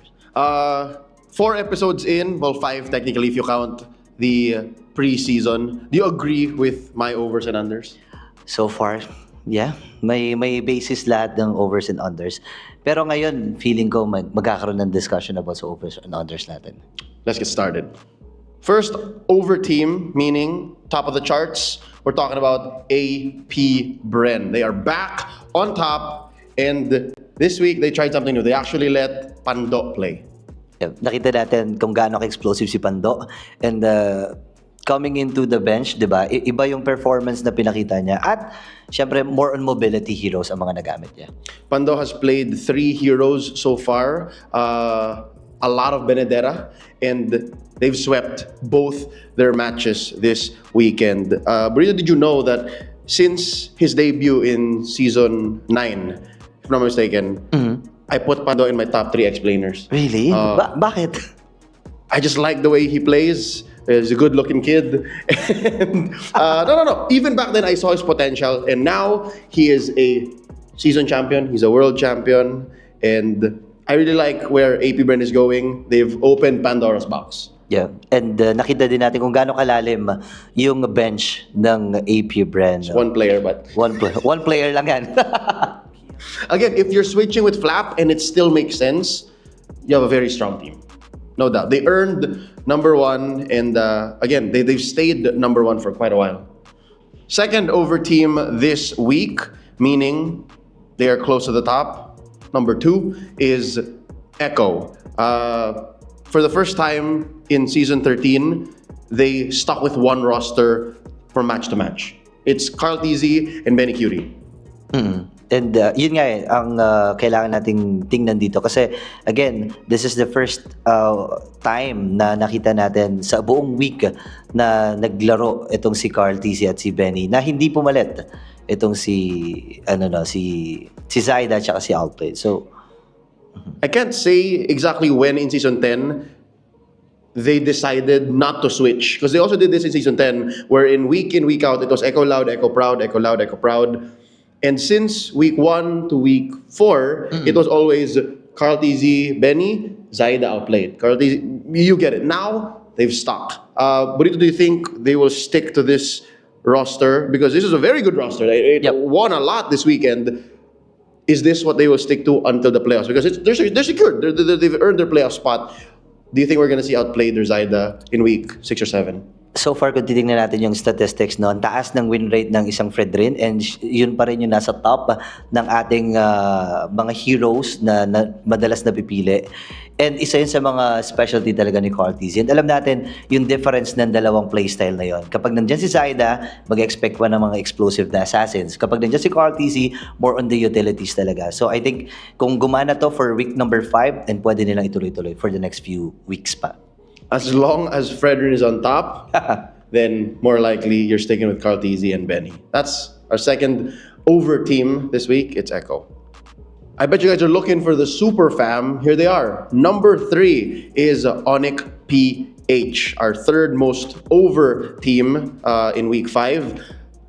interestingly enough, they are number 2 in the standings, but they've dropped this far because, Burrito, you saw the matches. You casted one of them this weekend. Yep. They either win very fast or lose very fast. What's going on?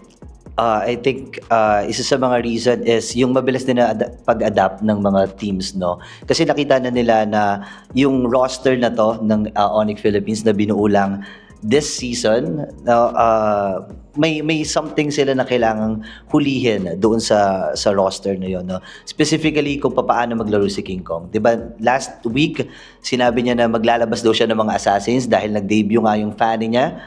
And pinakita naman niya, which is yung Joy, yung mga Nolan. But then again, kung titingnan mo kasi yung playstyle ng mga nakalaban niya this week, for example, yung RSG na run and gun ang galawan. So, kailangan yun yung tingnan ngayon ng Onyx Philippines kasi lahat ng mata nakatingin sa kanila. That's true. I think key to Onyx success now is because I think they've earned this top 4 spot. I don't think they'll be dropping in overs and unders or in the standings very soon. They are a solid play-ins team, if you could call it that, given the gauntlet format. I think now the trick is, as you said, consistency. Yep. They have the tools, they have the weapons. It's just how well can they use it and how easy it is for them to access, because the next team that we're going to be talking about, our last over team this week, got their number.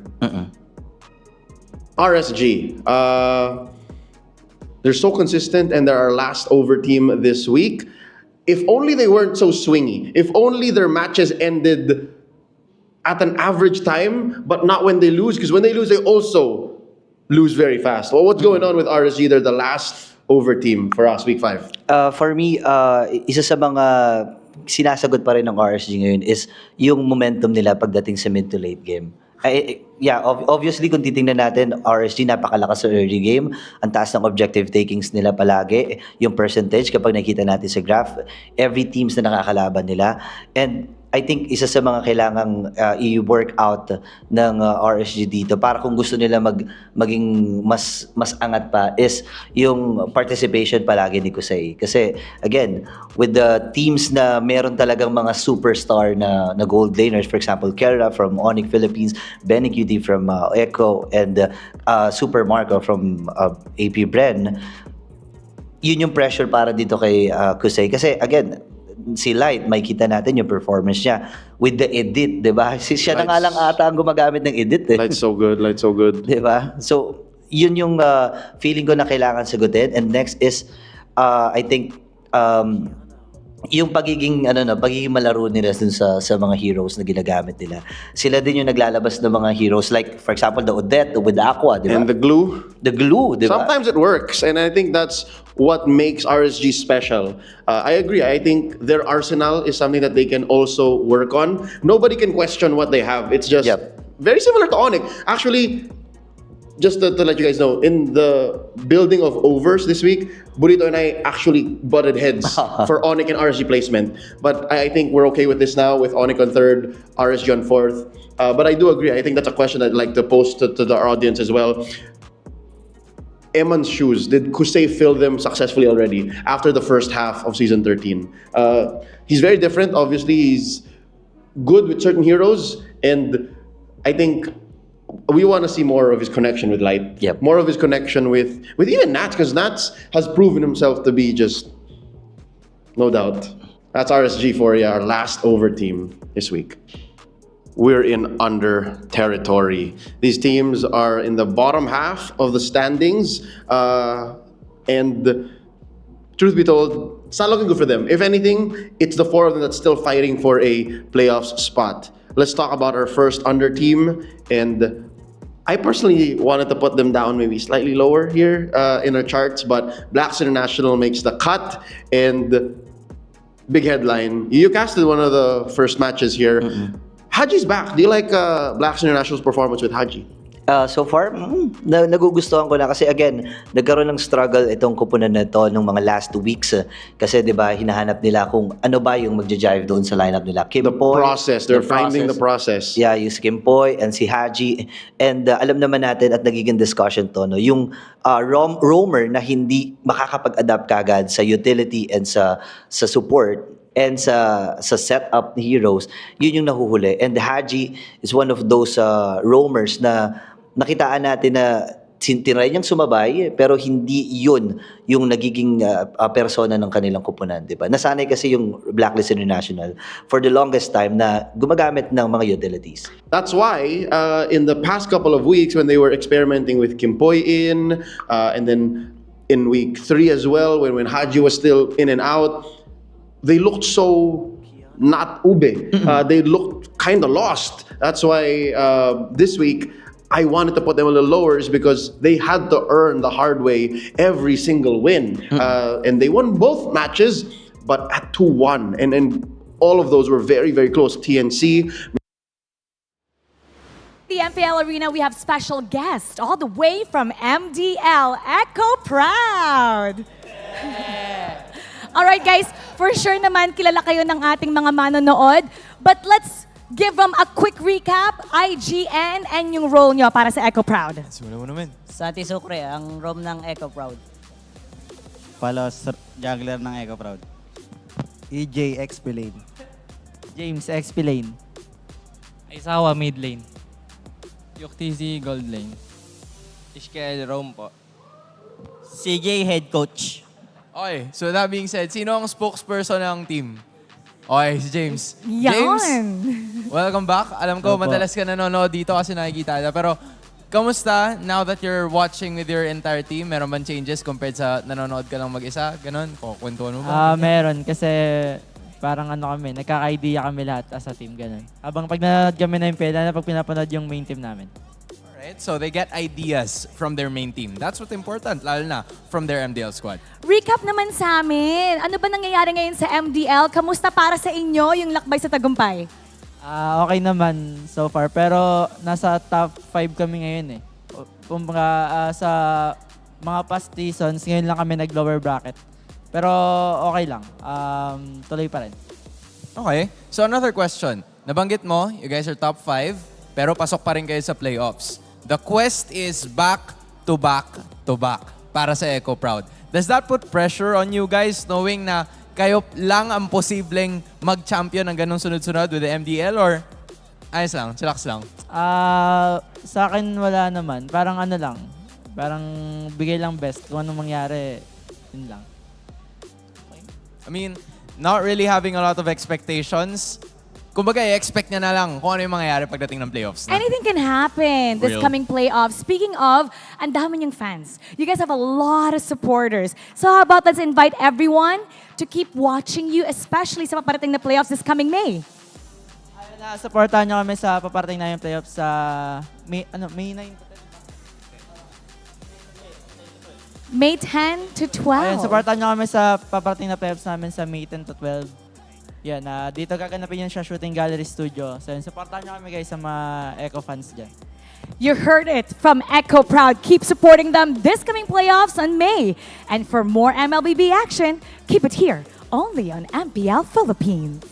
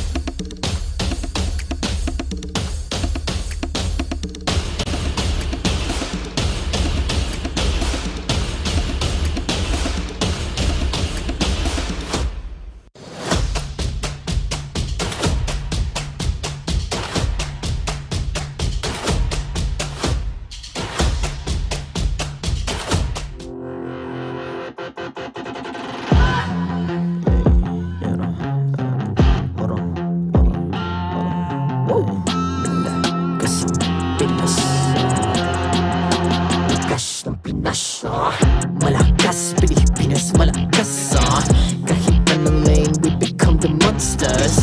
Malakas, Pilipinas, malakas. Face the golden sun and ribbon for the 3 stars. Look at us to the top, no ifs, no buts. Winning any game, para to sa PINAS. Di mo matitinag aming boses sa new level. Nasa kalye man o mobile, you know I become a legend. Weapon fire, we unite, we winners. Built with pressure, like diamonds are made of. Switching a lane na parang gera. HP racing, may reset up. Built agad ang buhat ni Hilda. Full load SS parang Lyra. Susundan ko ang iyong bakas. Kasama patas, tagumpay natin to. Dahil tayo'y malakas. Para sa Pinas. Nasa amin ang lalas, hindi tuwa atras. Kinikilala sa taas kasi kami ang malakas. Para sa Pinas. Nasa amin ang lalas, hindi tuwa atras. Kinikilala sa taas, ganito kami sa Pinas. Wow! Hold on. Yeah, wala kasang Pinas. Laging MVP, no surrender, no retreat. Pag nagsama-sama, just imagine what we can achieve. Laging MVP, no surrender, no retreat. Giving 100 all my all, cause we just cannot be defeated. We are unstoppable, immune and invulnerable. Ready ang equipment, lahat frozen, malak crowd control. Pakita ko na jab like beast of the southeast. Taas sa watawat, proud and loud, cause every enemy we devour. Susundan ko ang iyong bakas. Kasama patas, tagumpay natin to. Dahil tayo'y malakas. Para sa Pinas. Nasa amin ang lalas, hindi tuwa atras. Kinikilala sa taas kasi kami ang malakas. Para sa Pinas. Nasa amin ang lalas, hindi tuwa atras. Kinikilala sa taas, ganito kami sa Pinas. Wow!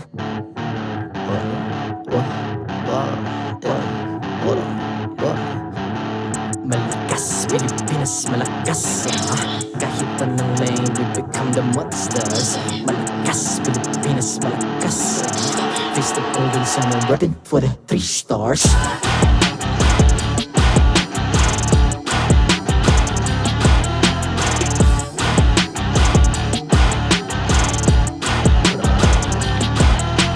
Ang lakas ng Pinas, we unite, be the stars. Ang lakas ng Pinas, we unite, be the stars. Ang lakas ng Pinas, we unite, be the stars. Ang lakas ng Pinas, we the stars. Ang lakas ng Pinas, we unite, we the stars. Ang lakas ng Pinas, we unite, we the stars. Ang lakas ng Pinas, we unite, we the stars. Ang lakas ng Pinas, we the stars.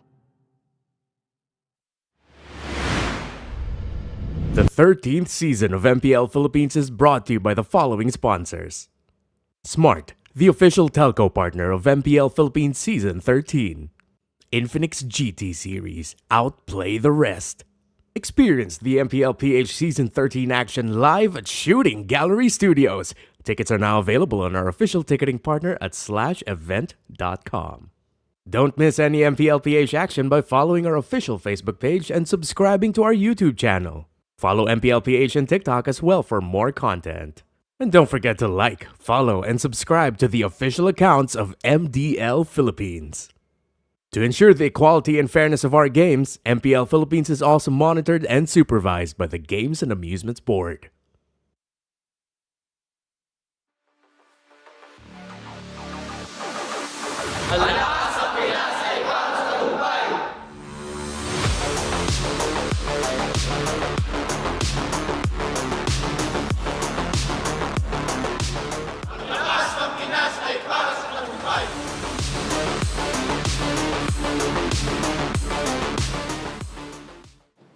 Welcome back to MPL Philippines. At itong Echo, handa na sumabak para sa second match of the day. Pero bago yan, syempre, bibigyan muna namin kayo ng question of the day. So alam niyo naman may bagong patch that happened recently. I want to know your thoughts on that. What do you think about the new patch? Yay or nay? Thumbs up, thumbs down. I want to see. Siguro po ako po, Nay po. Nay, bakit? Kasi po, lagi po kaming utility jungler gamit po namin. Tapos, na-nerf po yung mga parang makukulat na items. Gano'n. So talagang nay para sa'yo. Kay Benny Cutie naman, yay or nay? Thumbs up, thumbs down? Yay po. Yay! O, magkaiba kayo. Kasi yun, kahit naman na medyo naapektuhan yung team sa update, may good din naman na naging buff. Yun, katulad na ni Harit, tsaka yung item na pang mage, which is kami magbe-benefit naman ni Sanji. So, sa tingin ko, para naging balance lang. Balance, bagay na bagay para sa inyong dalawa. Sa lahat ng ating mga manonood, what do you guys think about the new patch? Thumbs up, thumbs down, yay or nay? Silipin naman natin kung ano nga ba ang masasabi ng kabilang panig. Hans, pasok! Maraming salamat, Mara. This time around, kasama natin ang Minana Evos. Sila kasama dito. Boys, gusto ko lang malaman kung yay or nay ba sa inyo yung patch. Narinig niyo yung tanong kanina. Sir Hayes, ano bang patch para sa'yo? Yay or nay? Okay, ganyan lang. Stick mo lang ng konti, ganyan mo lang. Sige, kahit ganyan mo na lang. Yan. Para hindi ka mangawit. Yan. Si Perks, ikaw pare, ano sa'yo? Bakit? Ayaw mo paliwanag? Okay. Brief ko siya kanina, sabi ko huwag na siya magpaliwanag eh, pero magpaliwanag pa rin. So, yun lang. Ganon. Alam niyo na yan, guys. Pasok. Welcome to the MPL Philippines. We're back where Minana Evos is now a playoffs team. And Echo is looking to still secure their upper bracket slot. My arms are sore from that. But they will now face a team with a roamer who has been buffed and guided by their former roamer in Yawi, who is now in Aura. Spicy matchup here. It's Reptar, Rockhart, and Leo yet again. What do you guys think about... I'm gonna just ask it right away. Perks. He was hot yesterday. That's how you can tell a player's inspired. Inspiration comes in many forms, some in a partner, some in a parent, and some in an idol. I'm going to double down and say Perks is more than just inspired by Yawi and more by the fact that he is playing alongside a Season 1 champion, OG, most decorated man, half amazing type of guy in Hayes. Yeah, and now, after Minana Evo secured their playoff spot yesterday, Perks Evo gave a shout out to Yawi. He shared how he asked Yawi, now the Aura player, for tips prior to their match against Onyx, and Perks Evo hoped to face Yawi soon. So what if the student meets the master in MSC? Look at their shared hero pool. All throughout their career, I believe, are the stats that we're seeing.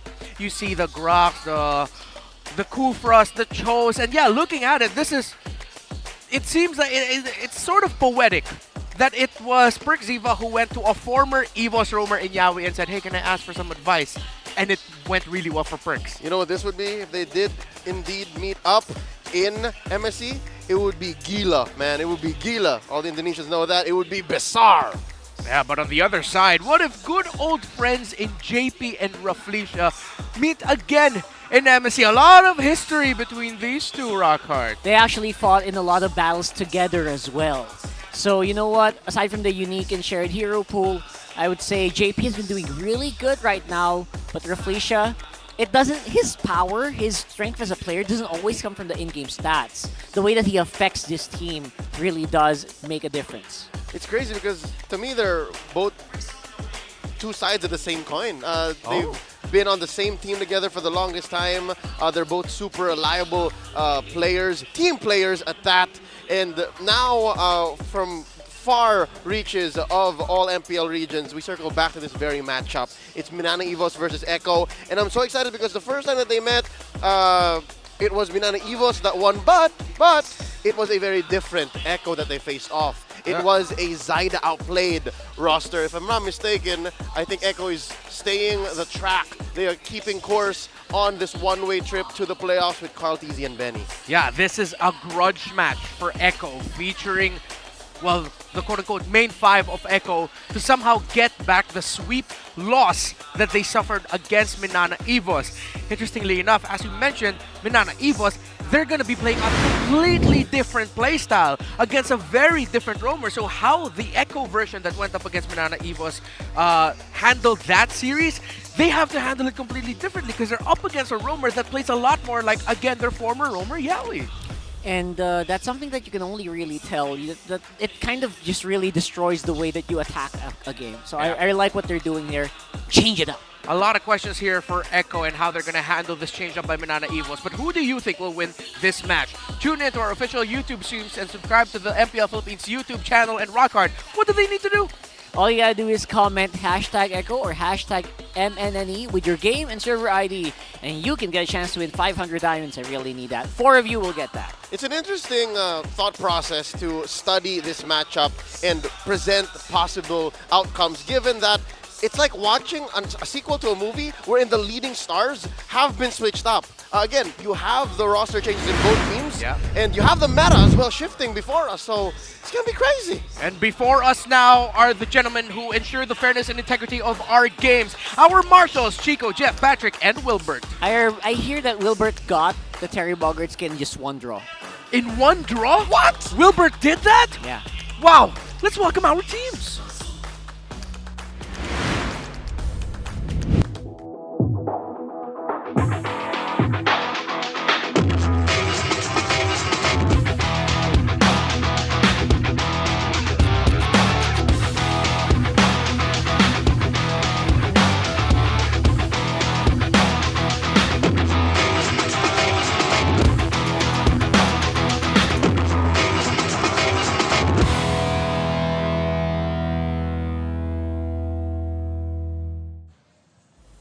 They doused the fire of the Phoenix Army. Now, the Orcas dive into the Tigers' den to widen the points gap between them and the Raiders. MPL Arena, get loud and proud for Echo!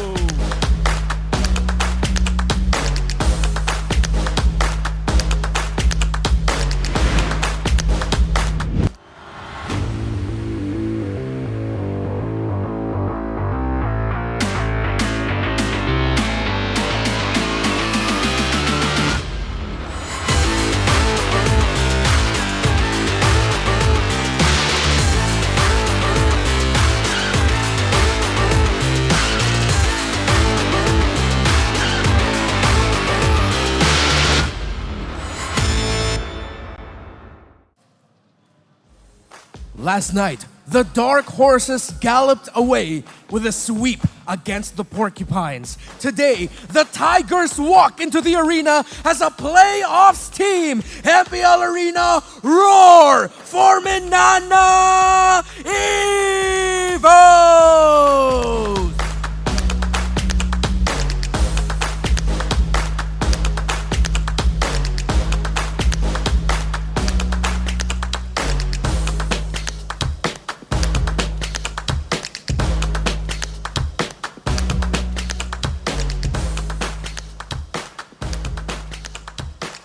And our coaches, Coach Tic Tac and Coach Bitoy. Make some noise for the Orcas, for the Tigers. Sino ang magwawagi sa laban nito?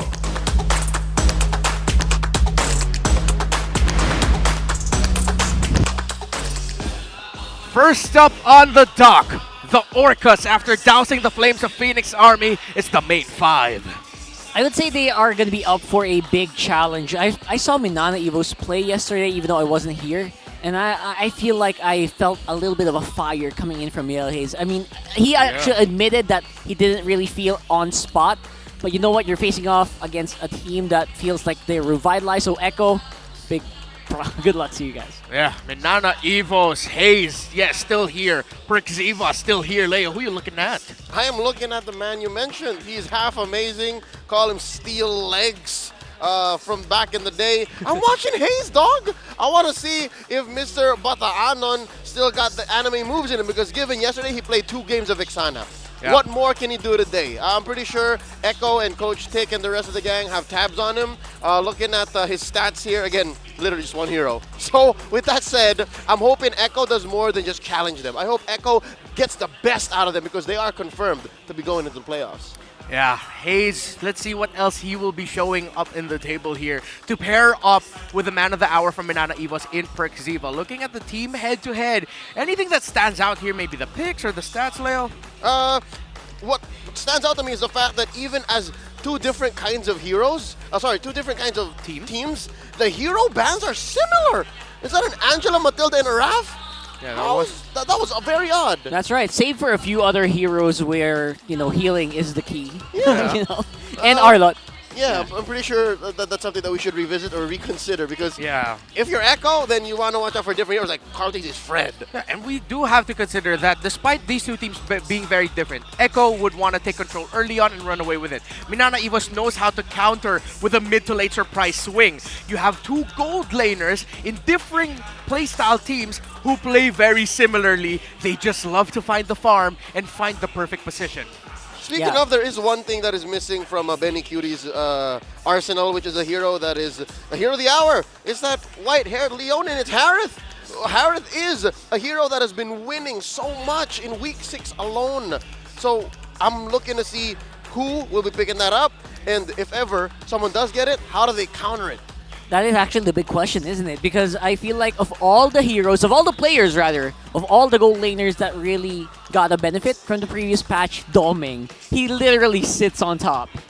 Let's talk about the Infinix keys of victory. K2V to get to the 3. For Minana Evos, they got a surprise Echo with Perxiva's aggressive rotation. Maybe pick a new hero. Maybe get in on a odd roam-centric rotation. As for Echo, though, you gotta have Sanji show him that he's just as half amazing and half man as Hayes.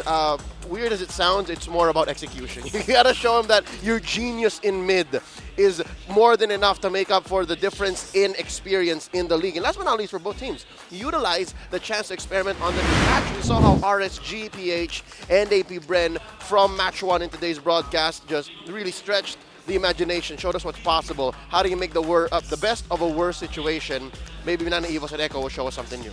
Yeah, and based off of the comments from our YouTube streams, they agree. They want to see more of this experimentation and see how else things are going to get stretched out in the meta. By the way, for our live stream viewers, they are now available. I'm talking about the rewards. Come and watch the MPL matches on TikTok to join the goodie bag lottery and be one of the lucky winners. Yeah, you can watch on YouTube as well as TikTok. All you have to do is go to TikTok app, open MPL Philippines TikTok channel at MPL PH_official, and click on the official live stream. And then before the base breaks, click on the goodie bag that's going to appear on the top left of your screen. With where we are in the season, every draft feels just like the goodie bags that we get from our live streams. The rewards, because you don't really know what you're going to be getting. You don't know what kind of flavor, that order that you're going to be getting. And now what we're getting is the draft itself. Echo, Minana Evos, what are you going to surprise us with?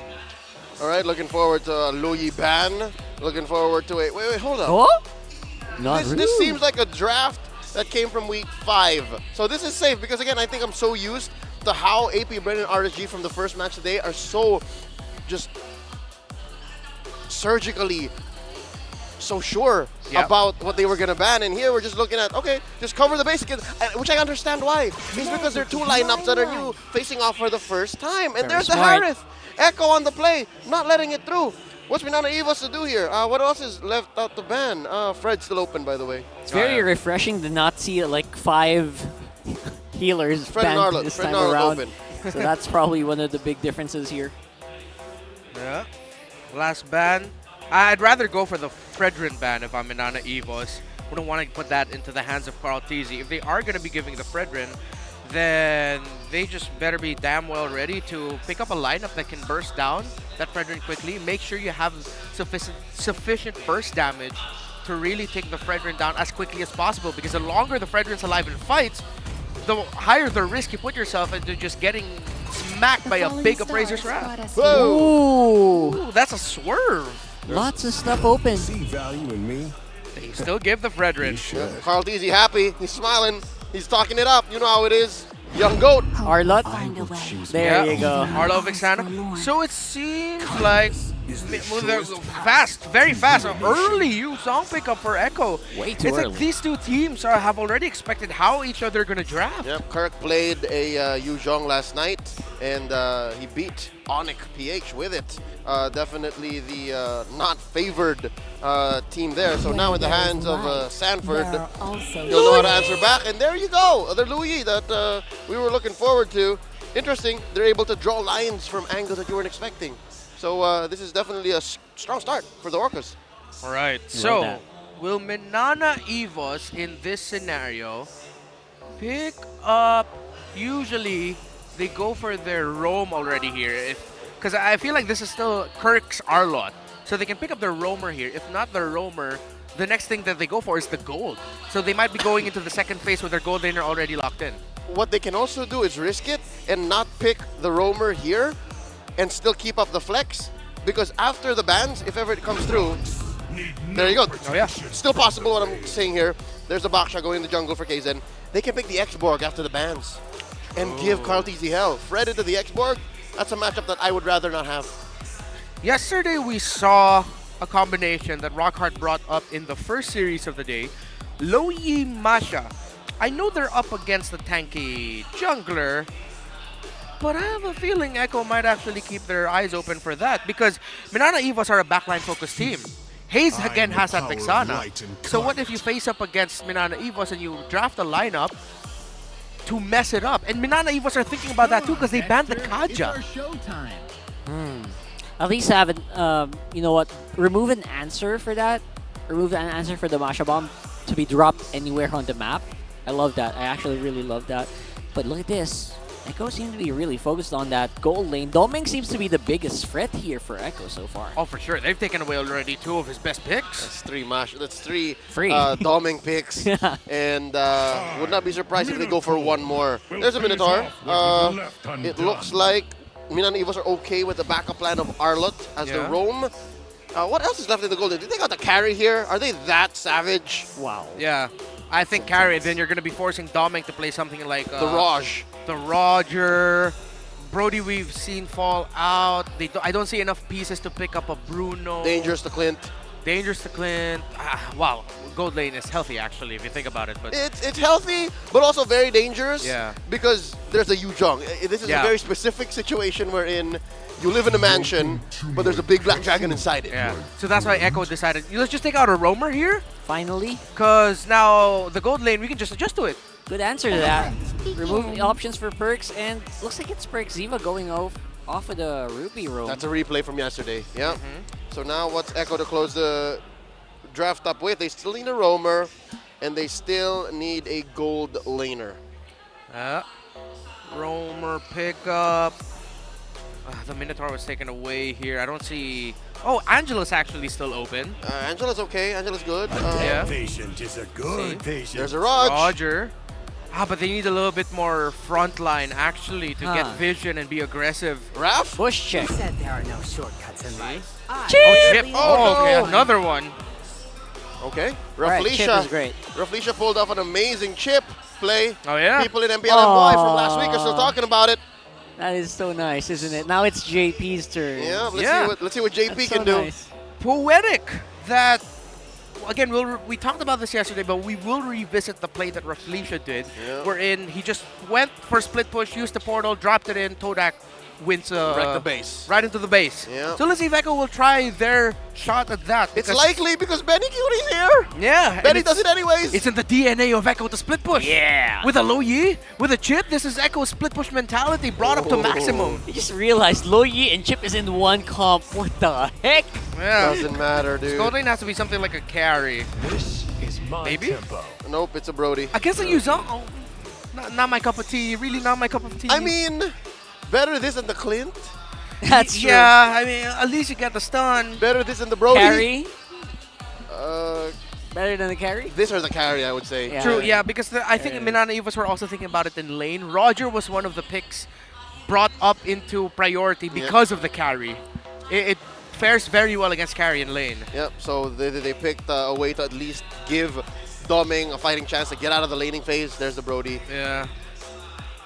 Okay. So far, so good here, I think, for Echo. They have a lot of room for... They've won enough of the draft to be able to play the chip. That's my read here. Yeah. Let's see, because, okay, this can be a mind-bendingly difficult game for MNNE EVOS if Echo are really going to maximize the playstyle of let's just go everywhere around the map. Literal divergence. You look at a diversion. Yeah. You look at this hand, bang, something's happening right here, back. Oh, uppercut out of It can nowhere. really be chaotic. It can really... At the same time, it's also a challenge to work diversion alongside shortcut. it's not easy. It's gonna take a lot of balancing and a lot of prioritization, target prioritization. It's easy to get lost in it too. Yes, because there's exactly. too many options and too. But again, this is Echo we're talking about. They have amazing communications. They have amazing synergy. So I think that's the least of their problems. And this Safe may to be say. this may be the first time, just trying to revisit it in MPL Philippines, that we'll finally be able to see the fabled Chip and Loyi combo. Because they've never been able to get drafted One together, of them's right? always banned at least. Yes. But now we're getting both. And Echo, Sanford, was one of the players who mentioned how he abhors this chip. So now we'll see it in the hands of Echo. Any final thoughts before we head in? Just the same. It's the fact that Sanford hates it so much, and the fact that we don't see these two in the same lineup for a reason that makes me think MNNE EVOS is ready for it. I don't think Coach Bitoy and Coach DJ would let it through this easy, not like this. Something tells me, and again, we saw it in basically all chip games in MPL Philippines Season 13 so far. We're ready for it. Teams just know how to beat down on chip. That's true. Rockhard, your thoughts? My brain is weird. It's thinking about how everyone's gonna shortcut into one position, then diversion out. I don't know. It's so dumb. Brother, no. That could be a thing, you know? It's like, hey, let's shortcut in. But then when you expect, all right, no, we'll take the portals back again to where we came from. No, we have diversion. What for, though? Yeah, exactly. But why not? That's five-head gaming. It's just Yeah. hello, goodbye. Yeah. Hello You and ask goodbye. what for, I ask why not. Why not? Right? It can happen. Was that Echo? Yeah, that's Proud? Echo Proud. The Oh, Echo MDL Proud. team of Echo are here in the building. The two-time MDL champions. Yeah, and I'm pretty sure that, again, just to quickly revisit it, that's one of the reasons why Zayden Outplay got called back up into the MPL roster, because alongside JP after MDL Philippines Season 1, they got championships for Echo Proud in the MDL system. It's like, all right, let's call you back up here. So it's good to see them here in the arena, and great to see the lovely faces of our audience and everyone watching here at Shooting Gallery Studios in a hot summer night in Makati City, Metro Manila. Echo will face off against MNNE EVOS. Orcas versus the Tigers. Welcome to game number 1 in what could be a difficult game to cast with all the teleportations we might be witnessing. They could have been anywhere. They could have been doing anything else, but they've chosen to be here with us. Checking out these early rotations. Both start orange, so that's a mirrored movement. Let's see if there's anything interesting when it comes down to our emblem choices. We're about a minute in, and so far, I like how MNNE EVOS are committing to double concussive blast. That means they want to clear minions and creeps quick, so they want to go fast. Again, this just shows that this MNNE EVOS is the aggressive MNNE. And I will really wonder what kind of strategies we'll be seeing on the opponents of MNNE EVOS. On Echo, how are you going to utilize all of the ways that you can get around the map? Quickly, emblems, anything catches your eyes here, Leo? Okay, everything seems to be correct. In order, yeah. Yeah, everything seems to be in order, everything's fine. Oh wait, top lane? Top lane though, Sanford playing with fire here, and again, it's only level 2 fights here. Sanford seems to be quite confident with all the shot essence going back to his body. Yep. That he can actually just sustain this. Opening Carl takes it close by as well. Items make sense. Sanford bought the sword first, so he has a offensive edge over Kirk's Arlo. Yeah, okay, Zen from out of nowhere. That was pretty good. Good entry here, and they know that Sanji can't really fight right away at level 3. Ooh! The burst is not quite there yet. Sanji making it out by the nick in the nick of time. Yeah, good adjustment there in the movement by Sanji. If he continued down that path he was initially walking down the mid lane, he would have eaten up the Cursed Blast, but no, he decided to swerve into the jungle. Again, that's one of the reasons why Sanji is such a genius. Tactically able to switch it up, tactically able to make the decision that would save him or do his team better. This is a quote that I still hold on to from what?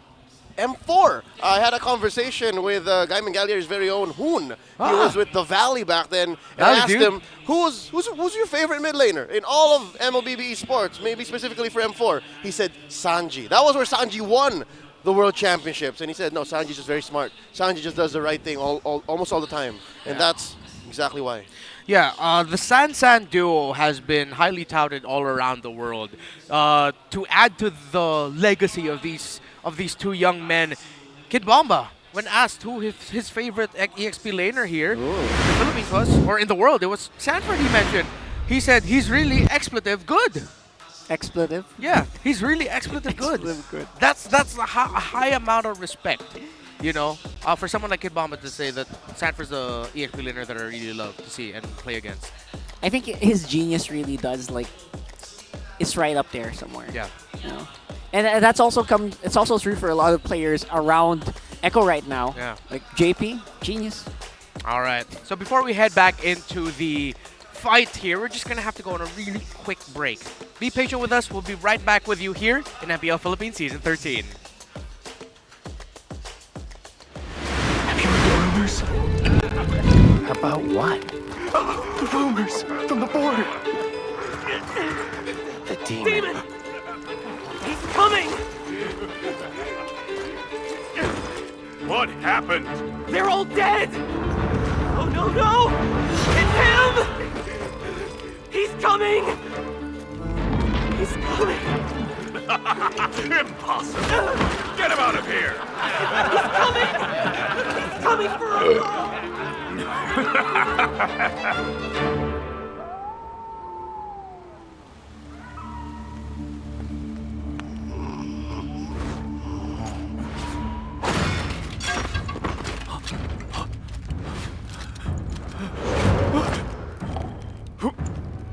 Who's there?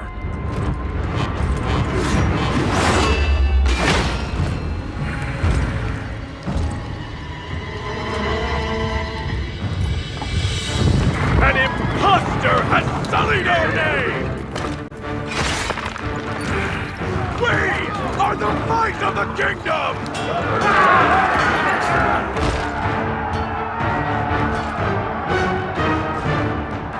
For the king!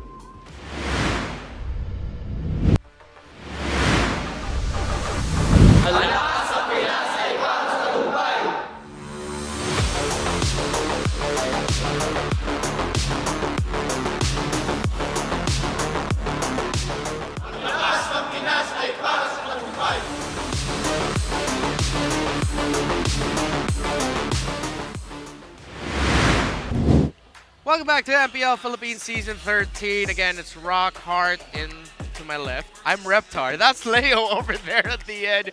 And we are still in the middle of game number 1 between Echo and MNNE EVOS. When we left the battlefield, nothing really happened that much just yet. Just a lot of poking out and feeling each other out throughout the map. Yep. Nothing significant, and we already noted that even in the emblems, in the opening talents, in the item builds, nothing also out of the ordinary as far as I'm concerned. It just felt like MNNE was trying to capitalize on Sanji not being level 4 yet, and Almost died. They got a flicker. dying. They got a flicker out of the Exactly. Lugi. So Pretty call it massive. F315. I think if I'm not mistaken, it should be F315. Yeah, 350. It was activated at like 115. Noise. If y'all don't know what we're talking about, then if you know, you know, I guess. Yeah, where we left off, still very close game. And yeah, still the feeling out process portion of the early game here. Revisiting the two lineups, though, it's hard for me to decide who's more encouraged to be aggressive because they both have pieces here that can encourage, you know, early aggression, mid-game power spike, and just aggression after that. Okay, looking at the innate mobility, just innate without any setup, MNNE EVOS has the advantage here. They have the Ruby, they have the Baksha, they have the Arlo. So if they wanted to fight right then and there, they could. But for Echo, just the whole map is their playground. If they're able to find MNNE from a different angle that MNNE wasn't ready for, then, you know, the Orcas got them. We're basically swimming in the ocean. All right, here we are back into the game. Jungler of MNNE EVOS, nowhere near close. It's going to be a give. Feels like such an easy take here for Echo, but now here comes shortcut. Wait, what? Level 4 right away, and the follow-up. It's what you Oh talked my about. god, this is what we're talking about. It actually does happen, and it's executed very well. Although it didn't quite hit the mark, didn't it? Okay, but they're doing it to get resources out of the jungle, break the formation of MNNE EVOS. It's the shortcut diversion that you said, and that's Grand Theft Purple for Echo. And it's a double whammy, gentlemen, because Kaizen failed to commit Grand Theft Orange. He was denied by not Carl Tizzy, but by JP. Super stomp. Do you see that? Yep. Wow, okay. So we're seeing it. We were joking about it and saying, why would you do that? Echo showed you this is what you can do with Echo. Oh, Briximo with a pull. That was very aggressive, and with the follow-up of the Eternal Guard, it actually did make a lot of sense. They're doing pretty good damage, but here comes JP this time around, stunning it up and getting first blood on the chip. This is JP's fault, man. Yeah. Kaizen tried to go for the buff steal, traded for the turtle. JP said, nah. They went in for the engage, forced MNNE EVOS to overextend, make them think they can fight in mid. In that turret take did not happen even with the amazing I'm Offended. And then overall, there's a deceptive amount of damage from a chip early on, especially with the concussive blast and the enhanced basic attack. That is very true. That's something that's slept on actually by a chip. Like his early on pokes, if you have concussive blast with him, it's surprising because it's magic damage. And here's JP again. And the stun is actually quite real. Beautiful Eternal Guard, not available yet. And with the shortcut, once more, it is a big threat. Once JP activates shortcut, it's like a small amount of effort to get the diversion. Now it's Sanford who will actually pay for the price here. Could have been something here. 1-for-1 maybe, but no, Kirk comes out on top. Diversion. Do they see this though? Bang! And Sanji with the answer. Oh man. Again, if the first 4 minutes was all about JP and Chip, here's Sanji saying, you know what, I still matter, I'm still here, I can get away with things. I can do this all day, and I can do this too, says Sanji. And Echo will get another turtle. And this is what we theorized that Echo would do, smother the map presence of MNNE EVOS by just teleporting everywhere. As we look at the item builds, where are we at, Leo? Alright, so far, the whole silence from the gold laners might actually be benefiting MNNE EVOS. The fact that they're not pressuring Doming as much, even in a matchup wherein the Roger should be the one setting the pace, means maybe MNNE EVOS is holding on to something. Maybe there is a build-up there. That aside, it's clear that the rest of the gold lead is everywhere else on the map. The other 4 positions, the other 4 roles from Echo are way ahead. That's why Kaltisi can do this to Kirk. Can just do things like this. Sanji close by to provide just enough damage. And maybe if Sanford's really feeling it, but right now their focus is on the turret, take out a kill once more. And here comes shortcut for part 2. The action is not done quite yet.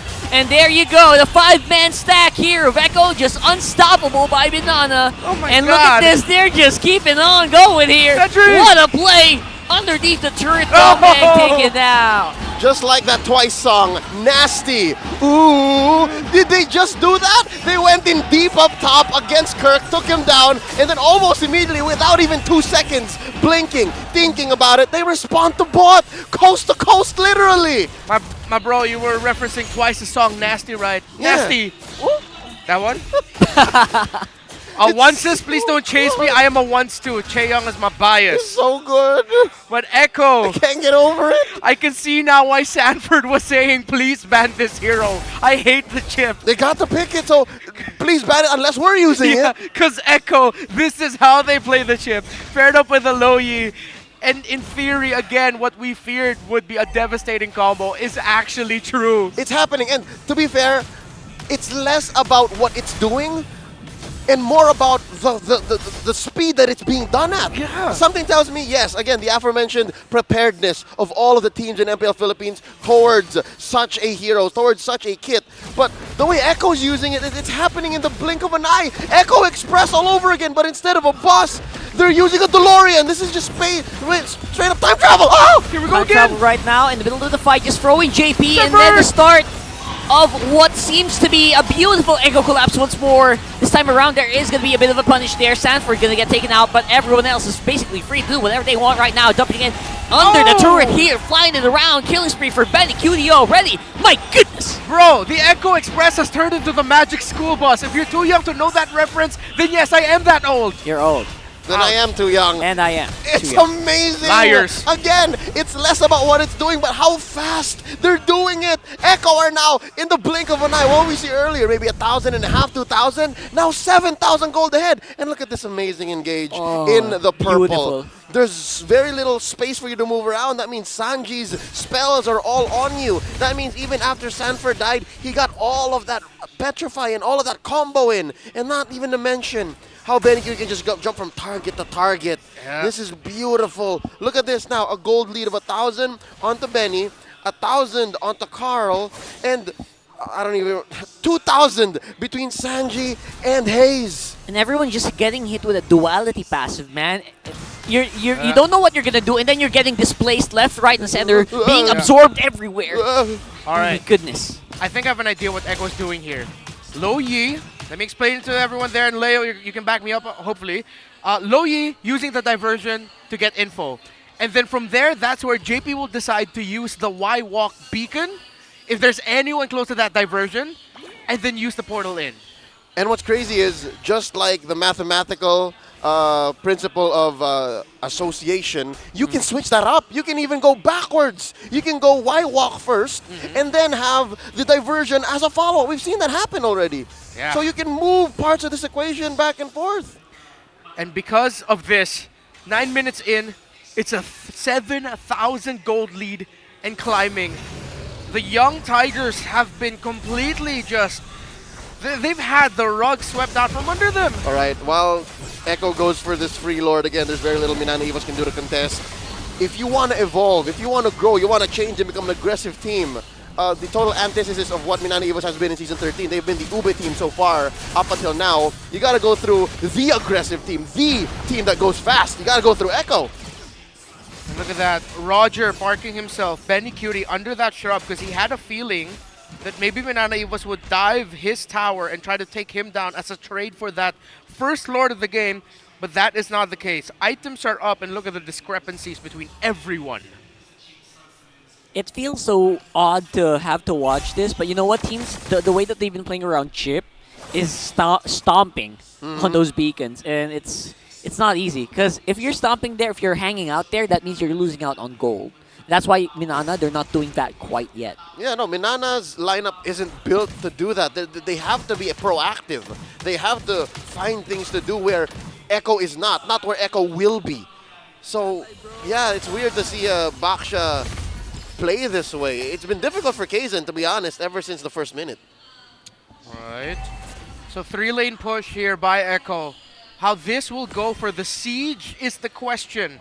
Because Echo, with this draft that they have, aggression, control, but how can they end? What? Wait, what happened? Where did they come from? What in the hell was that? Can someone replay that? I swear that...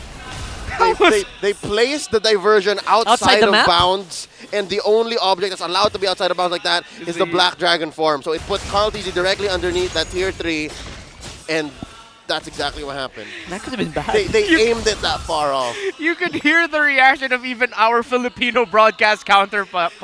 Even they went, huh? Yep. It's an oddity. Could have been. See, look. You see how big the radius is on the diversion? It goes outside of the map. Yeah. Okay. So if you take other things that are allowed to be outside of the map, like let's say Novaria's Astral Recall. Yes. That works. You take Wings by Wings. You can do that too. Okay, so that was an over-aggressive gamble, placing the diversion in that area, knowing that if ever something happens to Carl TZ under that third-tier tower in the bottom lane, Sanford's just there as the dragon to come in. Or just a show of mechanics. Like, again, you're That's allowed true. to do this. Much like the Louis BMI from Onyx, if I'm not mistaken. Because Echo wouldn't have seen Sanford's Black Dragon form. They wouldn't have known. If ever, Minana Evas would have thought, hey, whoa, Carl TZ's under the tower. He's alone. Suddenly the dragon's there. They would have seen it still. I seen think it that would have been envisioned. Okay. Yeah, I think so. He looked really far out, though. It looked Very really far far out. Right at That's the true. edge. I agree. Yeah, it snapped Carl TZ in. You know what this reminds me of? MPL Philippines Season 9, Rock Hard. Remember when Echo brought out the Johnson Carita? I mean, that was probably a pivotal moment, but I don't think that's like this, where it's so Really? easy to pull off. Yeah. That one seems like it can be patched out. Yeah. This one feels like it can be patched out tomorrow. So, yeah, not quite like it. Yeah, but yeah, I would say maybe under the right circumstances. Okay, Manana Evos, they can contest this one. Will they? It's a 10,000 gold difference. They haven't even broke the 30K mark, and I don't think they will, because Benny Cutie's critting 1,000 plus already as a Roger. Oh, this could be a play. Wow.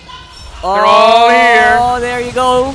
No fancy shenanigans needed for this one. It's pure off damage, but of course, Kaysen tank enough to at least sustain that. It's like the last moments before you see an elevator close its doors. Get in. Get in. No, hold the door for me, please. Echo, still in control here. And no, are they? Oh, they're doing Another it again? one. Very far off. Okay, Just get some goal on the map. Make sure that there's nothing left for Minana to farm out. And this is the buddy system of Echo. It's Sanford and Carl TZ going around together. Which again then makes sense, because if ever something happens, wherever they're getting brought out is close enough to a Y-Walk beacon for the chip. So if ever JP can just teleport there, respond, and use the shortcut ultimate to bring the other members of Echo in. And you're also always just maybe a few seconds away from a diversion. Yeah. So again, the map is so small for Echo. At the very least, you know what? Minana playing it just as you should. Stick together. Don't give them any leeway to make any surprises happen. But right now, Echo seems to be happy to take it straight up. Carl? Knockups non-stop here. Kaysen able to take out Carl TZ. And now, 4v5. Where's the force going to come here from Echo? I will have to say, Leo, that seemed a little bit questionable by Carl TZ. A little bit too eager to get a taunt off. He put himself in really at harm's risk of that happening to him. It might actually be the rest of Echo not following on time. And you're right, maybe Carl TZ did call it a little too early. And they were looking to make that last fight last a little longer so that they would penetrate maybe mid or top inhibitor. Yes. But then again, that's just what you get when you have two turrets, mainly that mid inhibitor and the base barreling down on you. There was very little. They could have, wait, on bottom, whoa! Yep. Why walking shortcut straight into the fight once more. This time they caught Minana by surprise for sure. Carl TZ in the same position, but different result this time around with a follow-up 100% locked in by Echo. That's probably it. He's all alone here, but he does have enough to clear. Will he clear though? Will he be in range to do it? I don't think so. Woo! Echo finally showing us, here in the Philippines at the least, the fabled Chip and Loyi combo, and it was as broken as we all thought it would be. And that makes Chip's first victory in our league. Chip users rejoice. You have finally claim the victory in the BL Philippines. Gives him a whopping, what, 15-20% win rate. 20%. Yep. Not zero, 25? though. Not zero. This is the 5th chip, if I'm not mistaken. Yeah. 5th or 6th? 20%. 15? Earlier it was 5, now it's 6. Math. That's tough. What matters is the first win, and it came at such an emphatic fashion. The combo that we all thought would be OP, it did look really hella OP. Apparently it is. Yeah, and JP, Sanji really playing off of their ultimates together, the shortcut along with the diversion. It was a thing of beauty to watch. And again, I call it back. It feels like I was watching the game where Echo first brought out the Johnson Kadita in MPL Philippines Season 9. We know that other teams and other countries brought it out before someone gets technical with me. I'm talking about the Philippines exclusively. Which makes it interesting because that moment and that play is something that results immediately into a win. It is what you see is what you get type of thing. Pick off, yeah. This specific strategy, this specific hero pick, it's still something that you have to make something of, right? It's not an immediate, all right, I'm able to pick the chip, I do the combo, I win. No, there's still some leeway to it. And I think that's what makes this all the more sweeter. That's what makes this victory all the more, look, we made it work. Yeah, it honestly feels like this combo with the macro-focused gameplay, it feels like this is the PH playstyle power rate happening. Yep, even if they change the metagame, even if they try to nerf tank junglers, we're still going to find a way to do something like this. And awarding the MVP over for Game 1 to Sanji is what makes this all the sweeter. Given that, yes, JP did start the snowball for Echo. Yes, it was Carltesi who was pushing the boundaries, picking up the tempo for the Orcas. At the end of the day, it was Sanji who was just making it all the more hurt for MNNE EVOS. Check out his 706 performance on this Luyi. There for about 80% of all kills for his squad. We'll talk more about that item build in just a bit. But even in the opening minutes of this bout, it was clear that Sanji was already 100 on it. He almost died several times, but just the same, he was more aware of when his opponents were going to die. And as mentioned earlier in the broadcast, the diversion was providing a little bit of extra CC, which results in a lineup that only has one hero without CC, and that's Benny Curie's Roger. So in a realm of MVPs that can be won in two different ways, setup and payoff. Payoff and setup, Sanji was both. He was both set up in the way that he shrinks the map for his team. He was set up in the way that he allows for Benny Curie to just clean up because of the amount of damage he was setting and the amount of CC he was putting on the map, on the team fights. And he was payoff because dealing so much damage. Look at how the rest of the frontliners from Echo were putting pressure on MNNE EVOS, and how in this very last moment, he was just in the, not even the back, in the front lines, close to where Carltesi's Frederick would be putting himself to deal with what MNNE EVOS was doing.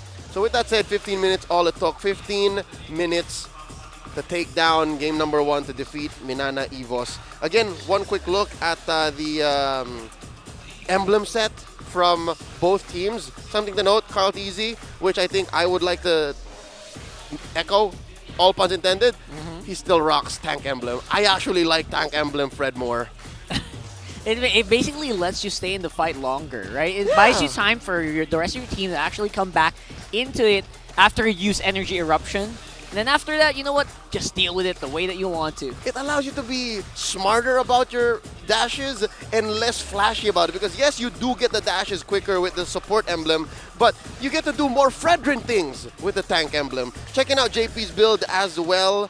He's got the conceal boots, built an Oracle as well, because now it provides both physical and magical defense. So you're able to heal better with your passive, with your chips. And of course, to be able to tank even more as you weave in and out of combat.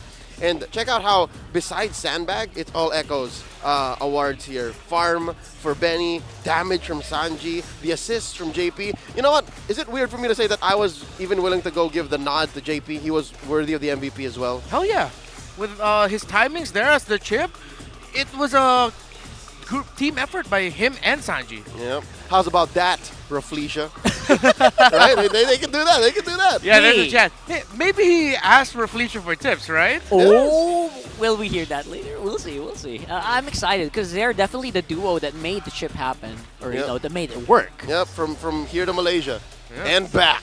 Oh, it's so nice. It's for what? I'm really glad that we decided to give those two the spotlight with the what if MSC comparison with Raflesia and JP. It's perfect. Farm-wise, again, given the situation that MNNE EVOS was in, how Echo was just shrinking the map, folding it on itself, putting up wormholes all across. Again, they're traveling at an intergalactic pace. MNNE EVOS was on the ground. They're living in 2024. Echo was in 3024. Again, that's game one for you. And that was a hell of a game one. That's going to go to the history books. The first ever Chip Loyi game here in MPL Philippines. Hopefully my memory's not wrong on this, but I really know it is because usually it's banned. One of the other banners we would split up. go crazy if that happened before. And that's true. And those two things, Chip and Loyi, Chip win. Yeah. The first Chip win. And you saw their MNNE EVOS on your screens. Let's see how they're going to bounce back from this. Because now they were just shocked by, let's be honest, a very specific pocket strategy. The first team in the PH that has shown this. So now, I'm sure MNNE EVOS are going to take one or those two away. If either or, I think I'd rather see MNNE EVOS take away the chip. Oh. You can leave the low E, just take away the chip. I reckon you ban the Loyi. Because again, we've seen more teams deal with the chip.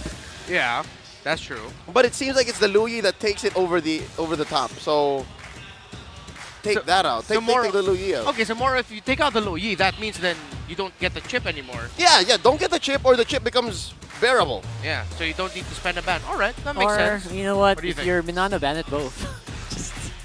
Why not? No, why not? Anyway, well, why the heck not, right? I'm just really surprised. We've been seeing the trend of a lot of teams using lineups that feel like they're for playoffs. Why are you showing them so early on?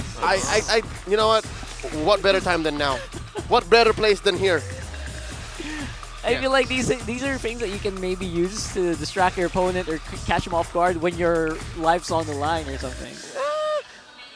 It's risky. It's risky. Might be risky in that regard. Do it here, do it now, not the playoffs. Okay, question. What if MNNE EVOS goes blue and then they force out the Harith? That's a possibility. All right, I'm pretty sure there's a lot more we can discuss about the draft.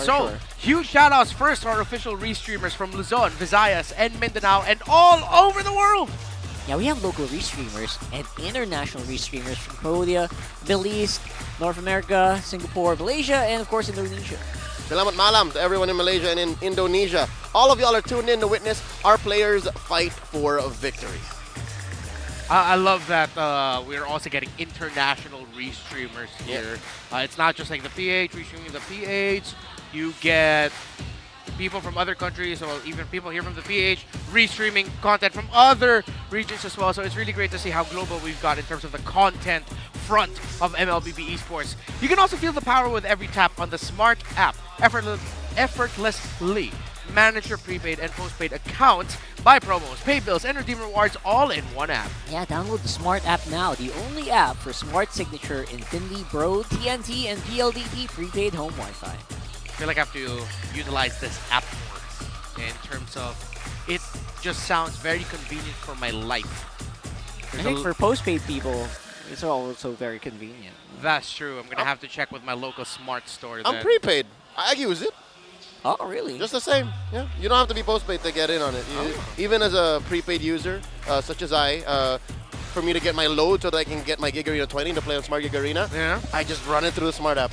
I love it. The convenience is there.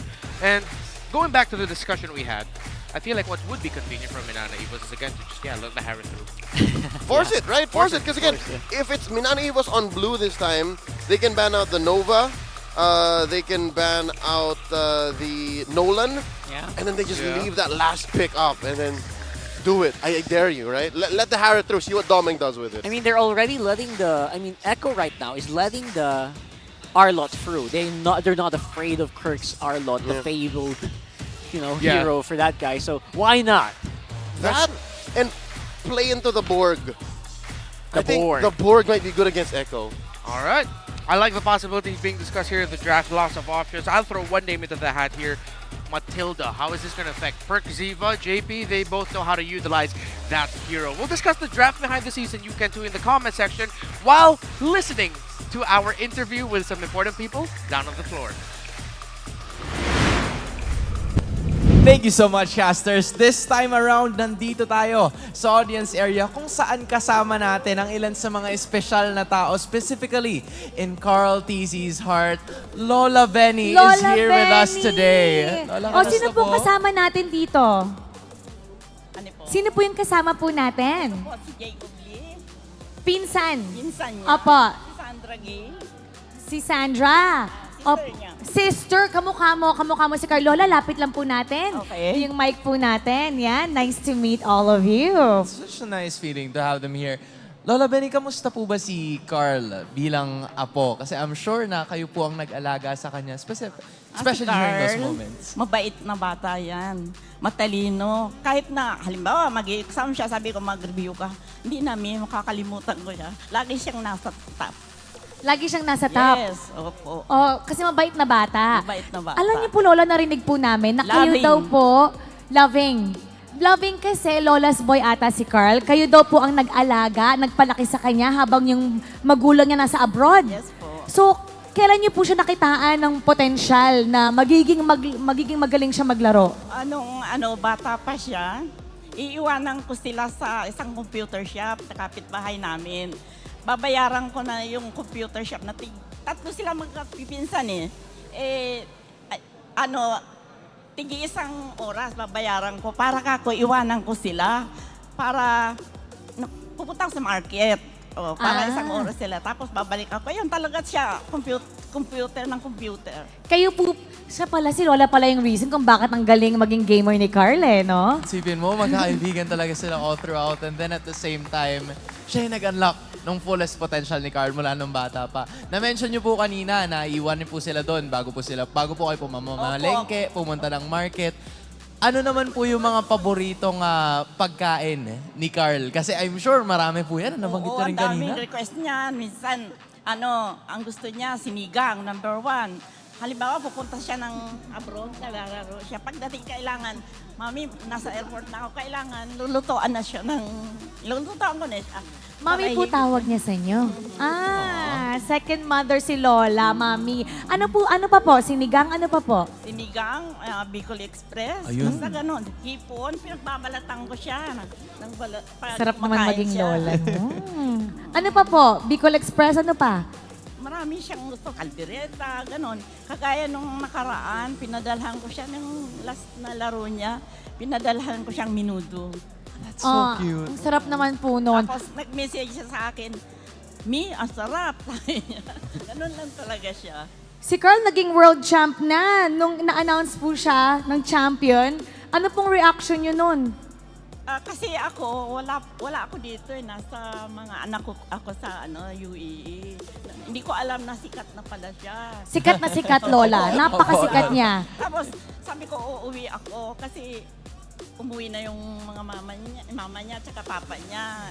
OFW sila Sabi ko, ako naman ang pupunta doon sa mga anak ko. Visit-visa lang ba? So, Lola, ngayon po, sasabak na ulit si Carl sa laban. Ano pong mensahe na gusto niyong sabihin sa kanya habang nakikinig siya ngayon? Good luck, Carl. Love you. Andito lang si Mi. I pray for you. Ang sweet-sweet mo talaga, Lola. Parang gusto ko rin bumisita. Love you, baby. Paghihimayin din tayo ni Lola pag pumunta tayo sa kanila. Lola, babalik na po tayo sa ating casters. Alam niyo po, gawin niyo po with me, okay? Alright. Casters? Heartwarming interview from Carl TZ's grandmother, and I love how Carl TZ has a little brother named Benny. He literally has a Benny TZ with him while he's playing with Benny Cutie up on stage. That's it. Y'all take over. I'm good now. Like I'm satisfied with what I've done and what I've seen with my career. Which explains why maybe the connection between Benny and Carl is so good. Yeah. They're able to make these backdoor plays because Carl is just so used to saying, Benny, Benny! Little brother. Easy to make a call happen. He's just thinking he's playing with his little bro. But Benny's older than Carl TZ, if I'm not mistaken, right? Yes. Considerably so. Yes. Benny has a kid, man. Yeah. I would assume both in actual age and in just, mental and physical Everything else. being. Yeah. Yes. Let's look back at the draft, the discussion that we were having, and we may or may not have had about the draft behind the scenes. Well, earlier we were talking about the Harith potentially getting just, if MNNE EVOS is going blue side, then they're going to be going for it. Force it.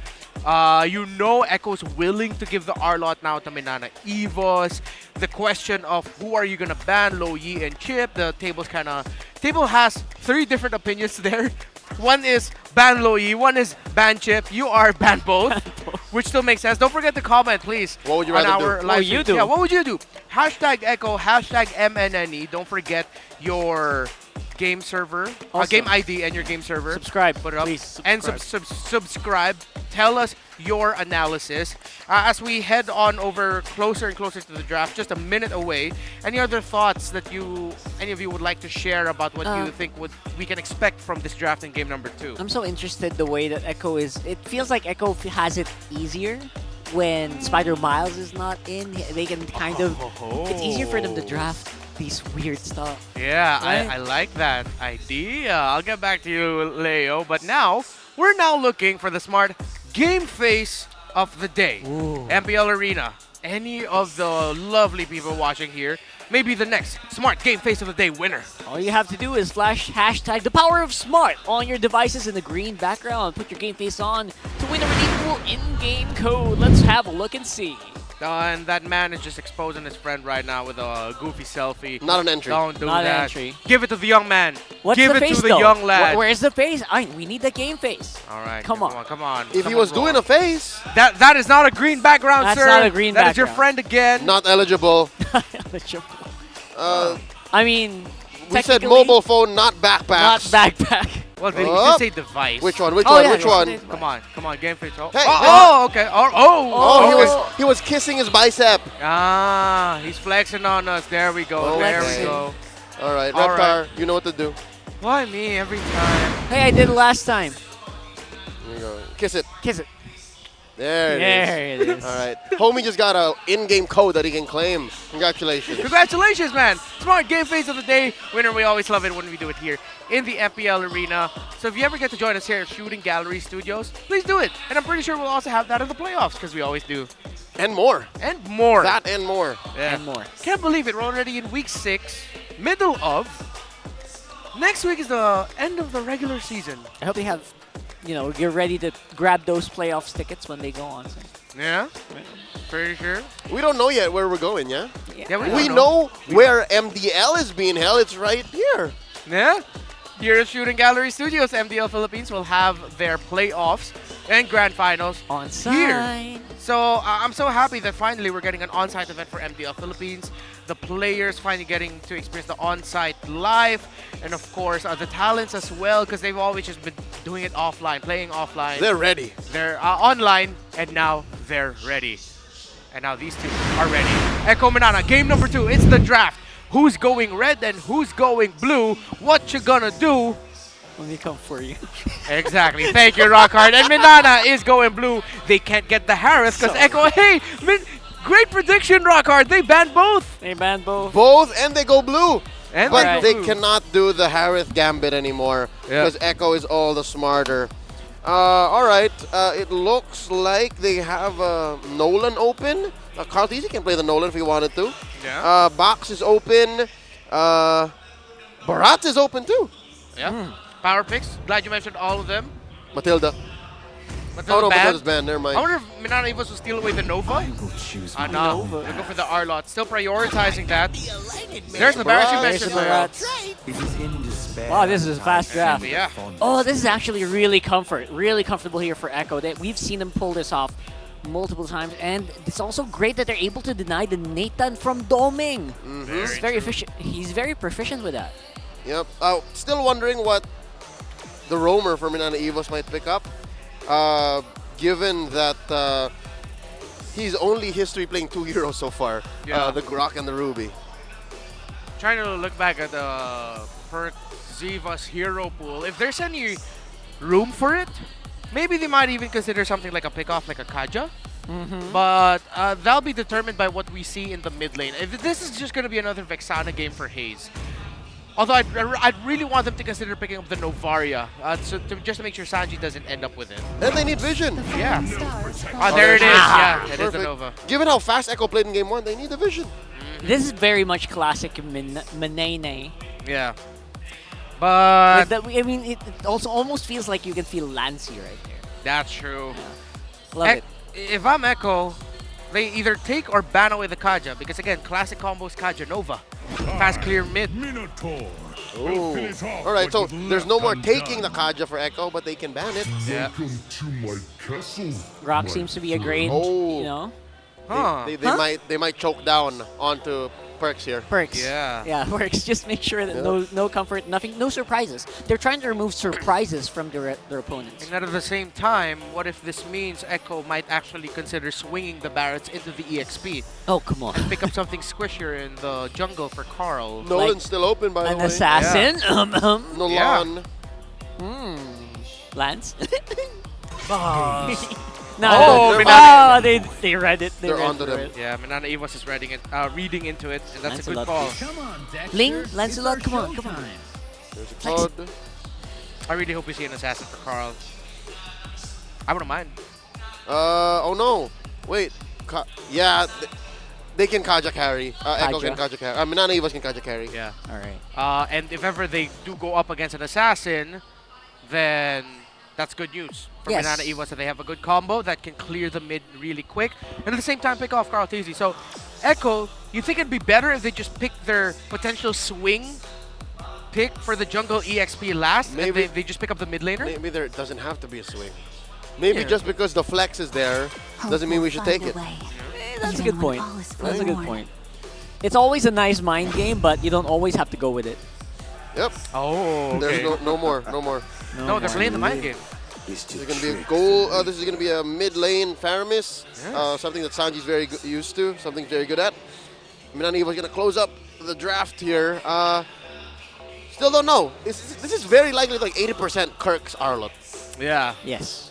Kirk's Harlot, Roamer. I'm leaning towards Kaja right now, really. And then for your gold laner, because Echo doesn't have a lot of dives, you can go someone very backline focused. I think that they need more explosions, just so they can deal with Netherrealm. Carry feels like it's not what you want. Wow, still the Ruby. Ruby's there. That's the Perks hero. Quad spanned out. Yeah, and then at the same time, Manana Evos is thinking like, okay, this could stop a potential assassin pickup. Oh, it's a no, that's an EXP line better. Yeah. Yep. Okay, nothing odd, nothing too stand outish. Very dive centric comp from Echo here. Yeah. Once more, it's all about protecting the Natan and getting to a good position, and of course, it gives Stanford lots of openings to make stuff happen on the map. Yeah, and that's this is an honest approach by both teams. You know exactly what they're going to do. So somehow they manipulated the draft. I'd like to think more into the thinking of Manana Evos in such a way that you turn off any unpredictable approaches from Echo. So no, you just go, who presses buttons better? Although there is a slight advantage to Echo's lineup. Yep, it's what we would like to call a lactose intolerant draft. There's no cheese here. No cheese, just straight up. What you see is what you get. Yeah, no Masha bombs or anything and like it's that. very respectable. Well, what Manana Evos did is because they looked at their game 1 draft, they looked at that kind of gameplay, and they answered it with the bans. And then also, they have good damage coverage and map coverage. Again, you have the vision with the Novaria, you have good CC, you have good rotations at the Baksha, and you have a way to scale it to the late game. And if ever this becomes a game win for Manana Evos, that would be a statement. They told Echo, we will match you with what you want to do in game. We will match your draft, and we'll just do our best to play better than you. All right, who do you think came out on top with these drafts here? Please let us know in the comments. We'd love to hear from you. We'll try to read through some of them on the YouTube, and you can also TikTok if you want. But anywhere. Yeah, we'll read YouTube a lot more for sure. But in TikTok, there's a goodie bag. So keep your eyes open for that.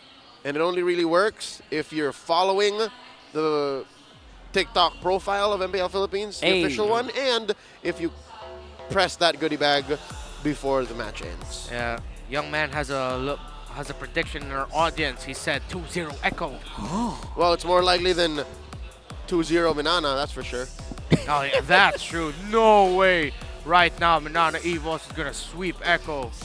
People are thinking bias. Look at the score, guys. Come on. It is what it is. It is what it We're not is. shutting down the fact that maybe there's a reverse sweep, but Yeah, reverse sweep, hella possible. A sweep is impossible because literally they already lost game 1. Yeah, so a few Cute comments child. here. A lot of people are saying Faramis is equal win.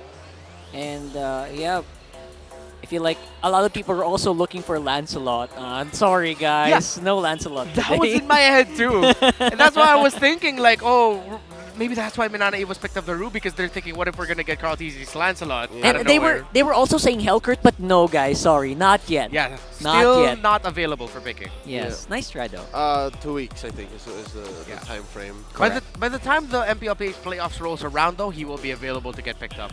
Might be if I'm- Hellkurt country. Yeah, and if I'm not mistaken, MPL Philippines playoffs too. They'll be able to pick up Hellkurt. That might be where we watch it first. Quick question: is there playoffs also global ban? Oh my goodness, that's a good question. one. I know their format's supposed to be the entirety of the season. Okay, so then that might not be an accurate read on how important Hellkurt might be. That's a one-off. Yeah. Yeah. Yeah, different system, different priorities in the global ban system of MDL Philippines. Rock Hearts on the comment section right now. The what stream you watching at? MLBB This Sports? MLBB Esports comments page. All right. Yeah. Drop down your analyses, folks. We want to hear what you think. Oh my God, that's a baby friend. Aww. I miss my sons. They're watching MPL Philippines right now from home. And if you're outside, also you can drink. You can drop some water basins, maybe where cats really like to hang out and dogs like to hang out. Yeah, make sure that they're safe from the heat as well. Yeah. My boys are watching their dad on stream right now. Noise. Sup Cup, Sup Castle. Yeah. Everyone's getting a good look right now at Shooting Gallery Studios and our lovely audience here. That's the family of Carl Tizzy that we got to interview earlier. Talking about family, do you know that a good chunk of our professional players were brought into this fold through a cousin? Huh? Very specifically, a cousin. Yeah. Oh, thank you for bringing that Wow. up. Yeah, thank you for bringing that up. Really? That is true what Leo mentioned. We were just told that earlier today. What Leo mentioned. So if you have a cousin who loves playing MLBB, he might bring you into the esports scene. You know, you become a pro through your cousin. Oh yeah, please let us know. Guys on the comments, please? Did you get introduced to MLBB by a cousin? Please let us know if yes And or no. that's true. That's a global thing, not just a PH thing. Yes. Here in Feels the like a PH, global thing. an example, Pando and Ogwin. They're literally first cousins. Yeah, and Pando was the one who was like, yo, I know this guy. He's my cousin. He can be a roamer for Bren. Yeah, we need a roamer, yeah? Yeah. How about this guy? And going internationally, the former Deus Volt There you go. Harvey, the gold laner, was introduced to MLBB via his cousin as well. Yep. Here in the Philippines when they were on vacation. Yeah. Oh, perfect. That's perfect. Here we are, finally making it into game number 2, Echo vs MNNE Evils. Don't forget to put down your predictions. You hear the drums in the back thundering for Echo. Ah, here we go. How about we take a look at Doming's build. There you go. It's common emblem carry. This I like. Yeah. Just a quick insert. A lot of them are saying by a friend. Tempest, Vivek, they're referred to MLBB by a friend. Anyway, That's really nice. no cousins on the chat. Wonder what it's like to have friends. Doming, by the way, you mentioned the basic common emblem layout. Do you think this is because he really just doesn't want to lose mana and have to leave lane against that Nathan? Yeah, that, and also it has good coverage. You just get a good chunk of stats that matter all throughout the game. It's not as risky as like the fighter emblem or, dare I say, the tank emblem in the early days of tank carry. Common emblem is just safe. It's safe HP, right? It's a lot of solid HP stats and for the regen early on. and Yeah, for the mana, early yeah. game. Good coverage there.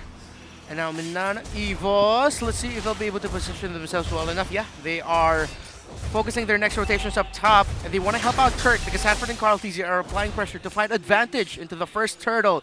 You think this should be a fight that both teams should take, considering the heroes that we have on the map? Yeah, I think MNNE Evos learned from game 1 that if we trade out dangerously or expect to find value where we're not guaranteed it, then maybe that's not how we should approach this against Echo. But look at this, how fast! Oh, that was super duper fast there. No time to react here for Perks. Now they're actually flickering away and using up those skills, but they still get taken out, and there comes a follow-up. with that final slash. Can they get more though? Not really, says Echo. Dear God, was that 3 separate occasions of a victory for Echo across the map? Yep. All at the same time. First the turtle, then a kill in the gold lane, then a couple of kills post-turtle take. Very systemic. Amazing start for Orcas. Yeah, Echo system is back. Sanji's gonna pull back Doming. Ooh, Doming. He's not even level 4 yet, so he's not comfortable to really take these fights and doesn't have the items to back it up as well. Yeah, good thing Doming was able to shadow step away. If he got knocked up there by JP with the sad stomp, that would have been sad. What, the sad stomp? Yeah, it's the desperation stomp. It's Despair stomp, yeah. Okay, sorry. I would have preferred... Anyways, Sanford here winning the 1v1 against Kirk. Again, one of the reasons why the Vendetta is very... Wait, hold on. Okay. Why the Vendetta is very favored right now.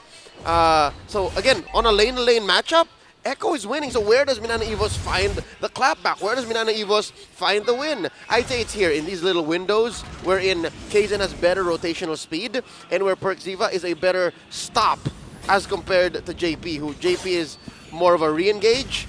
PerkZiva can actually go for the kills. And unfortunate for MNNE EVOS is that we haven't seen... Oh, what? This could be a big play. Oh, he missed. Ooh. Bad news there for PerkZiva. As I was mentioning, PerkZiva really hasn't been given the opportunity to shine in this game by Echo. Against Onic, he was playing like an absolute star. You can see all the advice Yaoi gave him. But now up against Echo, with how they drafted, how they're playing, how they're rotating, really it's like they knew they had to respect PerkZiva, and they're just really not allowing the young man to shine. The tips don't work against his former team. Exactly. Ooh. That's true, that's true. They know too well. They're like, Yeah. oh, okay. They know how to work against this because they know how to play with it. Exactly. If you've been guided by Yaoi, we play with him and we won a world championship with him, an MPL Philippines championship with him. We know how to deal with you. You're going to need new tricks. Yeah, PerkZiva's feeling it. But I do not completely turn off the idea of a surprise full play by PerkZiva. And that's what they're trying to do right now. Do they have the firepower to back it up, though? It doesn't seem so, especially right now that everyone is basically isolated. Hayes can't really do much to help out his boy Kirk, and he will go down alongside this turtle. Salt in the wound, you just threw Kirk straight into the turtle as you were trying to secure it. Yeah, that was an Orca tsunami, a salt water shower from Echo onto MNNE EVOS, and the Tigers are just going, oh, we can't, I'm a cat. Well, tigers aren't afraid of water as compared to regular house cats, right? No, dude. How do you know? Cats are cats, I'm man. asking a question. I don't know. I'm trying to understand it. They hate water, dude. They hate water. More likely you're going to see a cat hate water. That's why in that movie with the boy in the boat with the tiger didn't swim. He was just in the boat. That's Life of Pi. Life of Pi, yeah. There you go. I got that one right. Oh, it's after the Kirk. I like it. You're fine. And now it's going to be an explosion here, most likely from Michael Bay. So you do see MNNE getting at least one, but he's back on the field once more. Benecutie on the bottom side of the map, JP following suit. Carl Teasy here to stay as well. Smart Mislecker not really going to be working here. Nice, nom nom nom nom nom. And there you go. PerkZiva having a flicker out once again. He's not really using the flickers in an offensive manner, but this is one that you're going to see. Knock up on the Doming, one for me. PerkZiva also could fall here. Goes for the I'm Offended and punished by Sanji. And now it's Benecutie going cray-cray right now. And now it's Kirk. What are you going to do, man? No follow-up damage means that Arlot is not going to do much. And just like that, Echo were in the driver's seat prior to the team fight, but now they are straight up inside MNNE EVOS' hood. They are tinkering with all the strats that MNNE EVOS has, and they are calling the shots. They are basically ratatouilleing inside MNNE EVOS because they're so deep in that MNNE EVOS can't even rotate. And what a shame that it started off of one perfect engagement by PerkZiva onto Sanji, and we didn't see it. Pure Echo Express is what we are seeing, though. That flicker into under the tower, Despair Stomp, Minoan Fury by JP. Everything but the kitchen sink. That sounds like an early dagger in the heart to MNNE EVOS as we see it.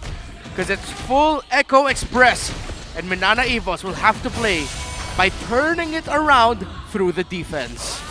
Okay, it's confirmed that MNNE EVOS with Lancy and Spider Miles, they're able to take it across the finish line. They're able to go for a marathon, 30 minutes, 35 minutes against the best of them.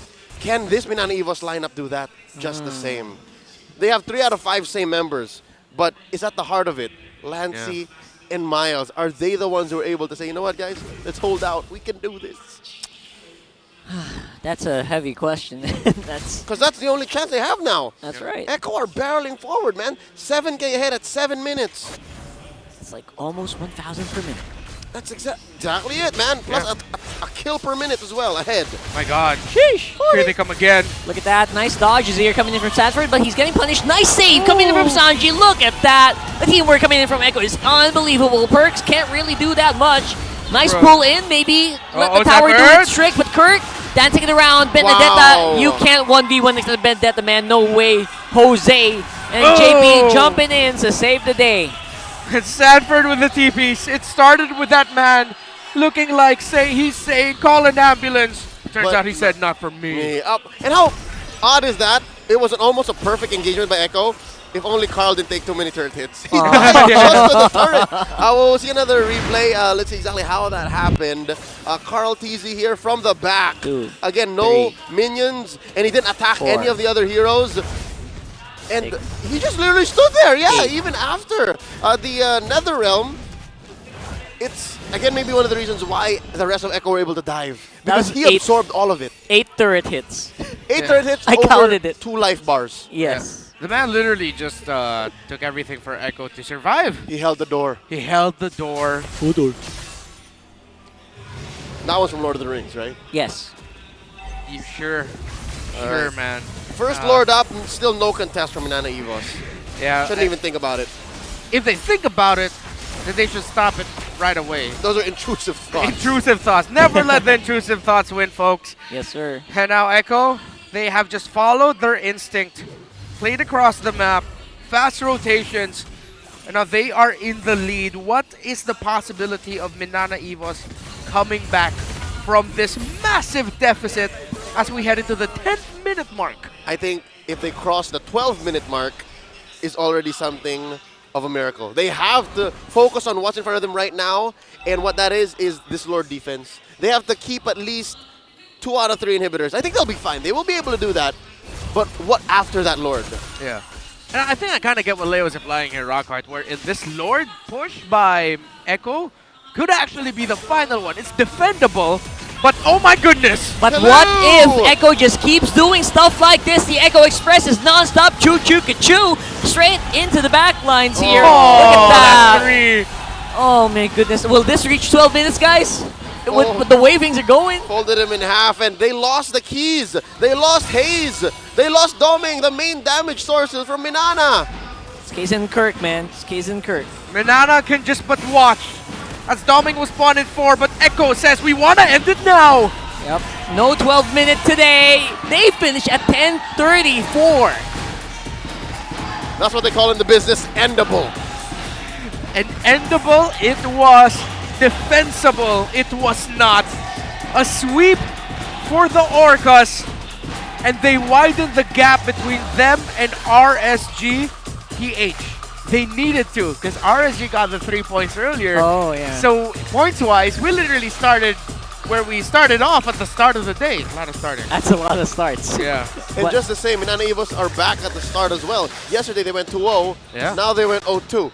So they got to go back to the drawing board and see exactly how far this version of their lineup can go. How far can Hayes and Perks take MNNE EVOS? Yeah. Spicy.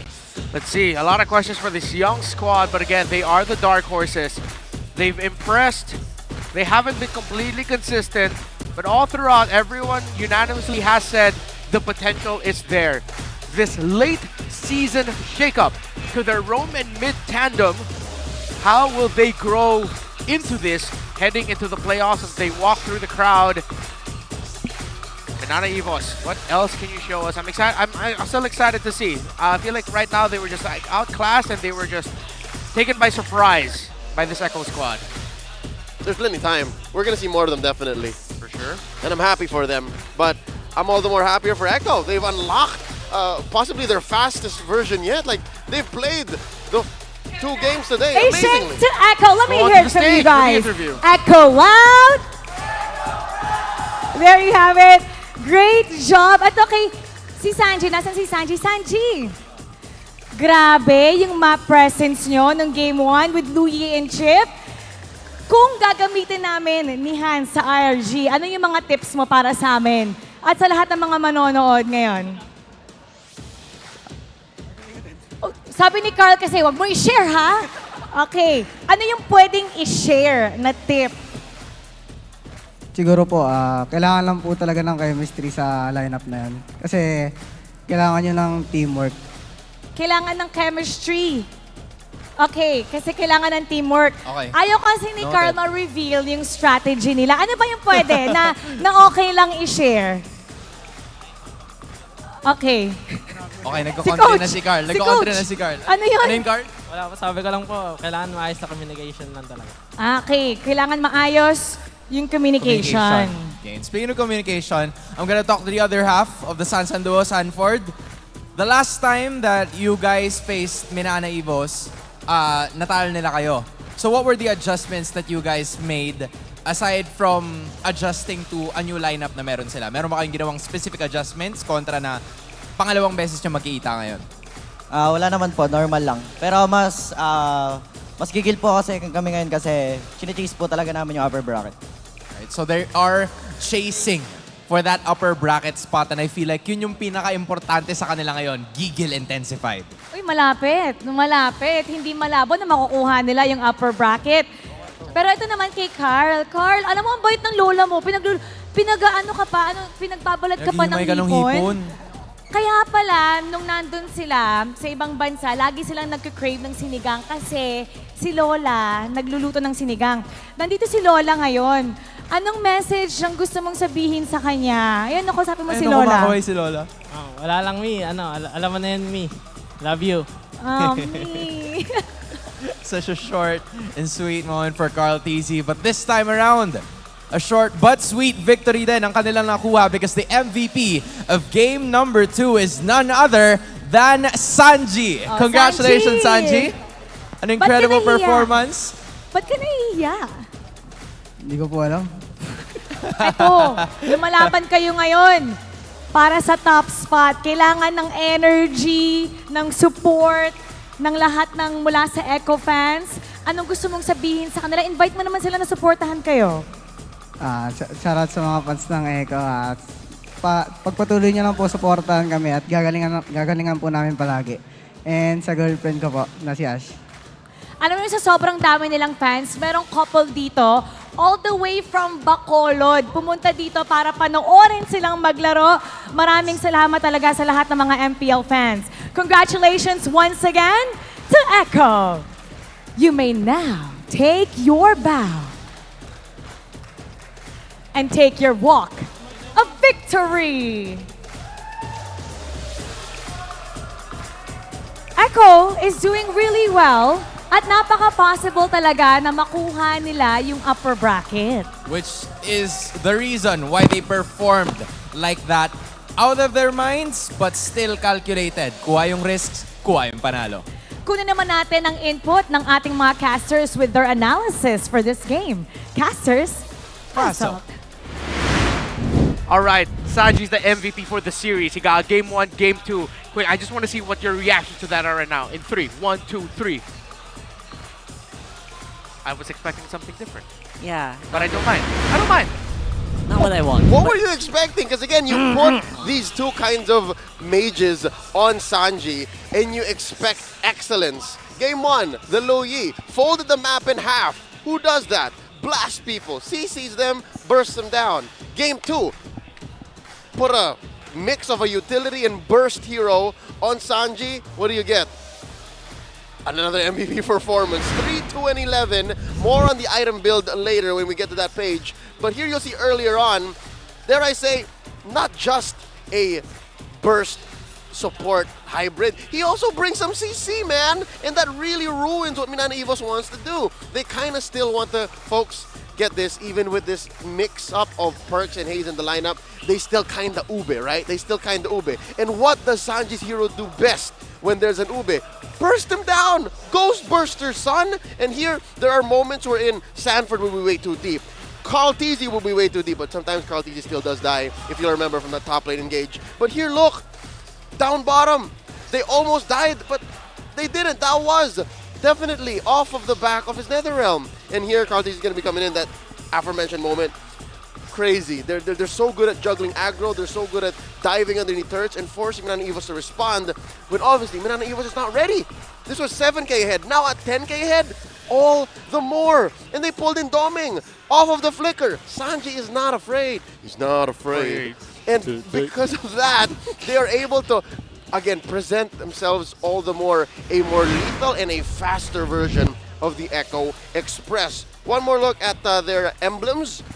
And again, at the start of the match, I commended how this common emblem on Doming would do great if only they let him play. If only they let him play, but they didn't. They played so fast, they played in your face, and that put the rest of MNNE EVOS in such a weird position. You'll see Echo rocking about what you should expect. If there is something I will note, it's that Sanford just built full damage, except for when he picked up Fighter Emblem. He has a little bit of sustain on him, and now to get to the items, Sanji rocking the Trinity, which is always ended at third by the new B-dubs, the Bloodwings. So he built up the book, Enchanted Talisman, the glowing wand for a little bit of extra damage for those stragglers, and then the B-dubs. So you want to scale that shield with already built-in magic power, and Bob's your uncle. Looking at the numbers here, of course, Kirk took a lot of damage. He tried his best to, again, from his Ube team, sustain as much, take as much damage as he could before dying, but there's only so much you can do against Echo, who is on a rampage like this. 10 minutes, 30 seconds. The rest goes the Orcas' way. And here you'll see that he is ahead, with Kaizen only taking up second. Rampage was the perfect way to describe what Echo did to MNNE EVOS in this game. The tempo, they knew exactly just... It's classic Echo in the sense of, we do this, we do this, we do that, lead to this, lead to that. Ecosystem. Yep. And again, it's an ecosystem that is built to do one thing, and it's trample through their opponents. Most damage dealt, almost missed it. Sanford, 35k. His kit is perfect for what MNNE EVOS was doing.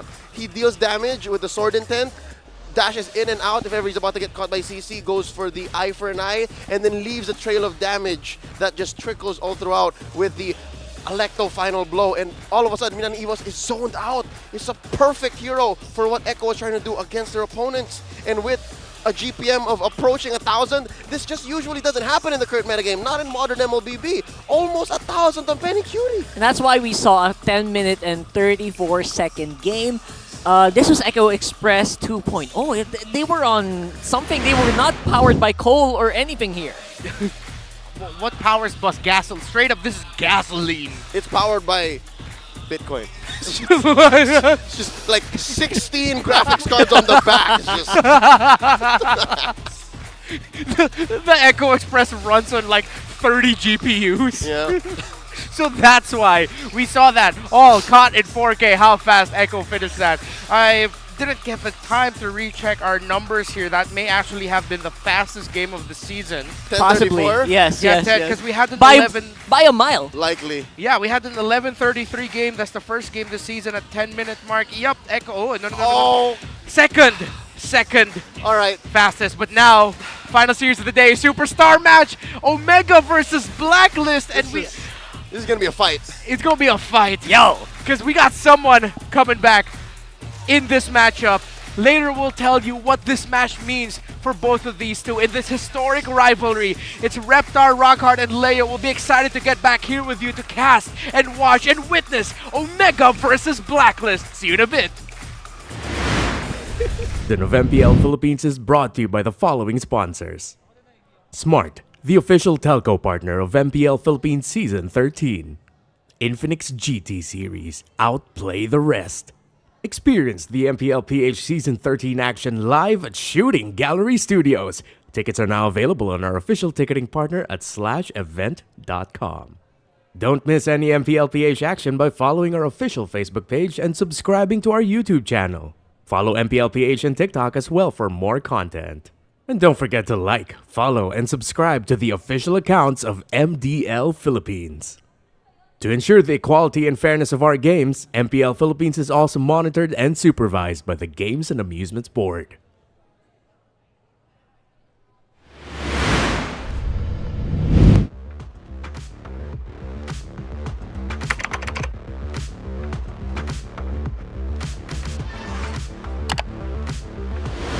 MNNE EVOS. If anything, the best team fights this week came from those two series. They were so scrappy, and I'd like to highlight Haji brought out a Selena Rome, the only successful Selena Rome in season 13. So now that they have Haji back in the driver's seat, do you think this is what they're going to stick to? Do you think this is the payoff for the process, or we're yet to see the full results? I think pwede muna sila mag-stick dito kung gumana naman for week number 5. And ano-ano ba yung mga formula na gumana sa kanila? Yung versatility ni Haji from setup, from utility, and naglabas nga siya ng Selena last night, last time na naglaro siya against TNC. So I think mag-stick sila dito, and Kimpoy, ready naman palagi, 'di ba? Nakita naman natin yung performance with the utilities. So for coaching staff and dun sa lahat ng bumubuo ng Blacklist International, support lang para kay Haji. That's our take on Blacklist International, our first under team this week. Next up in the under category for week 5, we're talking about MNNE EVOS. I personally wanted to put MNNE EVOS a little over, at least number 5 for this week, because they have such a strong identity. They took it 3 games against Blacklist, got swept by AP to close off the week. But you gotta give them respect. The fact that they, more than any team, not just in the Philippines, but maybe across all competitive MPL regions in C, they have such a great footprint. Like they're the most ube team. Florin, check. Angela, check. Rafaela, check. That's all Miles. That's all MNNE. Yeah, dumating na sa point na nag-Florin na sila, nag-Angela pa sila. So talagang walang mamamatay sa pamilyang to. Yun nga yung quote-unquote. Fighting healers. Yeah, the fighting healers. And isa sa mga kapansin-pansin, nung mga last weeks na naglaro din ang MNNE EVOS, nagtry naman sila. Binigyan nila si Spider-Mas ng Arlot, pero hindi kasi yun yung identity. So nag-stick sila sa identity. Naging mahirap naman yung mga laban last week para sa kanila. Pero kailangan nilang i-work out kung ano ba yung mga macro decision makings para mag-gel doon sa lineup nila, di ba? And that's why MNNE EVOS, I feel like the fact that they have an identity and they're sticking to it, support is life, means they might actually make it to the playoffs. Burrito and I did the math earlier, and based on their next matchups and what their potential point rivals look like, it looks like they might make it. It's very optimistic. I think this is the season. I think this might be it. That's MNNE EVOS. It pains me to say that our second to the last team, our second to the bottom under team, is the team that actually scored a savage, the first one in all of season 13. I'm talking about TNC. That was a crazy weekend for TNC. Sobra. And nakita natin yung potential ng TNC, no? With medyo chaotic lang talaga yung mga nangyayari doon sa mga laban na kanilang ipinapanalo at madalas ipinapatalo. Pero again, marami pang mga panahon. At least may 4 games pa or matches para sa mga next weeks. So ang importante nila para sa TNC ngayon ay manalo. And for TNC, it's a combination of they have to hope their opponents lose, their point rivals to lose, and they have to sweep. It's hard. It's hard. For these last 2 teams that we're going to be talking about in under, it's very difficult. But I think same way that MNNE EVOS has their identity of fighting healers or like utility supports, utility roamers, you can bet your bottom dollar TNC can always gain control of the early game. They are so good at the early game. Sobra. And then at the 9 to 10 minute mark is when things go sideways. Do you have any theories as to why that is? I just wanted to bring that up because, again, they're so good. They're great with the aggression. They're great with when they have a lead. But what happens do you think in that mid-game to late-game transition? I think yung Lord Control, isa sa mga importanteng kailangan. Lord Control and Lord Use. Lord Use and Lord Control for TNC. Na napapansin natin, majority ng mga laro na kanilang nilaban, nalulugi sila dun sa mga Lord Controls. No?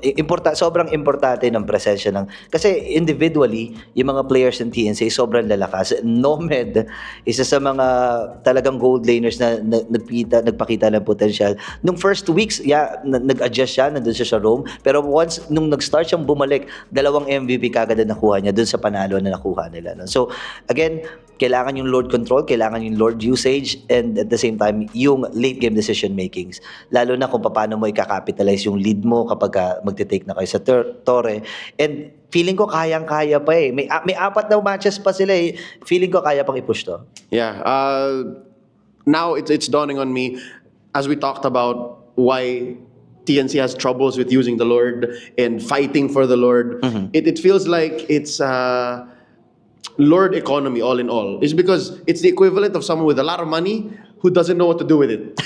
You have a Lamborghini, you have a Corvette, you have a Ferrari, but you don't know how to drive. They're able to get it, yes, but in the long run, they can't capitalize, they can't utilize. So I think that's one thing that they have time still to work out. That's TNC. They're second to the bottom, but they can climb out of this. But we know for sure, when it comes down to it, no holds barred. They can do anything. They can even score the first savage of the season. Last but not least, I hate to be the bringer of bad news, but if you're a fan of the Barangay, you're a fan of MPL Philippines in general, you know this is not a good place to be in. Smart Omega, they're bottom of the barrel. They're the last team that we're talking about here in overs and unders. Burrito, correct me if I'm wrong, this is, I think, a record in all of our franchise league. The most roster movements between MPL and MDL of all time. Of all time. I think, obviously naman ng mga first weeks, no, may mga switching talaga na nagaganap. May SK. Every week, yes. May SK, meron ding kagawad na lineup, no? Yung mga veterans and yung mga rookies. But then again, nakita natin na nag-switch din naman sila, pinaghalo na nila in a way, pero nangailangan sila ng mga reinforcements. Nandiyan si Andoryu, si Okir yung una, si Okir, and si Andoryu, and hindi ko alam kung pwede sabihin na. I think they have another one pending. They have another transfer pending. Yeah. And I think that's what they need. They had to call in reinforcements from the other barangay, from Neos. And here's the thing. Here's what's weird. If you guys are following MDL Philippines, you know that Neos is doing well. Regardless, Neos is doing well even with these transfers, even with these trades. So, I had to put you on the spot, Burrito, but what's going on? What's wrong? Hindi ko sure kung ano yung nangyayari. Kasi again, wala ako dun sa loob ng barangay, no? Pero, kailangang mag-double effort ng coaching staffs, no, specifically si Coach Lembol, sila Coach Nap, 'di ba? And kailangan nila magtulong-tulong, Coach Stronger. They have all the pieces. That's what's weird, is they have all the pieces. So what do they do? Yun yung for me lang naman, kailangan pagtulong-tulungan to ng coaching staff. And syempre, more puso. Kasi yun yung kailangan ng puso ng barangay. Nandun tayo eh. Panibagong identity ng barangay, panibagong mga players, panibagong halo, panibagong formula. Pero again, kailangan pumunta doon sa end goal mo, kundi makapasok sa playoffs. I think more than anything, this is literally growing pains. It's you built a new barangay, what you're used to isn't there. Like growing up, let's say, you're used to there being a bakery at this corner. You're used to there being a sari-sari store on this corner. And you come back as a grown-up, you come back as an adult. Where is it? It's a new barangay. Where were the things I was used to? I think that a version of that might be what's going on with Smart Omega. So I wish them the best. Again, this is both new and familiar at the same time. If you guys know, Smart Omega is known, they're notorious for just barely making it to the playoffs and then making a glory run. We've seen it happen even in their execration days when a good chunk of that roster moved over to the barangay.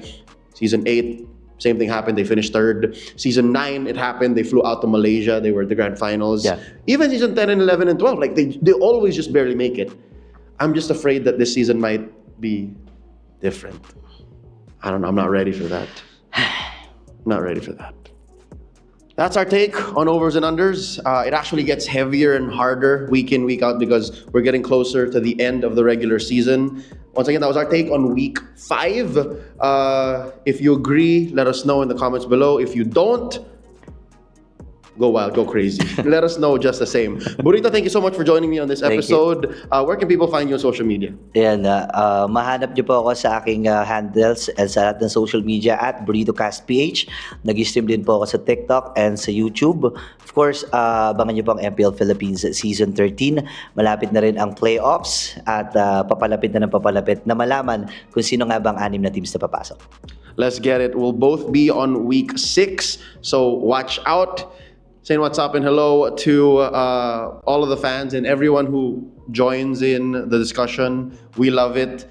Thanks to Rayash making sure that the content comes up and on time. You're a hero. And that's it. Peace out. Y'all take care. Busyan, minanaivos busyan. Spider-Miles, mag-Florin at mag-Angela ka na, yeah. Doming, mag-Clinton, Harith Kirk. Here in the MPL Arena, kasama natin ang dalawang super fans all the way from Bacolod. We have Mark and we have Nat. ML couple sila, Hans. You know, that's so nice. Saan po kayo galing? Bacolod. So it really is something na... Sino po ba yung sinusuportahan nyo so far? Sinusuportahan namin yung Echo. Kasi nanonood kami sa kanila since M2 pa, si Carl TC. Si Carl TC favorite? Yes. Si Carl TC favorite niya. How about you? Sino yung favorite mo? Yung favorite ko po si Carl. Si Carl din. Bakit ba si Carl? Kasi na-witness ko kasi yung ano niya, yung parang maturity niya from M2 and now being part of the Echo team. I've seen his growth po. And alam ko minsan sinasabi niya na naging mahina na siya daw, but for me, never siya. Malakas talaga siya. Malakas pa din. Yun yung parang nakakatuwa na OG supporters sila ni Carl TZ. Matanong ko, how long have you been playing then? Kung sinusuportahan niyo si Carl TZ nung M2 pa lang. We've been playing ML siguro since 2018 pa. 2018? Yes. Sige nga, anong role at favorite hero? Marksman, Hanabi, and Carry. And Carry, uy. Mid po, tsaka si Vixana. Si Vixana yung may flying ulo. Parehas meta heroes yan ngayon. Ang hirap gamitin nun. Okay, so ngayon nandito kayo sa MPL Arena. Kwento nyo yung experience nyo. Na-meet nyo si Carl. Yes. Yung main goal lang talaga namin is manood. Yun lang. Tapos na. Pero hindi namin in-expect na bibigyan kami ni Miss Mitch ng mga merch. Mabait si Miss Mitch. At saka nakapag-picture din kami sa Echo, which is grabe talaga. We are so lucky. At saka hindi kami nabigo kasi na-sweep nila yung Minana. Exactly. Bakit nyo naman naisip? Kasi ang layo nyo. Nag-book pa kayo ng plane ticket all the way from Bacolod. Bakit nyo naman naisip na pumunta kayo ng Manila para lang ma-meet yung Echo, mapanood yung MPL? Matagal na talaga namin gustong manood kasi kaso hindi kami makahanap ng time kasi may 7-year-old din na kaming baby. So, now lang nagka-time, tsaka sabi ko sa kanya, push na natin. Nag-book kami ng flights, ng Airbnb namin. Tapos buti na lang, nakakuha kami ng tickets from Slash. From the last minute. The last two tickets. Bago nag-sold out. Meant for them. And look at that, diba? The last 2 tickets were also a ticket para makita nila yung buong team ng Echo. I'm sure you guys have met them, pero hindi yata kayo nagkaroon ng much conversation. So kung may message kayo kay Carl TZ and the rest of Echo, anong mensahe niyo sa kanila? To Carl and the rest of the Echo team, let's win this. Atin yung season 13. At sa lahat naman ng mga manonood, invite natin sila na manood din dito sa MPL Arena. Kwento nyo rin yung experience nyo. Sa mga fans ng MLBB na taga Bacolod, kadto ka mo di sa Manila, tanaw ka mo MPL, kami enjoy kay kamo. Sa Jade. Ano ibig sabihin nun? Punta kayo dito ng Manila, mag-e-enjoy kayo ng MPL, for sure. And we're happy that you guys are enjoying. Alam nyo na, punta na kayo dito, malay nyo, mamit nyo din ang inyong paboritong teams at magkaroon din kayo ng merch. That's You right. never know. And for more of MPL, stay here, only on MPL Philippines.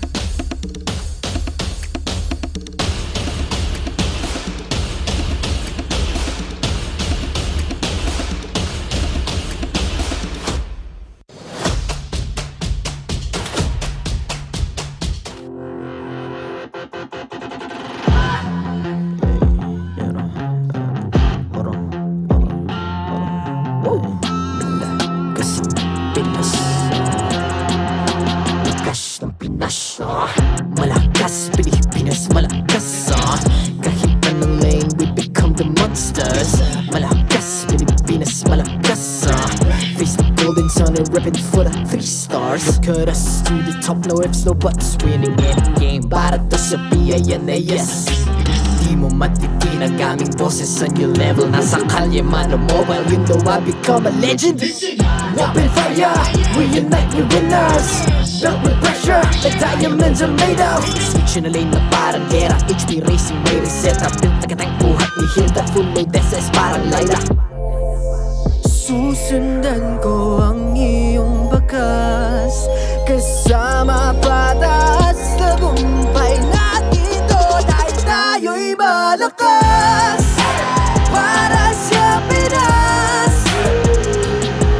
nasa amin ang alas, hindi tuwa atras, kinikilala sa taas kasi kami ang malakas. Para sa Pinas, nasa amin ang alas, hindi tuwa atras, kinikilala sa taas, ganito kami sa Pinas. Wow! Hold on. Yeah, wala ka sa Pinas. We are laging MVP, no surrender, no retreat. Pag nagsama-sama, just imagine what we can achieve. Laging MVP, no surrender, no retreat. Giving 100 all my all, cause we just cannot be defeated. We are unstoppable, immune and invulnerable. Ready ang equipment, lahat frozen, malang crowd control. Pakita ko na jab like pow, beast of the southeast. Taas sa watawat, proud and loud, cause every enemy we devour. Susundan ko ang iyong bakas, kasama patas, tagumpay natin ito dahil tayo'y malakas. Para sa Pinas,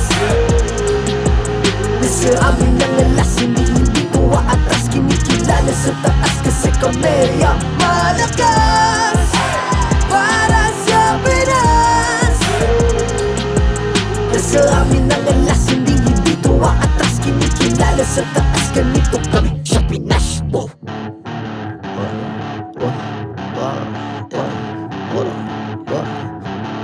Malakas, Pilipinas, malakas. Kahit anong lane, we become the monsters. Malakas, Pilipinas, malakas. Face the golden sun and repping for the 3 stars.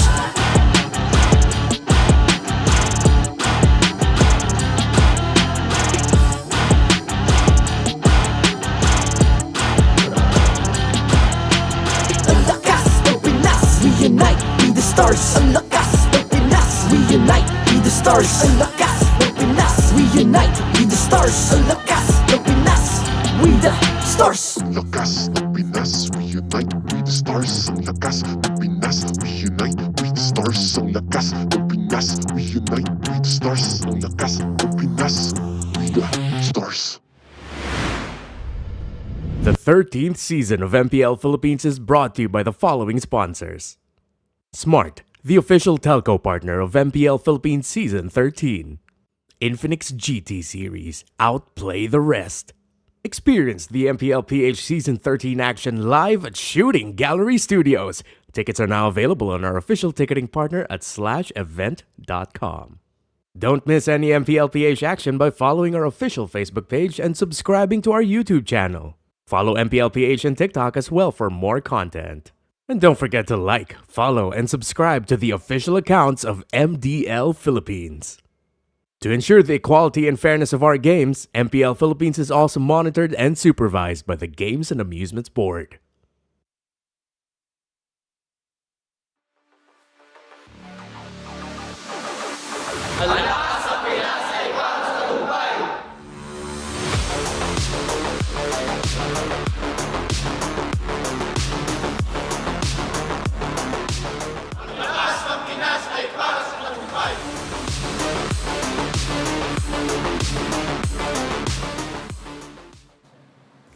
It's the third and last match here in MPL Philippines. Kasama muna natin ngayon, Smart Omega. Okir, kamusta ka na?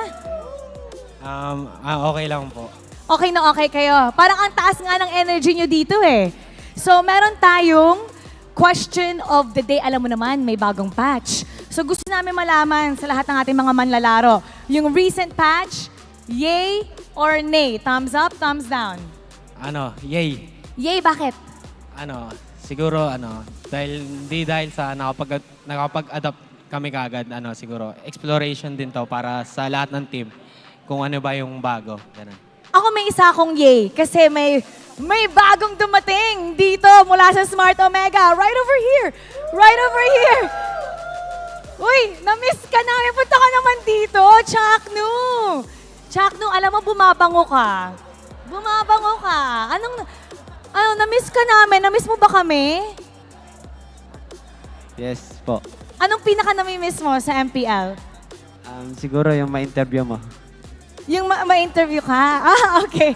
Bakit? Ano bang gusto mo sa na-interview?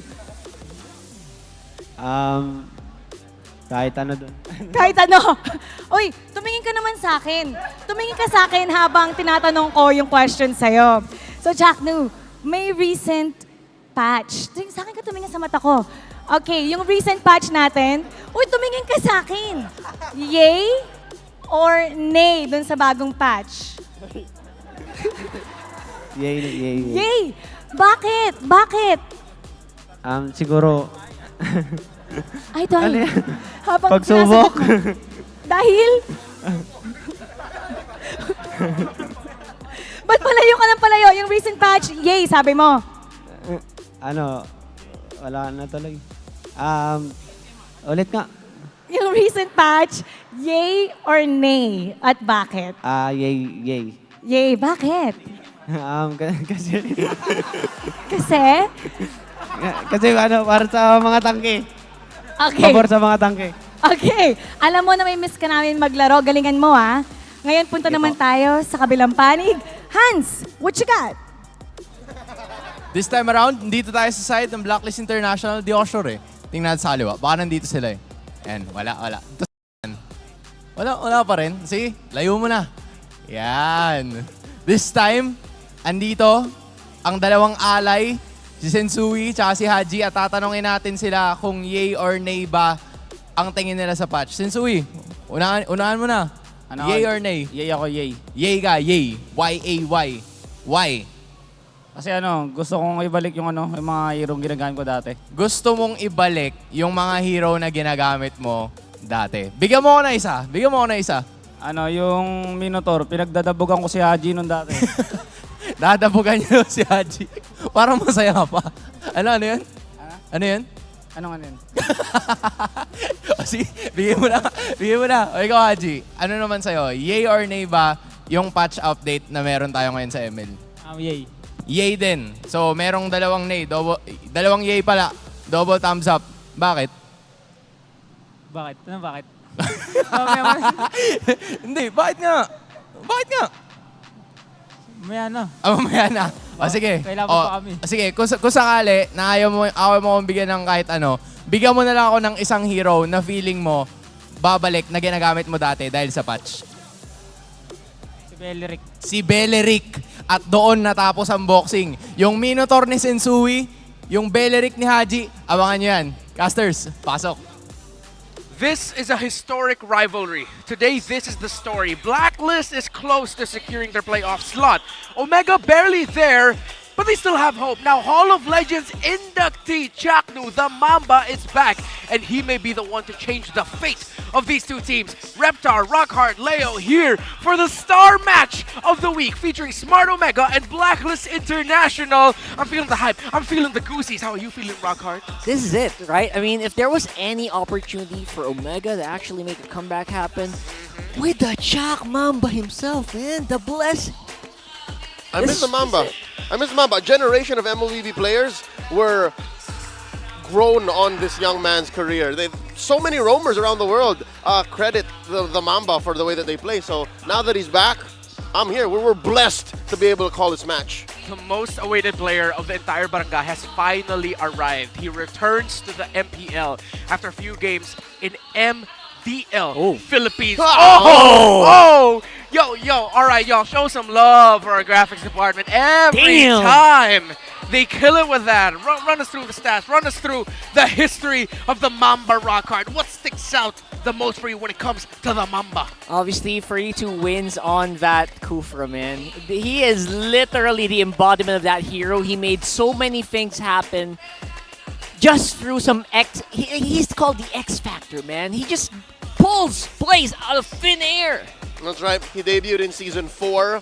Henceforth, 9 seasons in, has yet to win an MPL championship, has won the MSC in 2021, but yet, he stands here as the Barangay's last hope.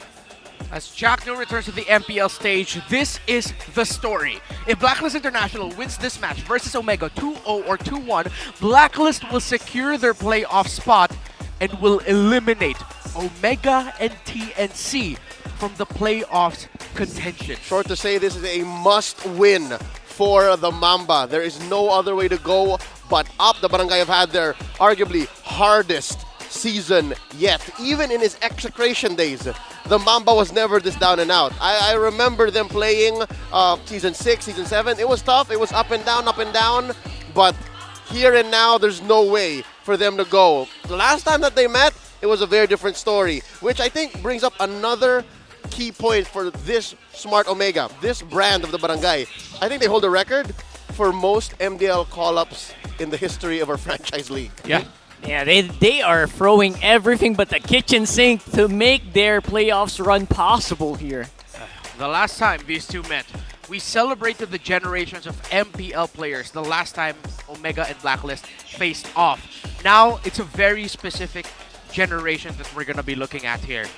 In terms of the rivalry of Blacklist versus Omega, Blacklist versus Execration, Jackno is the last man standing of that historic matchup, while MV3, Haji, Oheb, Edward, they're still there. They've had their fair share of iconic battles up against Jackno and his former team and his current organization. So who do you think will win this match? Rockhart, lay down the instructions for our viewers. All you gotta do is go to our official YouTube stream, subscribe to the MPL Philippines YouTube channel, and comment hashtag OMG or hashtag BLCK with your game and server ID. Then get a chance to win 1,000 diamonds. 1,000 diamonds to 4 winners. 1,000. That's perfect. You were going to watch this match anyways. It's a time-traveling machine that we're in. It's like it's 2021 all over again. Yeah, back to the past and the future. There are so many generations that we're going to be going through, and I just really hope we get to see what Jackno has been known for, those surprise setup plays. Speaking of surprises, Rockhart has one about one of our marshals. Who will it be? But first, let's run down who... Oh, Leo has that surprise. Who will be the marshals officiating this game? It's Chico, Jeff, Patrick, and Wilbert. Did you know that Wilbert grew up in Belgium? Spent 9 years of his childhood in Europe. Wow. No wonder he's such an international man of mystery.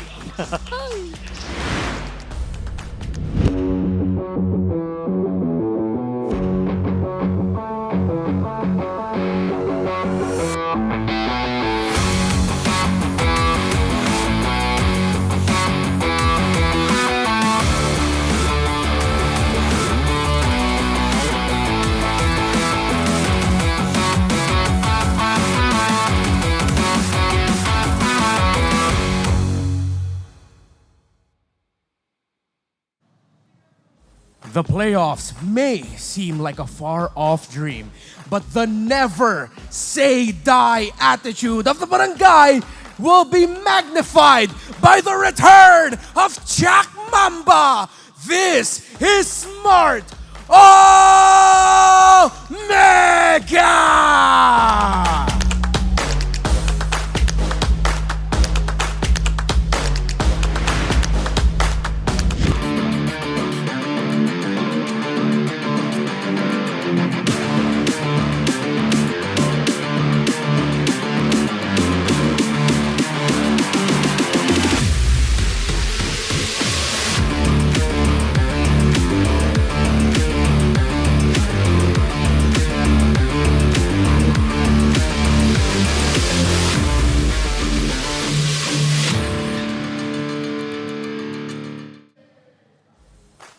They are one series win away from securing the final playoff slot. The championship mindset has taken them far. Can it take them to the playoffs? Truly top tier, it's Blacklist International!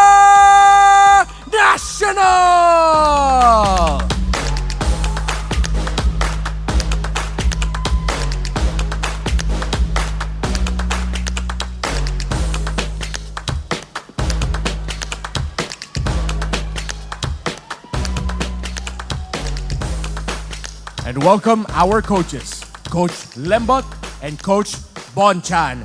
This is the Superstar Match of the Week! Omega Blacklist! Sino ang mananalo?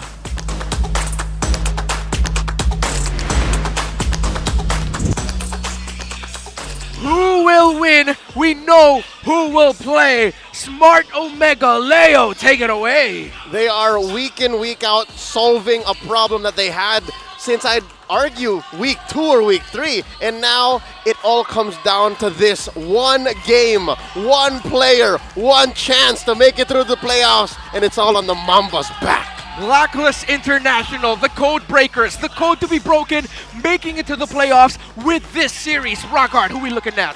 They've been actually in problem-solving mode for a long time now. I've been getting so many questions about that, and I wonder if they have already found the answer.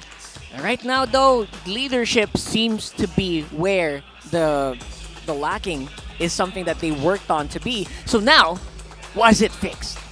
Was it fixed?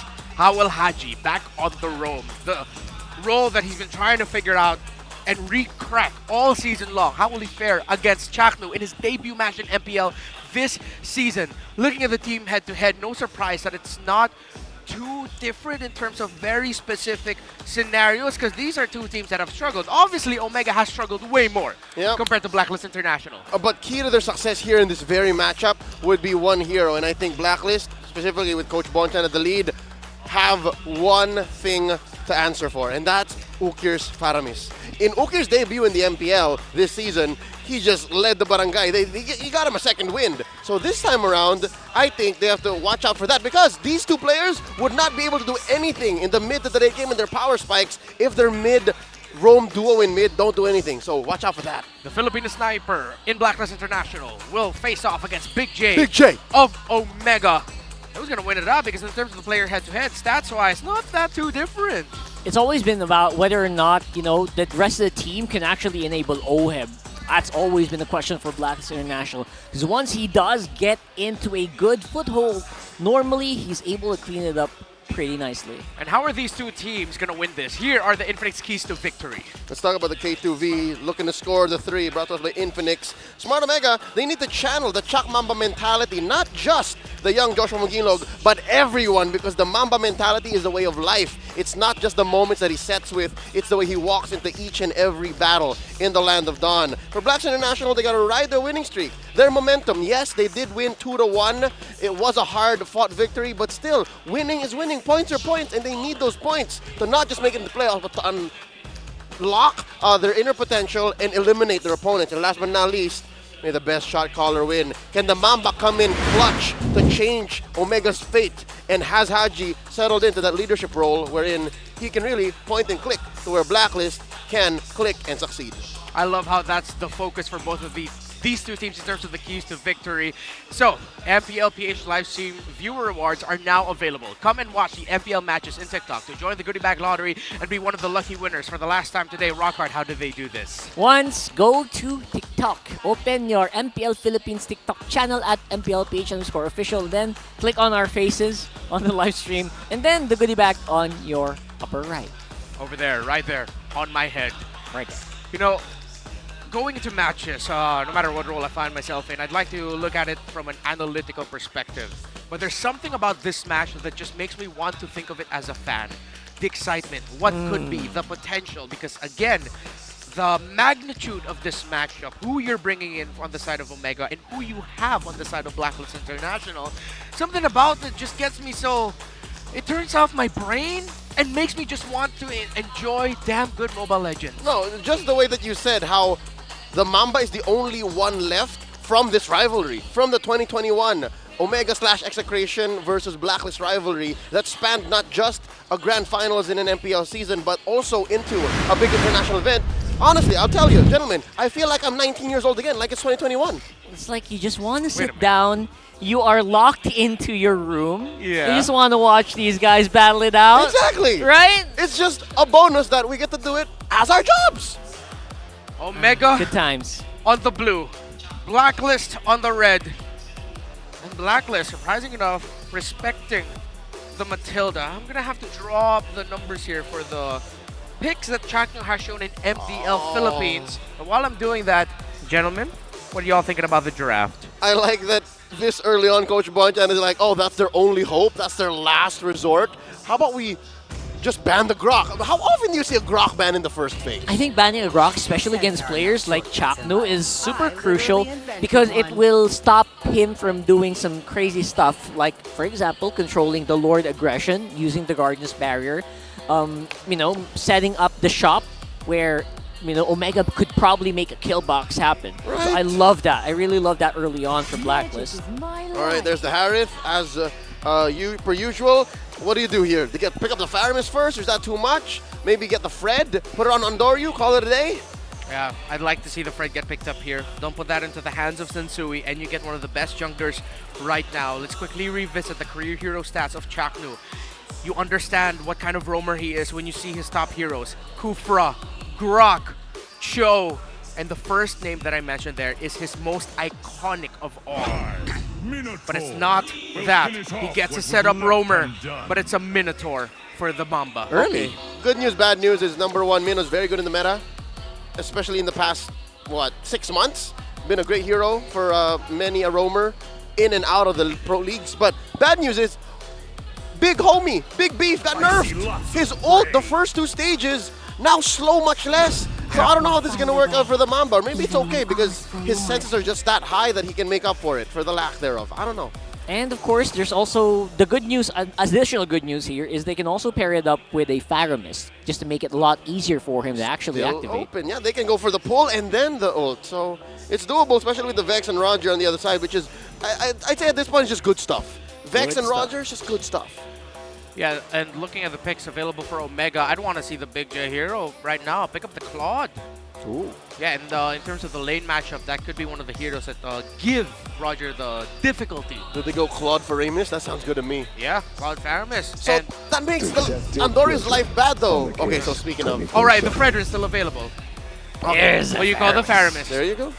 Okay, so I like this Minotaur pickup because Omega, they're showing their, their priorities. They will prioritize the middle rotations, roam, mid, and jungle.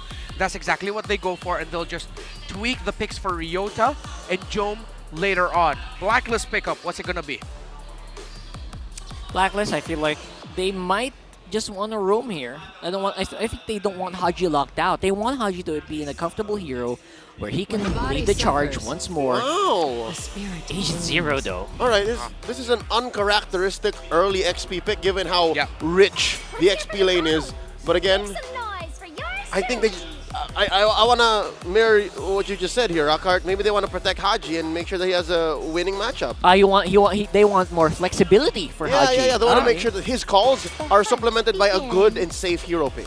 That's true, because actually, looking back into the trends of Blacklist International, their red side 5th pick is usually the roamer. So out of the 10, 12, 13 times they picked on the red side, 7 of those picks were the roam. And plus or minus 2 or 3 of them, Askimpoy. So still a majority of them are still on Haj. So we get those swings. I like how in a matchup where we see the return of the Mamba up against Blacklist International in an important matchup, we get a Benedetta for Edward. Rockhart, remind the viewers what this pick means for Blacklist International. The Benedetta Edward play, man, a lot of teams have actually respected this early on. Like, it's usually in the first free bans of a lot of the teams that face off against Blacklist. So regardless of how or where their standing is, teams know how to respect this Hall of Legends inductee as well. Oh, yeah, thank you for reminding us that Edward himself is a member of the Hall of Legends. Season 11. The first recent addition after the first 10 has been established. Yeah. Chakno was in the first 10. Edward was the first new addition in 11, as you mentioned. Technically 12th because the face of the MPL Philippines was number 11. Yeah. Right! Never forget. Surprise Never number 11 forget. by Gene Faldas. So Roamer's getting taken away, as we expected, but they take out a jungler pick as well. Ooh. So Blackshot gone. Akai is still going to be available for Blacklist. Too late to swing here. I don't think we're going to be seeing anything like a Nathan in the jungle. Not like this.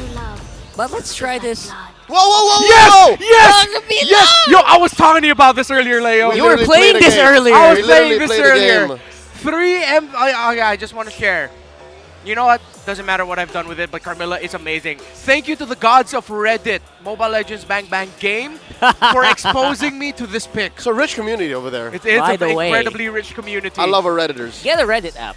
Carmilla, perfect against lineups that want to stick together. A lineup will want to stick together around a Netherrealm. May or may not be the first time somebody flexed their motorcycle on broadcast. What? We usually see kids, we usually see significant others. But that's neither here nor there. There's a Nolan, all right. Rather than Nathan. And of course, is this the first Masha of the day? Yes, it is. Yes, it is. All right. Oh, this is a Masha Rome. It's no way. Is this an oh, okay. XP. It could be an XP Masha. It's Masha XP. How it fares against a Benedetta. Is this the second Masha XP of Season 13? I'm gonna have to double check that. I will look through that. 4D has done it, I think. So, if we're talking about Sensui, he mentioned old heroes. What's an old hero for Sensui? Pablo and Cuba? Akai? whoa. For sure. Hey, he played it in last season's playoffs. What if it's a Karm jungle? Oh no, it is a Karm. Oh my goodness! Is this an old Sensui hero that we don't? Dude, exactly, Leo. This is what I was talking about. She clears fast as the game goes on. A strong utility. It's a new flavor of utility jungler. Yeah. Okay. And we're gonna see Haji on a Franco against Chakdu. I'm here for it. And here we thought we would see Chip Jungle first. Wake up. It's 2024. We got Carmilla Jungle. And we were not wrong, right? We were not wrong to really hype this game up because now I think we are going to be given such a spicy treat. A lot of people are going to be watching this and studying this for sure in preparation for playoffs. Because what is this? Is this something that can potentially pop up for teams to pick up? Oh, dear Lord. If it wins, then yes. We are but a mere 72-some hours away from the patch dropping. And now seeing in pro play, a new jungle pick in the Carmilla. Wow. Who would have thought that this is what we would see? In the historic rivalry between Blacklist International and Smart Omega, their most important game in a long while. These picks, these players, these heroes, welcome to our superstar match of week number 6. Who will win? Blacklist or Omega? Our hosts were asking the players in the back, yay or nay for the new patch, and it looks like Blacklist International answering us with their actions. Definitely a yay. We'll see though if it pays off. So far so good, waiting for the emblem pickups, checking out what it looks like. What do you put on this Carmilla? Of course, support emblem, and then adaptive attack. Yes. And then of course the season hunter. Man, if this works for NQC. Blacklist, imagine they can also flag this on Rome. Yep. Interesting. Honestly, Robe Carmilla, that's what I've been playing it as. Ah, there But in terms of what she brings to the table, again, she is surprisingly fast with clearing. Is this also not a new emblem on a Roger? This is WF, Weakness Finder, also got adjusted in the last patch.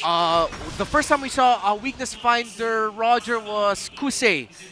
So this is a Kusei flavored play of Roger. But that was before the buff. Yes, that was before the buff. This has been an adjusted emblem now. Yeah.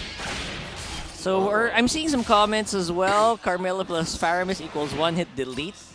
Is that real? It's on the wrong side though. Yeah, it's it's not the one you're thinking about probably. Oh, Okay, look at that. the bottom lane, dueling it out, Joe. Yep. Suyu and Edward trying to make a play for Ryota, building that advantage into the first turtle. Ooh. Wow, look at that. He just popped that HP bar. Good pressure. Yep. So quick. Here we go. First turtle. Good positioning from both junglers, and they have the backup. It's just very difficult for Ryota. They might get outnumbered here. Edward, good dive into the back. There you go. Stuns coming out here right now. Nice catch there from Ukir, but they clear out the Netherrealm relatively quickly. And Doryu, just no match from the firepower being displayed by Blacklist International. It wasn't even max links on that Carmilla, right? Just one. There was just but one. Yeah. And again, I'd like to think that it's because they got outnumbered. Ryota was held hostage underneath his own turret. Free turtle here for Black. Kind of questionable from my side in terms of why Omega would still put themselves in a scenario where they wanted to try and contest, especially knowing that Ryota was pushed back and Edward was such in a good position. Yeah. Questionable at most for me. Yep. Again, this might be evidence of this new lineup not having the synergy and the comms that you expect from a team that has been playing for 6 weeks straight. Because again, they have been adjusting in and out players here and there, changing role for role. So maybe it just gets better the more they play. Again, we're just 3 minutes in. All right. See how Omega will recover around the map here. Still not a crazy lead for Blacklist International, but they need to be careful with what we've seen from Omega so far. Seems a little bit of hesitation, growing pains potentially. Items though already a feather heaven for that Nathan. Look at the aggression, man. That's pretty good. I gotta say again, credit where credit is due. Usually when you see any gold laner lane against a Roger, you're very rarely winning. And Big J is definitely standing his ground. Definitely not letting Oheb, bully him at all around this lane. That's very crucial as a Nathan. Like, you need as much space as you can. Yeah, Big J, Joe, actually one of the more aggressive and very brave gold laners. Sensui. Nice pull in, energy eruption, and I don't know if Sensui can make it out of here alive though. With no one to catch him, that's gonna be Joe with a kill. Nice suppress here from Haji, and Doryu gets taken out as well. Whoa. Not sure if that's a good trade, but Oheb goes in with a double. He's still going though, and a flicker in, that was interesting, but yeah, they got what they wanted. Yeah. More than. They got a 2-for-1 there. Blacks International are going to grow their lead about twice as much now, approaching the 2K mark at 4 minutes. Earlier you said, Reptar, it's not as big. Definitely, I'd say significant, but now this is huge. 4 minutes in, 2K. Yeah. I don't think Black can even... Omega can even think of contesting this turtle. Yeah, but it looks like they're going to be trying again. They're going to try. It's going to be risky. Risky, wiggy. This is going to be an emergency for Omega if they decide to go for this. Already ultimate for the Franco, not there yet. Oh! Already threw in Curse of Blood, and again, Chakno, just no way to retaliate whatsoever. Edward, the final blow in. Nice knock up here as well from the Eternal Guard. And Doryu once more. I don't know what I can do for you, man. There's just no way for him to get in the range. Okay. Nice pull in, Haji. Might have been a bit more than he could chew here. Flickers out, and a nice switch with Sensui. Although he will be able to walk out there. That was a bait and switch. I would have plenty words for Andoryu if he died in that case, but wait. All right. Edward. He's going to be fine. Ryota for the flicker in. That's not a eye for an eye under the turret. The outplay, and the crowd goes wild. Agent Zero. Put that on your weekly highlight reel. As Ron Simmons would say, damn. Of course, there's follow-up here. Of course, Omega not letting that go unpunished. Nice pick-off there coming in against Yue. That could buy some space for Joan to make a turret kill happen. Much like Ron Simmons, he's never really alone. Given the APA, you're always with Bradshaw, and that's what Haji was. I think we'll see another replay. It's an amazing bait. It's an amazing, again, damned if you do, damned if you do. Catch-22 for Ryota, because he's been going at it here in top lane, and he didn't expect Haji to be in there. And to be honest, I think Edward didn't even need Haji. Am I wrong to say that? You're right. You're actually right. Haji didn't even hit the hook. Nothing. He did hit the hook. He was like 10 feet away, and Edward was going to win the fight regardless. Yeah, and at that point already the damage of the Thunderclap was negated by the Eye for an Eye. The Curse of Blood flows back to the Land of Dawn. The last time Carmilla was picked was by Blacklist International in Season 6. Full clip? By Full Clip. Who's full clip? Why don't I see Full Clip on Liquipedia? Who's Full Clip? Full Clip. Just as a reminder for y'all there, yeah, we're messing around. Full Clip, the old name of Kyrie when he was still a member of Blacklist International. That was his debut season. Ryota! Hey, what the heck, man? Ryota walked in and couldn't even walk out. Ooh. Nice pull in here from Ukir. That's tough. I saw the body language of the young man, Noe Makasa. He's a veteran of the league, but something tells me there was a little bit of a twitch there. There was a little bit of a frustration as he got caught underneath his own turret. Yeah, the hunt surprise here, and again, the follow-up damage from that Vendetta is insane. All right. Omega, they're still trying to contest. 3K gold lead here, almost 8 minutes into the game. Every couple minutes, that lead just grows by 1,000. Little by little, it grows. Here we go. There you go, Curse of Blood again. Single target stun, all they needed. Right now, Edward is the target here for Omega. Now the chase is on. This might be better here for Chaknu. And get it set up. Finally, Andoryu getting the retribution he always wanted. Omega on the board now. And at no cost, relatively speaking, because again, you still have Ryota pushing down bottom. Oh! There you go. Finally getting some stuff done. Andoryu, that hook from Haji, making sure that they can make this mid turret fall. Nothing comes for Oh, free. flicker in! Flicker in, Bloody Hunt. There you go. Jack Mamba's down. Wow, this Franco by Haji, he remembered that he is teammates with the mayor of Hook City.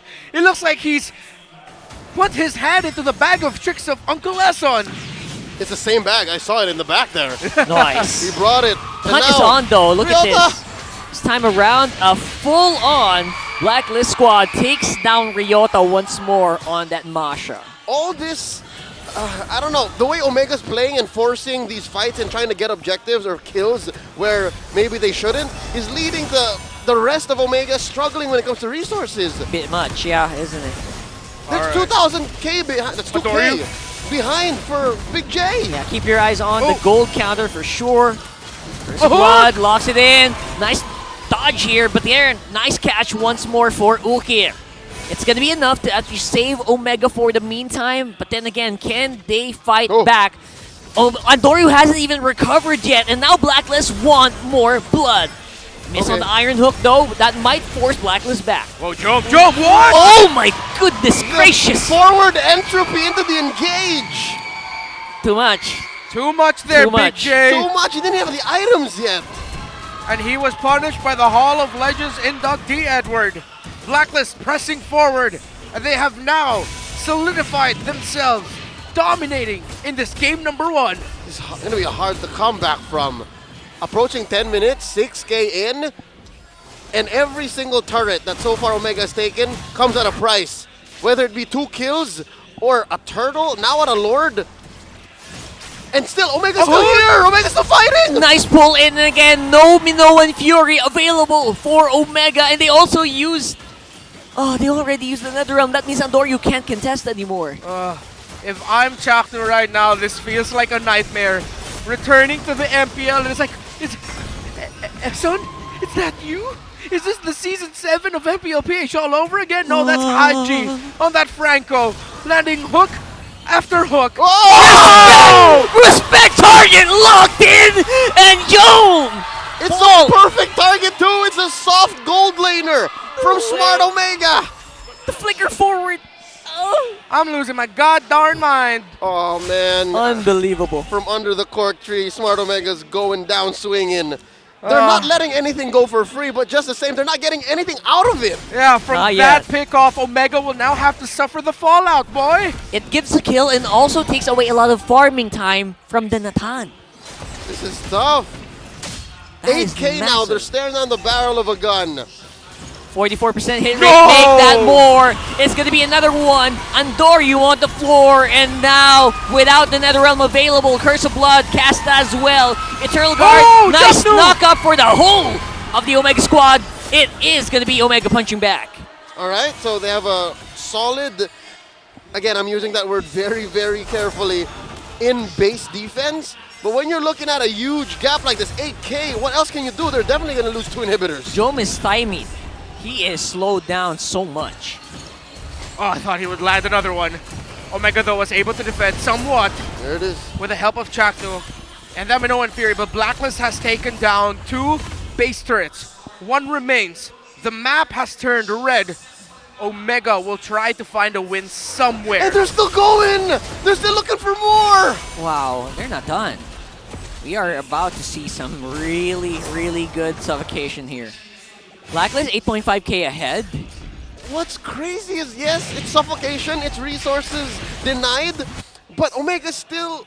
They're pushing out. They're still pushing out. Usually you would like to keep safe. Yeah. As you look at the items, what does Omega have here to potentially turn it around, or do they need to wait for more? They have 3 on Jom. They have, barely 2 on Ukir. It's a support build on the Minotaur, so at least if they want to heal, they have that. Yep. Never underestimate the heal coming in from a Minotaur. That's actually will caught Chachu by surprise. That's true, but given the firepower Blacklist is packing, I expect them to just run through both HP bars and all heals. That's just the math right now.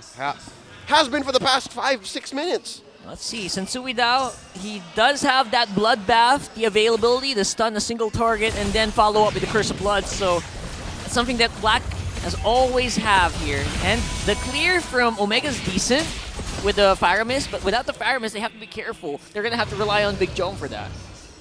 Okay. Omega, 7.5 is the deficit that they face. To contest this would be damn near impossible. Well, never say die. Will they force it? No, they will not, but they will wait for the inevitable purple buff invade.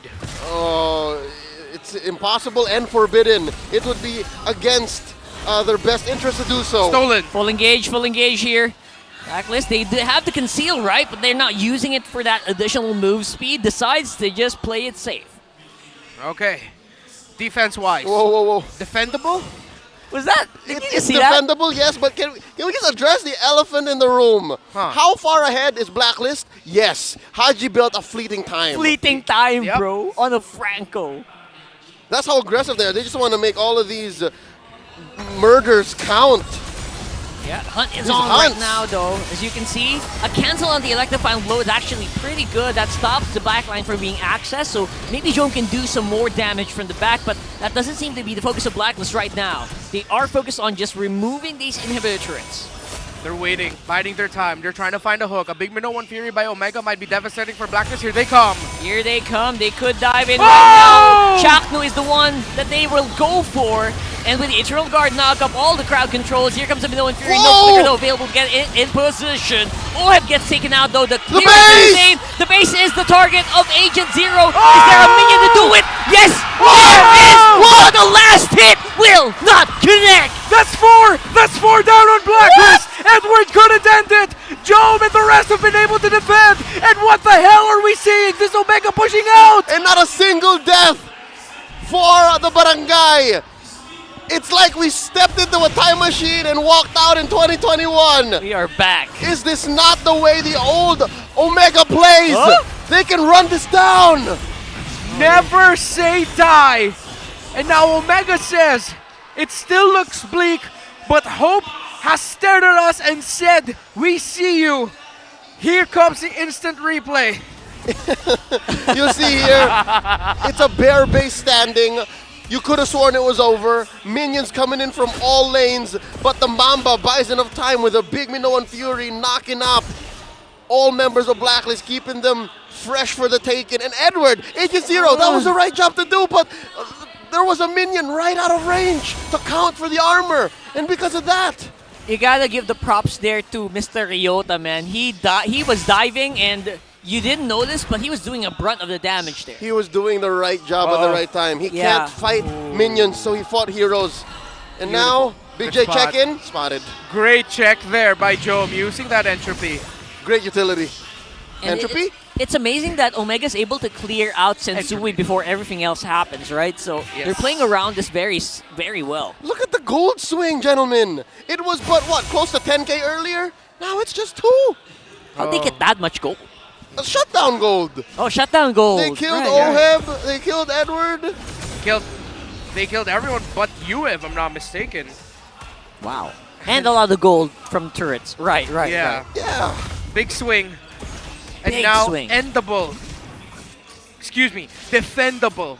Yes. For Omega. It's You because missed of the D, F. There you go. The D, the F, and the O. But this placement of Haji and Edward is something Omega needs to watch out for. I don't feel so bad anymore, given what's been happening in the first 10 minutes of this game and that last big team fight. Because now Omega can go tit for tat, they can go toe for toe, and blow for blow, because their items are now actually up to snuff here.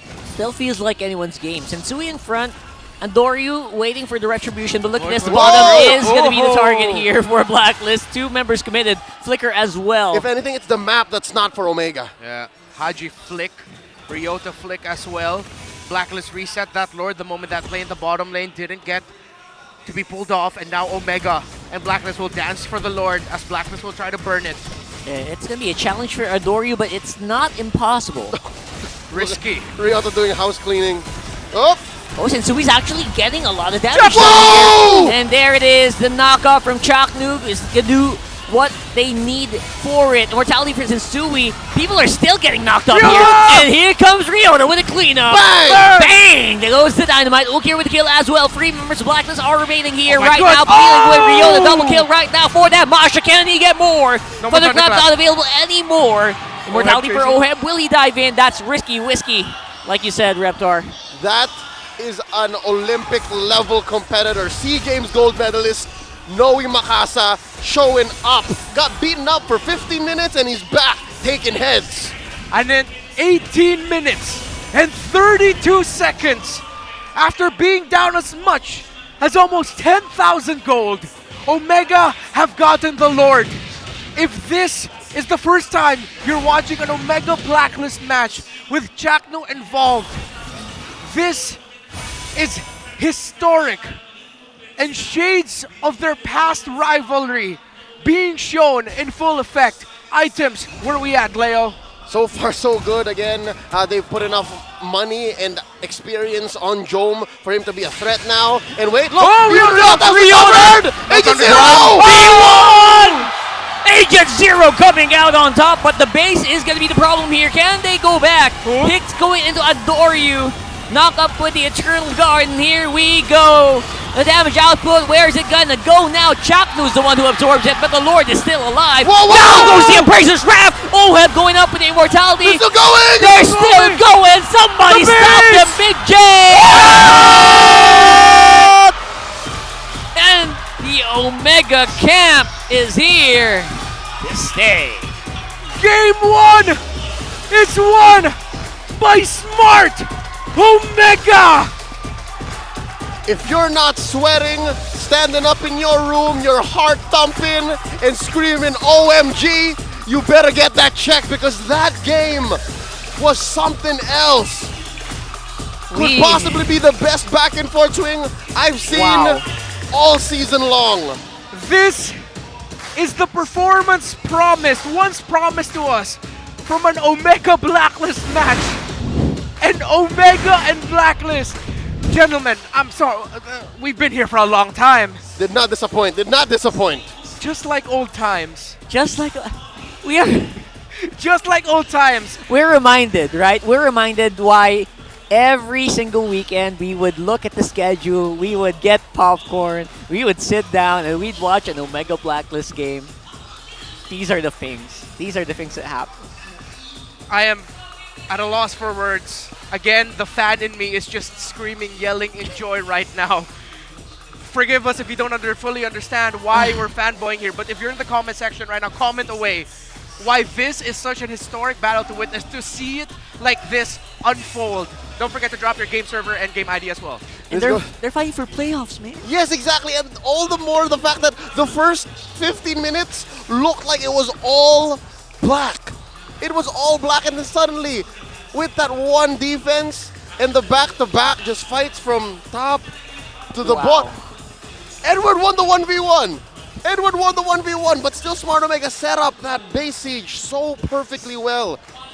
If for Reptar, it's the matter of fact that it feels like you just want to be a fan all over again. For me, it's how crazy it is that we're like in a time machine. I feel like I should be wearing a face mask and putting on a face shield, if you know what I mean. But check it out, our MVP for game number 1, the returning, the incomparable, the immortal Chak Mamba, Chaknu, coming in. That last Minoan Fury underneath the base could have single-handedly won them the match, because if he didn't do that, if they didn't get that CC in, they could have been staring down a wipeout that was very much endable all the way down as Blacklist runs it over through mid. Check out the way he's built his Minotaur.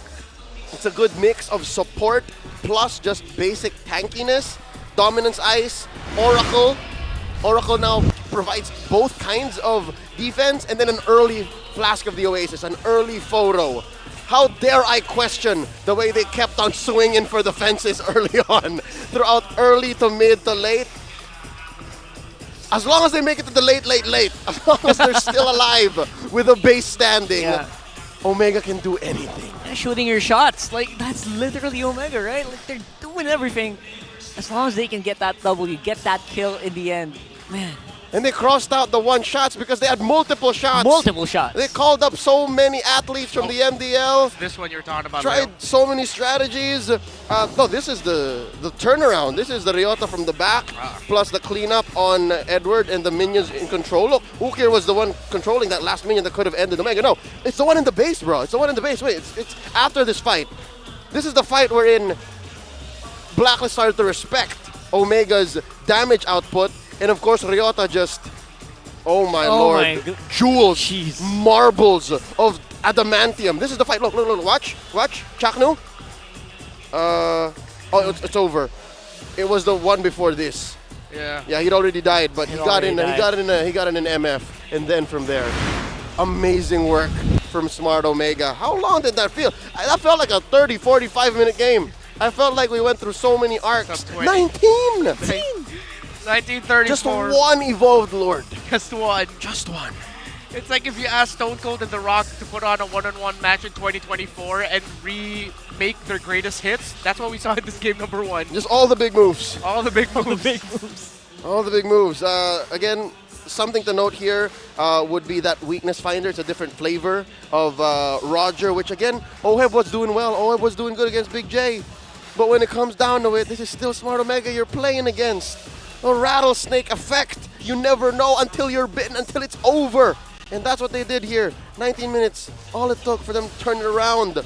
And they ended with a gold lead, by the way. 3,000 gold, all in all. Item builds here, you see Ryota full-on damage build on that Masha. Big J eventually did invest in a Wind of Nature and then an Immortality, because again, he is target number 1 for Blacklist. And you'll see, I expect this stats and the damage records to be skewed towards Black because they definitely did more work in a majority of the parts of this game. But so far, I think because of the shutdowns, Jome got good Shutdown GPM. kills. It got pulled over. Andoryu with the heals and the Nether Realms, definitely so much damage taken. And then of course, when you say the words wingman in MLBB esports, in MPL Philippines specifically, even if he did step out for a season, the Chak Mamba's still in there. He's literally the embodiment of like who you want as a wingman, right, in your team. But unbelievable. Amazing work. As we look at more numbers on your screen, damage taken for both Omega. Again, it seems like this series, or this game number 1, this isn't even the series yet, that was just game number 1. Replaying the greatest hits, it seems like Chaknu really was the heart of the never say die attitude after all this time. Yeah, and again, look at the damage dealt here. A lot of it is on Yue, given the combo that Yue and Haji has. It's so easy to go hook, bite down, Eternal Guard, Bob's your uncle, Oheb's gonna clean up, Sensui actually helps with the engage.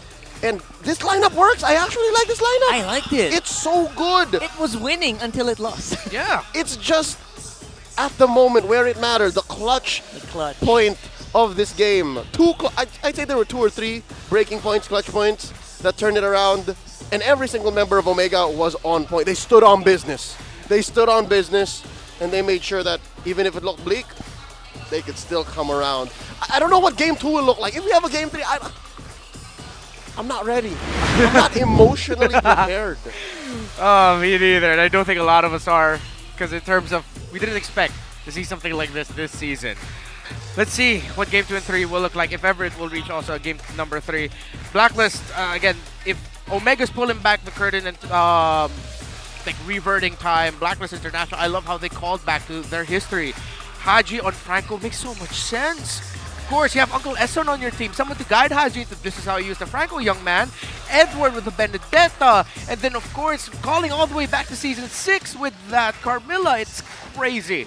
So from April 6th to April 30, you dive into the Infernal Wormlord Draw event. Because as we're losing our minds here, you can lose your minds by winning the exclusive Moscow Infernal Wormlord All-Star skin, along with the first ever skin ID tag. So if you don't have that ID tag, you have the gold one, sorry, you can't get it anymore. You can still get the silver tag, which is also still great. It's still better than your average skin. Exactly. Still bling. Yeah. The best skin reveal we've ever had, I think, was for the Moscow one. Yes. Because when I saw it, I was like, this MLBB? Oh my goodness, it is. So, If you want to make your own historic moments in your community via esports, assemble your own community tournament. Be a part of eProject Esports for Everyone and show the world your impeccable esports prowess. Enjoy tournament access mode, guys. Tournament access, let's go. Free in-game items and diamonds and more. All of that just by scanning that QR code right there. Scan it. Set up your own stories. Find the Chaknu, the Edward, the Haji, the Antorius of your community. There's a Big J somewhere there in Barangay Santa Cruz. District 2. District 2. Talking to you. You. Is there a Big J there? Somewhere out there. Is there a Big J in your community? Ooh. Hey, if there's a viewer right now on the live stream whose first name starts with J or your IGN starts with J, Yeah. go ahead. Feel free to call yourself Big J. By the way, folks, some important news for you. Watch the star matches to win MPL PH Season 13 playoffs tickets for 3. Just comment your winning team in the live stream post and tag 2 of your friends. And one winner per match will be randomly selected and will be announced on MPL Philippines' official social media channel. So you won tickets and you go on and get announced on the official page? Really? You know what? You were going to watch this matchup anyways. And if you're not, then you should. Tag your friends, the ones who should be watching. Call them. Blacklist International versus Smart Omega. No, your pandemic friends. Tag them. That's It's right. happening again. Yeah. Wake up, babe. Blacklist versus Omega is on. And it's like it's 2021 all over again. Honestly, if you ask me, like, what do they have to do to adjust, I'll just tell you. Blacklist was playing their hearts out. They were. Omega was also just, for the first 15 minutes, doing Omega things. Again, I was this close to pulling a midnight. But I didn't because the turn happened at the perfect moment. Usually, folks, let me just tell you, in the old days, Omega would hold it down up until 25 minutes. 26, that's when you would see those moments. But here today, they're like, you know what? Pull the trigger at 15. Yeah, let's speed up Omega timers just a little bit. Let's look at the draft recap. Again, if you're only tuning in now, Blacklist International with this draft, that Carmilla, are you wondering where it went? It went into the jungle. Both of y'all mentioned you liked it. What did you guys like about the Carmilla jungle? I feel like it gives Sensui more security because the Carmilla's one beefy boy, beefy Carmilla. girl. Beefy Is the woman. Carmilla. Carmilla. Beefy girl. Carmilla. I feel like because of that, you know, Sensui's normally very good with the Retribution already. Yes. It adds a layer of security that he won't die immediately, right? So it adds to what already really good Sensui instinct, and because it also massive amounts of crowd control. I think it's more of the latter for me. It's the CC and like the CC. reliable. It's the reliable peel. As a Carmilla, you're able to amplify what everyone else is doing for your team and to spread the love around. So in that case, it was doing its job, especially with the Franco roaming around the flanks. Yep. You wouldn't really know where Haji would be up until it's over, until you're dead. But here, especially in their own base, there was very little it was doing. And Omega just overloaded their senses, overloaded their approaches, wherein what was working in the first 2/3 of the game would not work anymore when Omega is in your face. And at the very last moments of that last match, I was also looking at the bottom part of the map. Something might not have been communicated correctly Between- because Edward and the rest of the Between team. Black, okay. It doesn't seem like Edward was recalling. He was pushing. He was just. So he might have been trusting. You know what? He was maybe asking, guys, is this okay? Is this fine? Can I push? He was probably giving the go signal, and there was a disconnect. Yeah, it looked like they were trying to go for that base race approach at some point. Which they would win 100% of the time. They would win. But it looks like it wasn't enough of an effort. And again, even if he did win that fight, Omega was going way too fast inside their own base, given the 4v5. Now into game number 2. It's still Omega on the blue. Okay, so it looks like Blacklist International. Wait, no. Huh. Wait, who was home? Oh, Omega was on the blue side. But who chose this? This looks like it's Black. I'm gonna have to double check that. Yeah, this is Black. Yeah, Black chose red. Seems to be. The Black yeah. chose red. Coach Bon likes red. Now, what's missing with the Carmilla? Maybe the Sicilian. The Sicilian put them together. There was a time in our recent history that Sicilian was a good mid laner. I remember Haji played that hero. I remember Edward played that. Edward played that. Weird history. Weird parts of our head, like season 5 or something. Edward like was that. still a mid laner. My brain is adding these thoughts. It's weird. You're not Mandela affecting, folks. No, like, no. It's real. It's real. Oh, Omega made the first entrance of the day, right? Yes. Yeah, now Omega chose blue, and then now Blacklist chose red, yeah. Correct. All right. First pickup. I would not be surprised if we see Carmilla again, honestly. Yeah, They it can was still make it fine. work. Yeah, it was going fine. great. Yeah. So there's only really the Matilda or the Minotaur ban here. If they don't do either, they're leaving it all up. Yeah. It's one or the other. Can we get a Chak Kufra, please? Just one. Just Come one, on. please, please. There's the Harith. Okay, they're leaving both up. They're leaving the Matilda and the Minotaur and the Nolan up. Basically, the only adjustment is that Ukir hero, so Faramis. Yeah, what's Ukir gonna play now? Because the Faramis was super important. If not the Mamba, Yeah. I would have said Ukir was MVP last game. Yeah, it saved them multiple times. And Hey, they hey. get the Matilda. Chak Matilda is what we're going to be seeing for this. You know what? I like that. I wouldn't even be surprised if this was post for Matilda. 7 out of 10. It's fine. Well, have we ever seen a Mage Matilda though in season 13? You know, pure utility mid roam. I am fine with that. But wait, y'all. Then again, we saw Ogun roam Matilda full damage. Yeah, earlier too in the series tonight. Right. But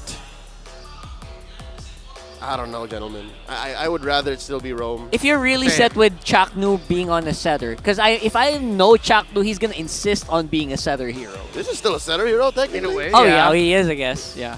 He's played a decent amount of Matilda over the years. So are they going to pick up the Boxer for the rotational speed? They need a really good mid laner as well. I think Chaknu literally just went Baksha. Oh no, it's Barrett. I misread what he mentioned. Yeah, were you reading their lips? Work on the lip reading there, gentlemen. All right, that is the Claude, which is good. I think it's just in general for Jome. And then you have the Matilda Barats combo. Ah, classic. So... What? Blacklist bag of tricks from the side of Omega. It is in despair. And they close up the first phase with a Nathan. Okay. All right, not bad. All right. Okay. Bats. Nathan, likely gold. Yeah. Gotta be. Yes. Good ban on Have we this. seen Sensui on the Nathan jungle? Yes. Yes, multiple right? times. Yeah, multiple so- times. Multiple steals too. Stole several lords. Yeah. So it's still kind of flexible. For Blacklist here, okay, the ban on the Minotaur. EXP laner picks, if this isn't, because there's still a chance this is going to be an R-lot for the roam. Roam, right. Paquito, Benedetta, Yuzong is available. If I'm Omega, I might be eyeing on a Yuzong. Go full dive and then wreck that backline lineup. Because now if Omega are drafting something like an R-lot roam, you do not have enough frontline hold up against a Yuzong. And you do very little to Claude. protect the backline. Exactly.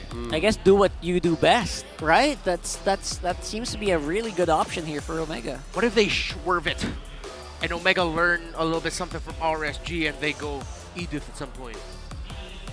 I think there's an Edith in Blacklist Arsenal. That I'm with too. it. All right. Now the question is, maybe what does Sensui play? Maybe now the maybe the Nathan jungle now might be a thing. Because if they want to do that, what they usually put in the goal is a Ruby. Yeah. The double fighters. Yeah. Out of the sides. Roger's still open. Again, Carmilla still. With how static the Barretts is, a Carmilla would be great. Yeah, she just stand there. It's like, I dare you, eat me. 20 seconds. Things that they need to deal with is obviously DPS. Okay, there's the pack. How about burst? It's locking in the R-Lot room. Yeah. Ben and YZ as options for Ryota. They wouldn't need to Lapu here. I like the Bene. I like the Bene too. Just go dive. But if they need a little bit more control, he could also go Petrify. So yeah, either or. Yeah. Honestly, would be really great. And of course, you still need your mid laner. I'm still of the belief that this is not a mid lane Matilda. Okay, hero. They go Navaria if they want the vision, along with a good wave clear. It's a lot of access. Yeah, Lilia's a losing matchup here. Gonna be tough. Valentina! Val is good. Oh, dear Lord, Val is good. Val would be perfect. Valentina, Final YZ, slash Valentina, and a turtle Bennett. guard. Ukir's profile does play towards a Valentina too. The falling stars brought us here. Oh no. Navaria. Okay. Navaria. See, alright, not bad. So not too deep. Yeah. Not too deep. Just the right amount. They're gonna try and see. Yeah. Yeah, still with it. Okay, perfect. There you go. Y'all mentioned maybe a Carmilla take two. That's adorable. Is this Mima Dars? It was. Echo's done playing. Echo's done playing. And they're still here supporting our teams. They're interested. I would not blame them for overstaying. I mean, if it's Omega Black. It's Omega Blacklist. Come on, I mean, it's close to a packed house here. I literally only see, I can count 5 chairs that don't have occupants in them. Maybe they went to the bathroom. Maybe went to the They bathroom. went to the bathroom for sure. Is Hamby still here? I saw people standing up, so yeah. All right, let's see if he's here. Yeah. No, he's not here. He's not here. He's with RSG. Yeah, Celebrating. I would too. If you beat AP Brent, I would too. Look at the lineup rating, folks. Omega is leading the charge in this game number 2. Again, Blacklist winning this series means they secure the final playoff slot. Omega winning means them and TNC still have a chance to take it away from Blacklist. The story continues. If Omega wins this game right here, right now, and they have momentum on their side, they did the almost impossible. And to just ride that wave is all the more doable now. With the return of the Mamba, Omega has stolen game number 1. Can they steal the series in the hopes of Blacklist securing their playoff slot today? That is a question for this game number 2. Again, in this historic rivalry. I feel like Blacklist's fundamentals in the early game were just solid. Again, they just needed to close it up, right? All that was needed in the previous game. So I still think they might come out on top here for the most part, especially with the lack of Valentina, Novaria getting picked up here. It will mean that Omega will be less aggressive, at least for the early to mid parts of the game. Yep, I like it. It's Assassin, Emblem, Novaria. Yeah. It means business. Sprint on Big J, though, with Paquito that he's up against. Also, yes. And Weakness Finder on Oheb's Nathan, Nolan. No, Nathan, that's right. Yeah, they do look alike. They both time travel, universe hop, both have white hair. Okay, to be fair, I think it's Nathan who universe hops. No, Nolan who universe hops, Nathan who time travels. Yeah. Yes. All right. So Nolan's time not and a- space. Nathan's not a dad. Oh! Oh! He catched Terry Bogard! That was a very nice catch here, and there you go. There you go. Edward going down for first blood. Andoryu making a really good call there. Okay. Oh, now he might get caught out. Sensui and UF following it up here. Whoa! What a big flying dragon. Dinosaur rat. Mamba Airlines, dog! Mamba Airlines. That was with a flicker too. And look at Ryota. Ow, ow, ow. Hurting Haji. Yo Blitz. Did we all in chorus go, ah! Oh, yeah. I think we had leveling there. It's more fun when you put your hands up. Oh, yeah. 100%. Here we go. Sensui can There you steal go. this away. He has his retribution. Omega on the offensive though. This time more confident than ever. Ukir secures it even. Doesn't even need the retribution. All right. The Vision spots out Blacklist International there. Top side, Jome. Doing really well against Oheb. Look at that XP lead. Oh my I mean, goodness. it's more of the freeze because Oheb eventually will get the XP, but Yeah. the fact that it's Joe who's bullying Oheb. And that's a claw. That's a good sign early on. Yeah, no, the Nathan actually has good wave control. Yep. Oh, again! There you go again. Through the wall! Nice catch once more. Coming in from Andoryu of all people to do the catches. Not even the circling eagle from Chaknu, man. And folks, did we not mention this in the draft that an Arlo has very little to do in defending a backline? Can barely do man-to-man defense. Can barely protect a single Vex. But again, maybe you can chalk that up to how on fire Andoryu is. He literally, Detona's welcomed through the wall, threw you in it, and then just took his lunch money. Yeah. Great calls right here by this Barrett. Jome senses the danger and he gets away. Omega, I'll honestly, you can appreciate how they're rotating right now, the coverage, but Blacklist will try to get one back on this Claude. Oh, that's three Looks spotted. good. Three Make it spotted. 4? Yeah, that's free. That's just 3. And again, that just gives the go signal to Joman saying, you know what, you're fine, you can take some waves. 92. Does that mean Joe missed out on the last hit? Because usually the last hit is around 100, if I'm not mistaken. Nice counts there, by the way. Uh-oh. So crucial right now, though, is going to be that kill. If they got that, that would have been huge. But yeah, nice save here for Omega. Gives away the outer turret energy shields at the very least. Our homie Big J jogging in place. Another welcome. Coming in once more, Andoryu, no one to save you with. But this time around, the follow-up is going to be stronger. Eternal Guard good damage, and there you go, big flying dinosaur. But this time Haji goes for the chase. Was that the vengeance? He clicked the vengeance and he tracked it. The vengeance. It was already locked in onto the Barretts. Hell of a play by Haji. He's trying to get away. Okay, Haji is gonna be in trouble here. Gets caught by the Star Shatter as well. Ryota wanting to finish off Curtain Call. Can he get 2 kills here? He could have probably but they decided to back off for now since we with the turtle. That's a turtle apiece now, Omega and Black, and so far the gold has swung over to the agent side. About 500, 600 gold now between these two teams, and so far neither gold laners died. So I think that's a good omen for both of them, and it's just a matter of time before they both hit a power spike. Game 2, definitely much more competitive. I feel like Omega can do all of this because they're confident with Chaknu's guiding wind. They're making so many good calls here. Obviously, Blacklist still coming out on top with the gold because of the Ultra Energy Shields. By the way, Leo, Joe, Magic Blade is his first item, and I think he's second building the DHS, if I'm not mistaken. Oh, that's a different take on the Trinity when it comes to a Claude. And something to note, folks, Magic Blade has been nerfed. Alongside its main item, the RGM, the Rose Gold Meteor. But in this case, you have 1, 2, 3 sources of magic that you want to protect yourself from. I'm with it. I dig it, Big J. I dig it. Try and stay alive, right? That's right.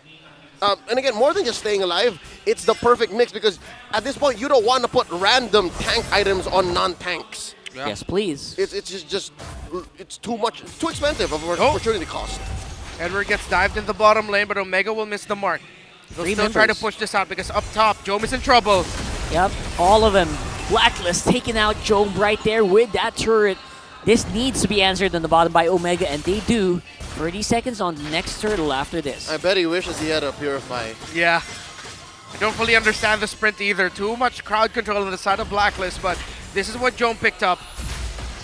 Ouch. From that Novaria. We'll have to see if it works. Again, it just shows the personality and the principles of the player, right? He's like, you know, I'll just play well. I don't need Purify. I'll just put my BMI in the right place and then run away.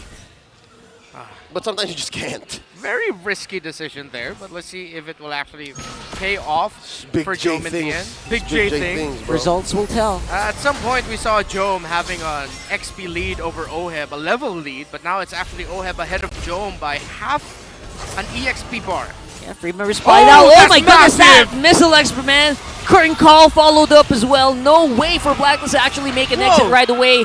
And now they buy enough time for Oheb and Edward to come in for the backup, but it's too late. Turtle already taken by Omega. Disciplined call by Blacklist there. Again, they acknowledge the TKO, the technical knockout. They didn't die, but they were low enough to the point that they were sent home and eventually had to concede the turtle. That's a great call. Despite being 1,000 ahead, that was a definite win for Smart Omega. Dare I say so far, early MVP candidate for game number 2 on Doryu. On point, Detonus welcome. The missile expert as well that started that off for OMG. Now finds himself with a bit more room to push out here. Mid lane turrets still both up, so we'll see who'll be able to break that first with a forced play. Massive Astral Echo. Ooh. It was all right. What are you talking about? It was pretty okay right now. Oh, once more. 3 people knocked off by Daytona's welcome. And the knock-up, the follow-up is real. And once more, the guiding wind stays on Doryu again. Damage check. Big J doesn't have enough yet. He came in and he tried to just blazing do it, everybody. I just checked his items the last time it was flashed. It was a casual Magic Blade, gentlemen. I don't know if he's planning to build it up all the way, but he picked up the DHS first. And I don't know if he's onto his 3rd item, technically, and then eventually maybe finish the RGM. Thing is, he needs to get into a golden staff right away. He needs more damage. Needs more damage. Oh! Nice pick up here. And Doryu removed without even a fight here. Chaknu, Circle Eagle doesn't really help that much. Yeah. Now in comparison, I want to see what Oheb is packing because definitely it looks like this Nathan hurts. Yeah, 2 already, up to a Starlium along with the Feather of Heaven. Item Second check. item, not too sure. 3rd. Could either be any. That's right. Could be any magic item like a DG or something. Oh wait. Oh. What? Curtain Call, then Final Slash. Like just in case someone jumped in. You know, just in case. They're okay. All right, so it's all good. You were picking up the tranche. Not a burst there. I thought we got a steal there from Omega. Once more, since we're waiting for him to really pick up here, we haven't seen a massive play yet. No big Curse of Bloods. Yeah. So something we're waiting for. Let's move here with Blood Wings already. Oh. So he understands how deep Black wants to go Yeah. and how much he might be the target. Good sustainability needed for that Novaria. Plays a very important role in this Omega lineup.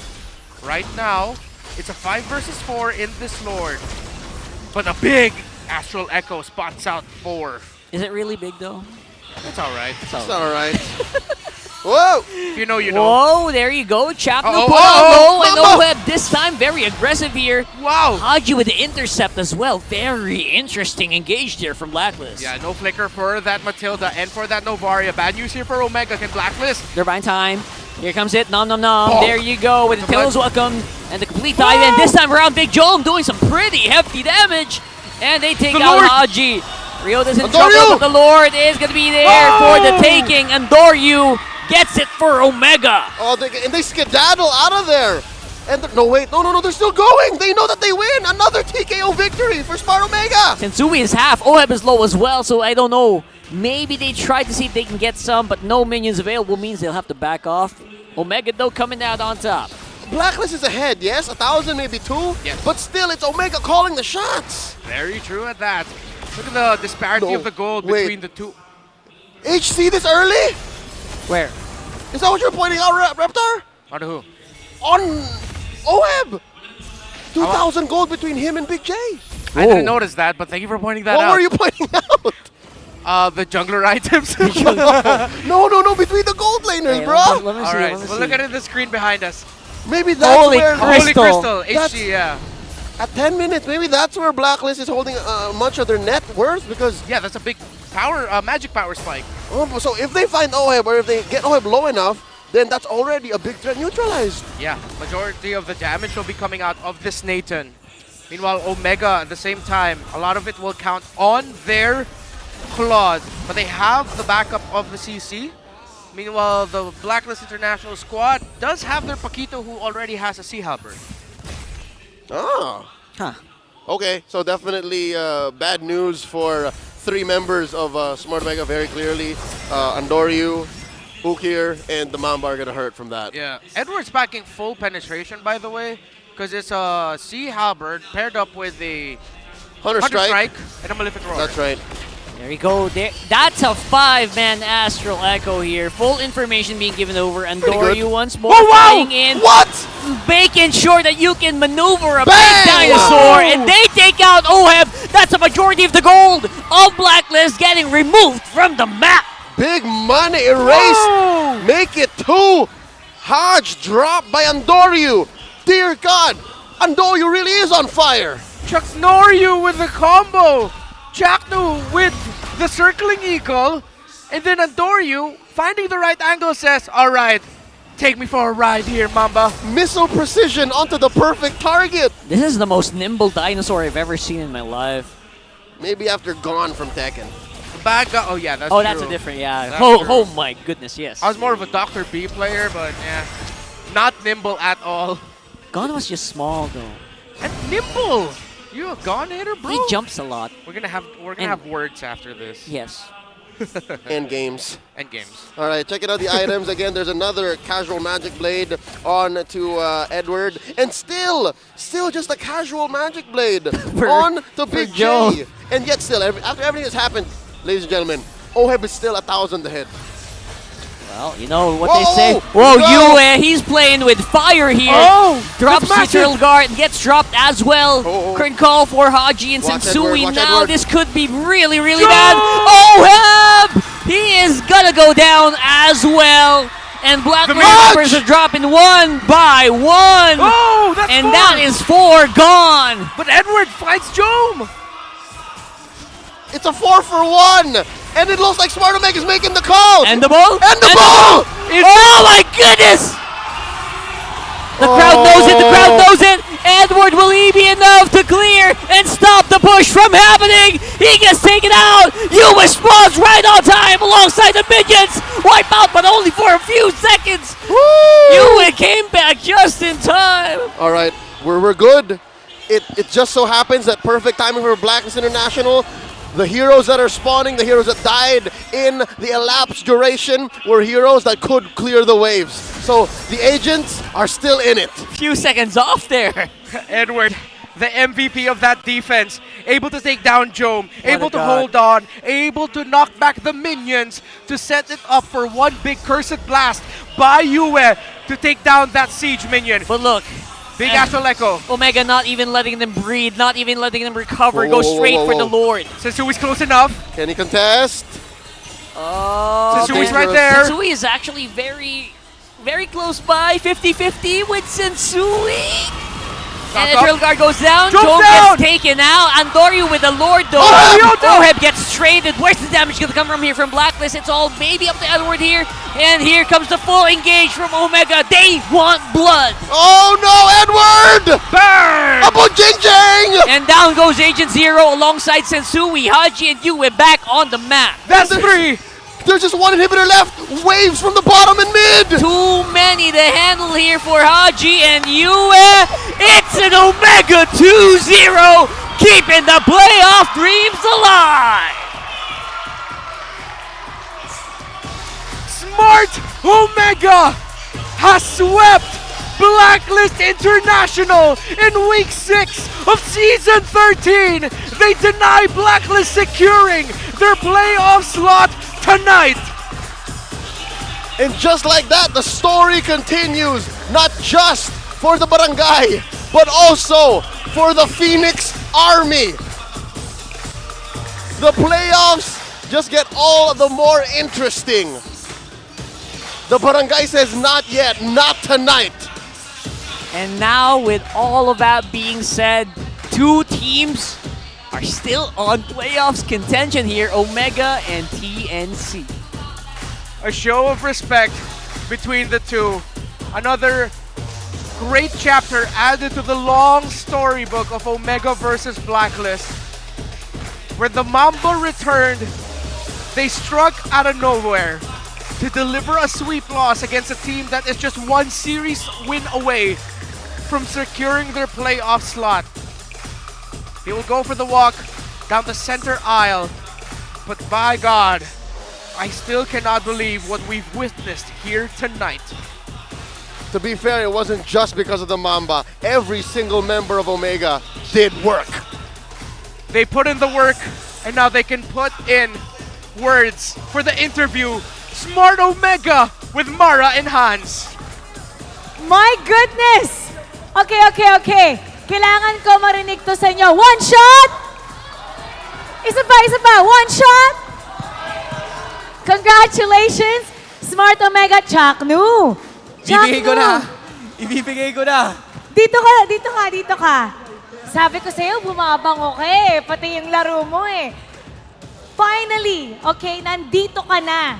Nabigyan mo ng pag-asa ang Omega na makapasok ng playoff. So, gaano kahalaga ba to para sa'yo? First day back sa MPL, na-sweep mo pa yung kalaban mo. Siguro sobrang halaga na ito eh kasi do or die na tayo pag natalo kami dito. Parang laglag na eh. Yung iba, wala lang kwenta eh. Umaga. Hindi, wala lang kwenta ibang laro. Okay. Bakit ngayon ka lang? Nag-aaral ako eh. Na-miss mo yung MPL. Nakakamiss din pala. Oh, di ba? Na-miss ka rin namin. Yan yung mga galawan na na-miss natin. Nandito si Chuck Mamba. Ang hindi natin na-miss ay yung game number 1 kasi walang kumukurap nun.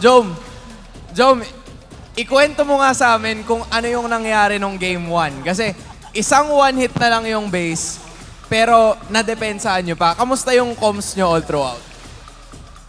Yun eh. Parang bago mag-start yung clash na yun, parang habang pumapalo ko, namamataan ko sa Edward na parang si Segway niya. Kasi parang hilig niya yun eh. Lagi siya sa may Segway. Tapos parang nung nakita ko nagta-tower lock na siya, nag-flicker rin na agad ako. Kumbaga, parang in-expect ko na kaya niyan tapusin. Kaya tinawag ko sila. Na parang kailangan namin madep yun. Kung di namin madep yun, baka di kami makapag-playoffs. At na-depensa nila yun. Kumbaga, mechanics na lang. Mara, naisip niya na, okay, sige, do or die na to. I-flicker ko na papasok para makadepensa lang. Mauulit kaya ulit nila to kasi Chuck na ikaw ulit. Bukas, makakalaban nyo, world champion. Mga kalaban nyo ang Bran. So, paano nyo pagpapatuloy? Paano nyo paghahandaan yung road sa tagumpay? Ito kasi advance eh. Siguro more practice, parang ganun. Tas, more node replay, parang ganun. Sa tingin nyo ba matu 2-0 nyo sila bukas? Kung bibigay nila. Confident ka out of 100? Gano'n ka confident na matu 2-0 mo ang brand bukas? Siguro mga 50-50 lang kasi baka World Cup din kasi yan eh. 50-50, pero yung presence mo talagang tumaas yung confidence eh. Bakit nga ba tumataas yung confidence na pag nandito ka? Anong meron ba sa'yo? Walang meron sa akin. Walang meron. Feeling ko meron eh. Kasi dumating siya, ang ganda ng performance eh. How about i-announce na natin, sino yung MVP? Yung MVP, game number 1, is the same for game number 2, Chaknu! Chaknu! Congratulations! Back to back! Oh, eto, finally nakabalik ka. Ang daming mga manonood dyan, mga fans mo na talagang natutuwa. Pagkabalik mo, 2-0, ang ganda ng performance nyo. Anong gusto mo sabihin sa kanila?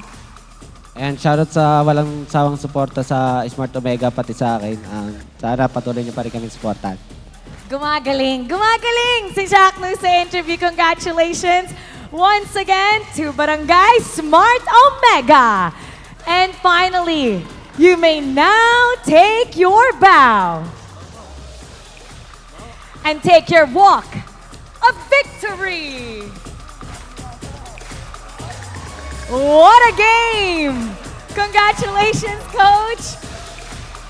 Finally, makikita na natin muli maglakad ang Smart Omega sa harap with that 2-0 victory. And etong si Chaknu really made a difference para sa Omega. And this is the Smart Omega we all know and love. It ain't over till it's over. At hanggat meron pa silang lupang kayang takbuhan, tatakbo at tatakbo sila para sa tagumpay. That's what I love about this. It can be very unpredictable. Anything can happen paparating sa ating playoffs. At ngayon, punta na tayo sa ating mga casters to break it down for you. Casters, pasok!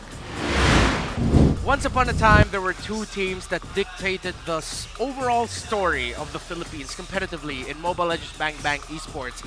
That time was a long time ago, but they delivered a storybook performance here, and how poetic that this man coming in for his debut match this season is the MVP, 2 games running. Back to back for Big Chak. In game 1, it was the Minotaur. In game 2, despite all the questions saying, hey, is that a setter hero?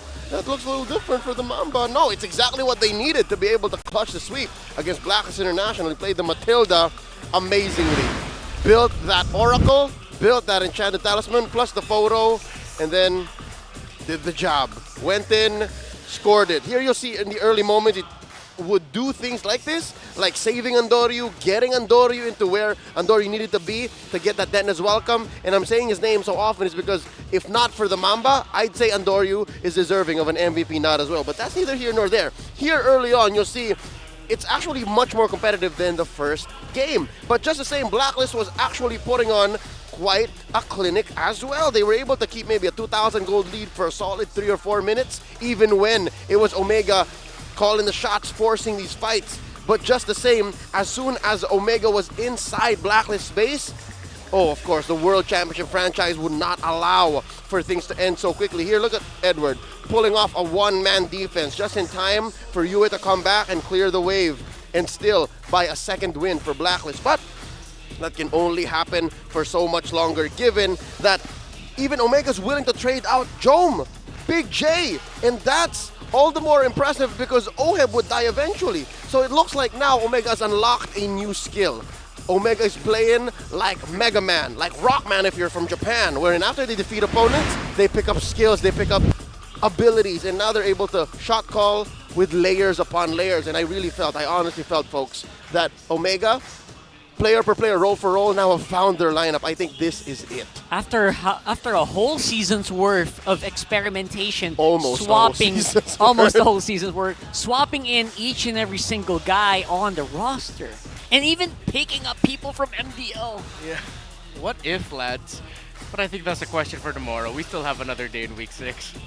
Another week in week 7. And another week in week 7. What's important is their playoffs dream still alive. They're still in it. Check out the item build here. Eventually does, yes.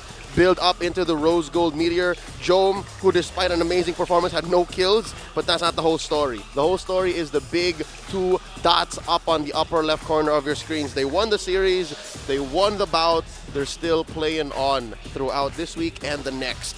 15 minutes about, is that correct? Did this game also end at about the 15-minute mark?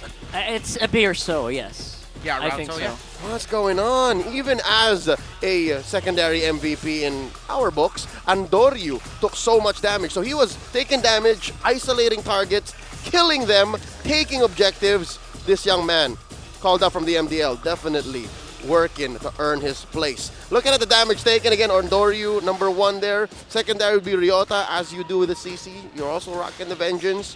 For Blacklist International, you see Sensui taking a lot of damage. Edward as well. Damage dealt though. Check out Edward. Edward was just packing dynamite in his hands and his feet, because again, Terry Bogard does kick, which is weird for Paquito skin. But just the same, I think Edward here in game number 2 might actually be too tunnel vision. I think they either gave him too much to do or just very little to do, that he wasn't affecting as much of the map as I personally think he was in game 1. Yeah, big difference over there. And looking back again at the entire lineup shown up for the side of Omega, yes, of course, rightfully so, you have to focus on Andoryu, Chaknu, but then you add in how Ukir added to that, how Ryota covers. With those average Astral Echoes. Oh. Yeah. Average. 4 or 5 people is just normal. Normal. Consistently too? Yeah, consistently normal. If you know, you know. Yes. By the way, join the MLBB PH group on Facebook to join us there. There's a lot of discussions that goes on in that. Thank you for this wonderful day joining us here in MPL Philippines Week 6, day number 2. My name is Reptar with Rockhart, with Leo. We'll be back tomorrow for more MPL Philippines action. But for now, let's toss you on over to Mara and Hans to close up the show. And just like that, the fight for the playoff spot continues, Hans. Grabe ang epekto ng isang Chak Mamba. Hindi lang ang pag-asa ng Bagong Barangay ang binuhay niya. Binigyan niya rin ng tsansan lumaban pa ang Phoenix Army. Pero hindi pa tapos ang bakbakan ngayong linggo dahil bukas, 3 laban muli ang ating matutunghayan. Huwag kayong mawawala. My name is Mara Aquino. At ako naman si Hans Galeria. Na nagpapaalalang, magkakaiba man ang ating pinagdadaanan. Sama-sama pa rin tayo sa laban para sa tagumpay. Keep it good vibes, everybody. And see you tomorrow.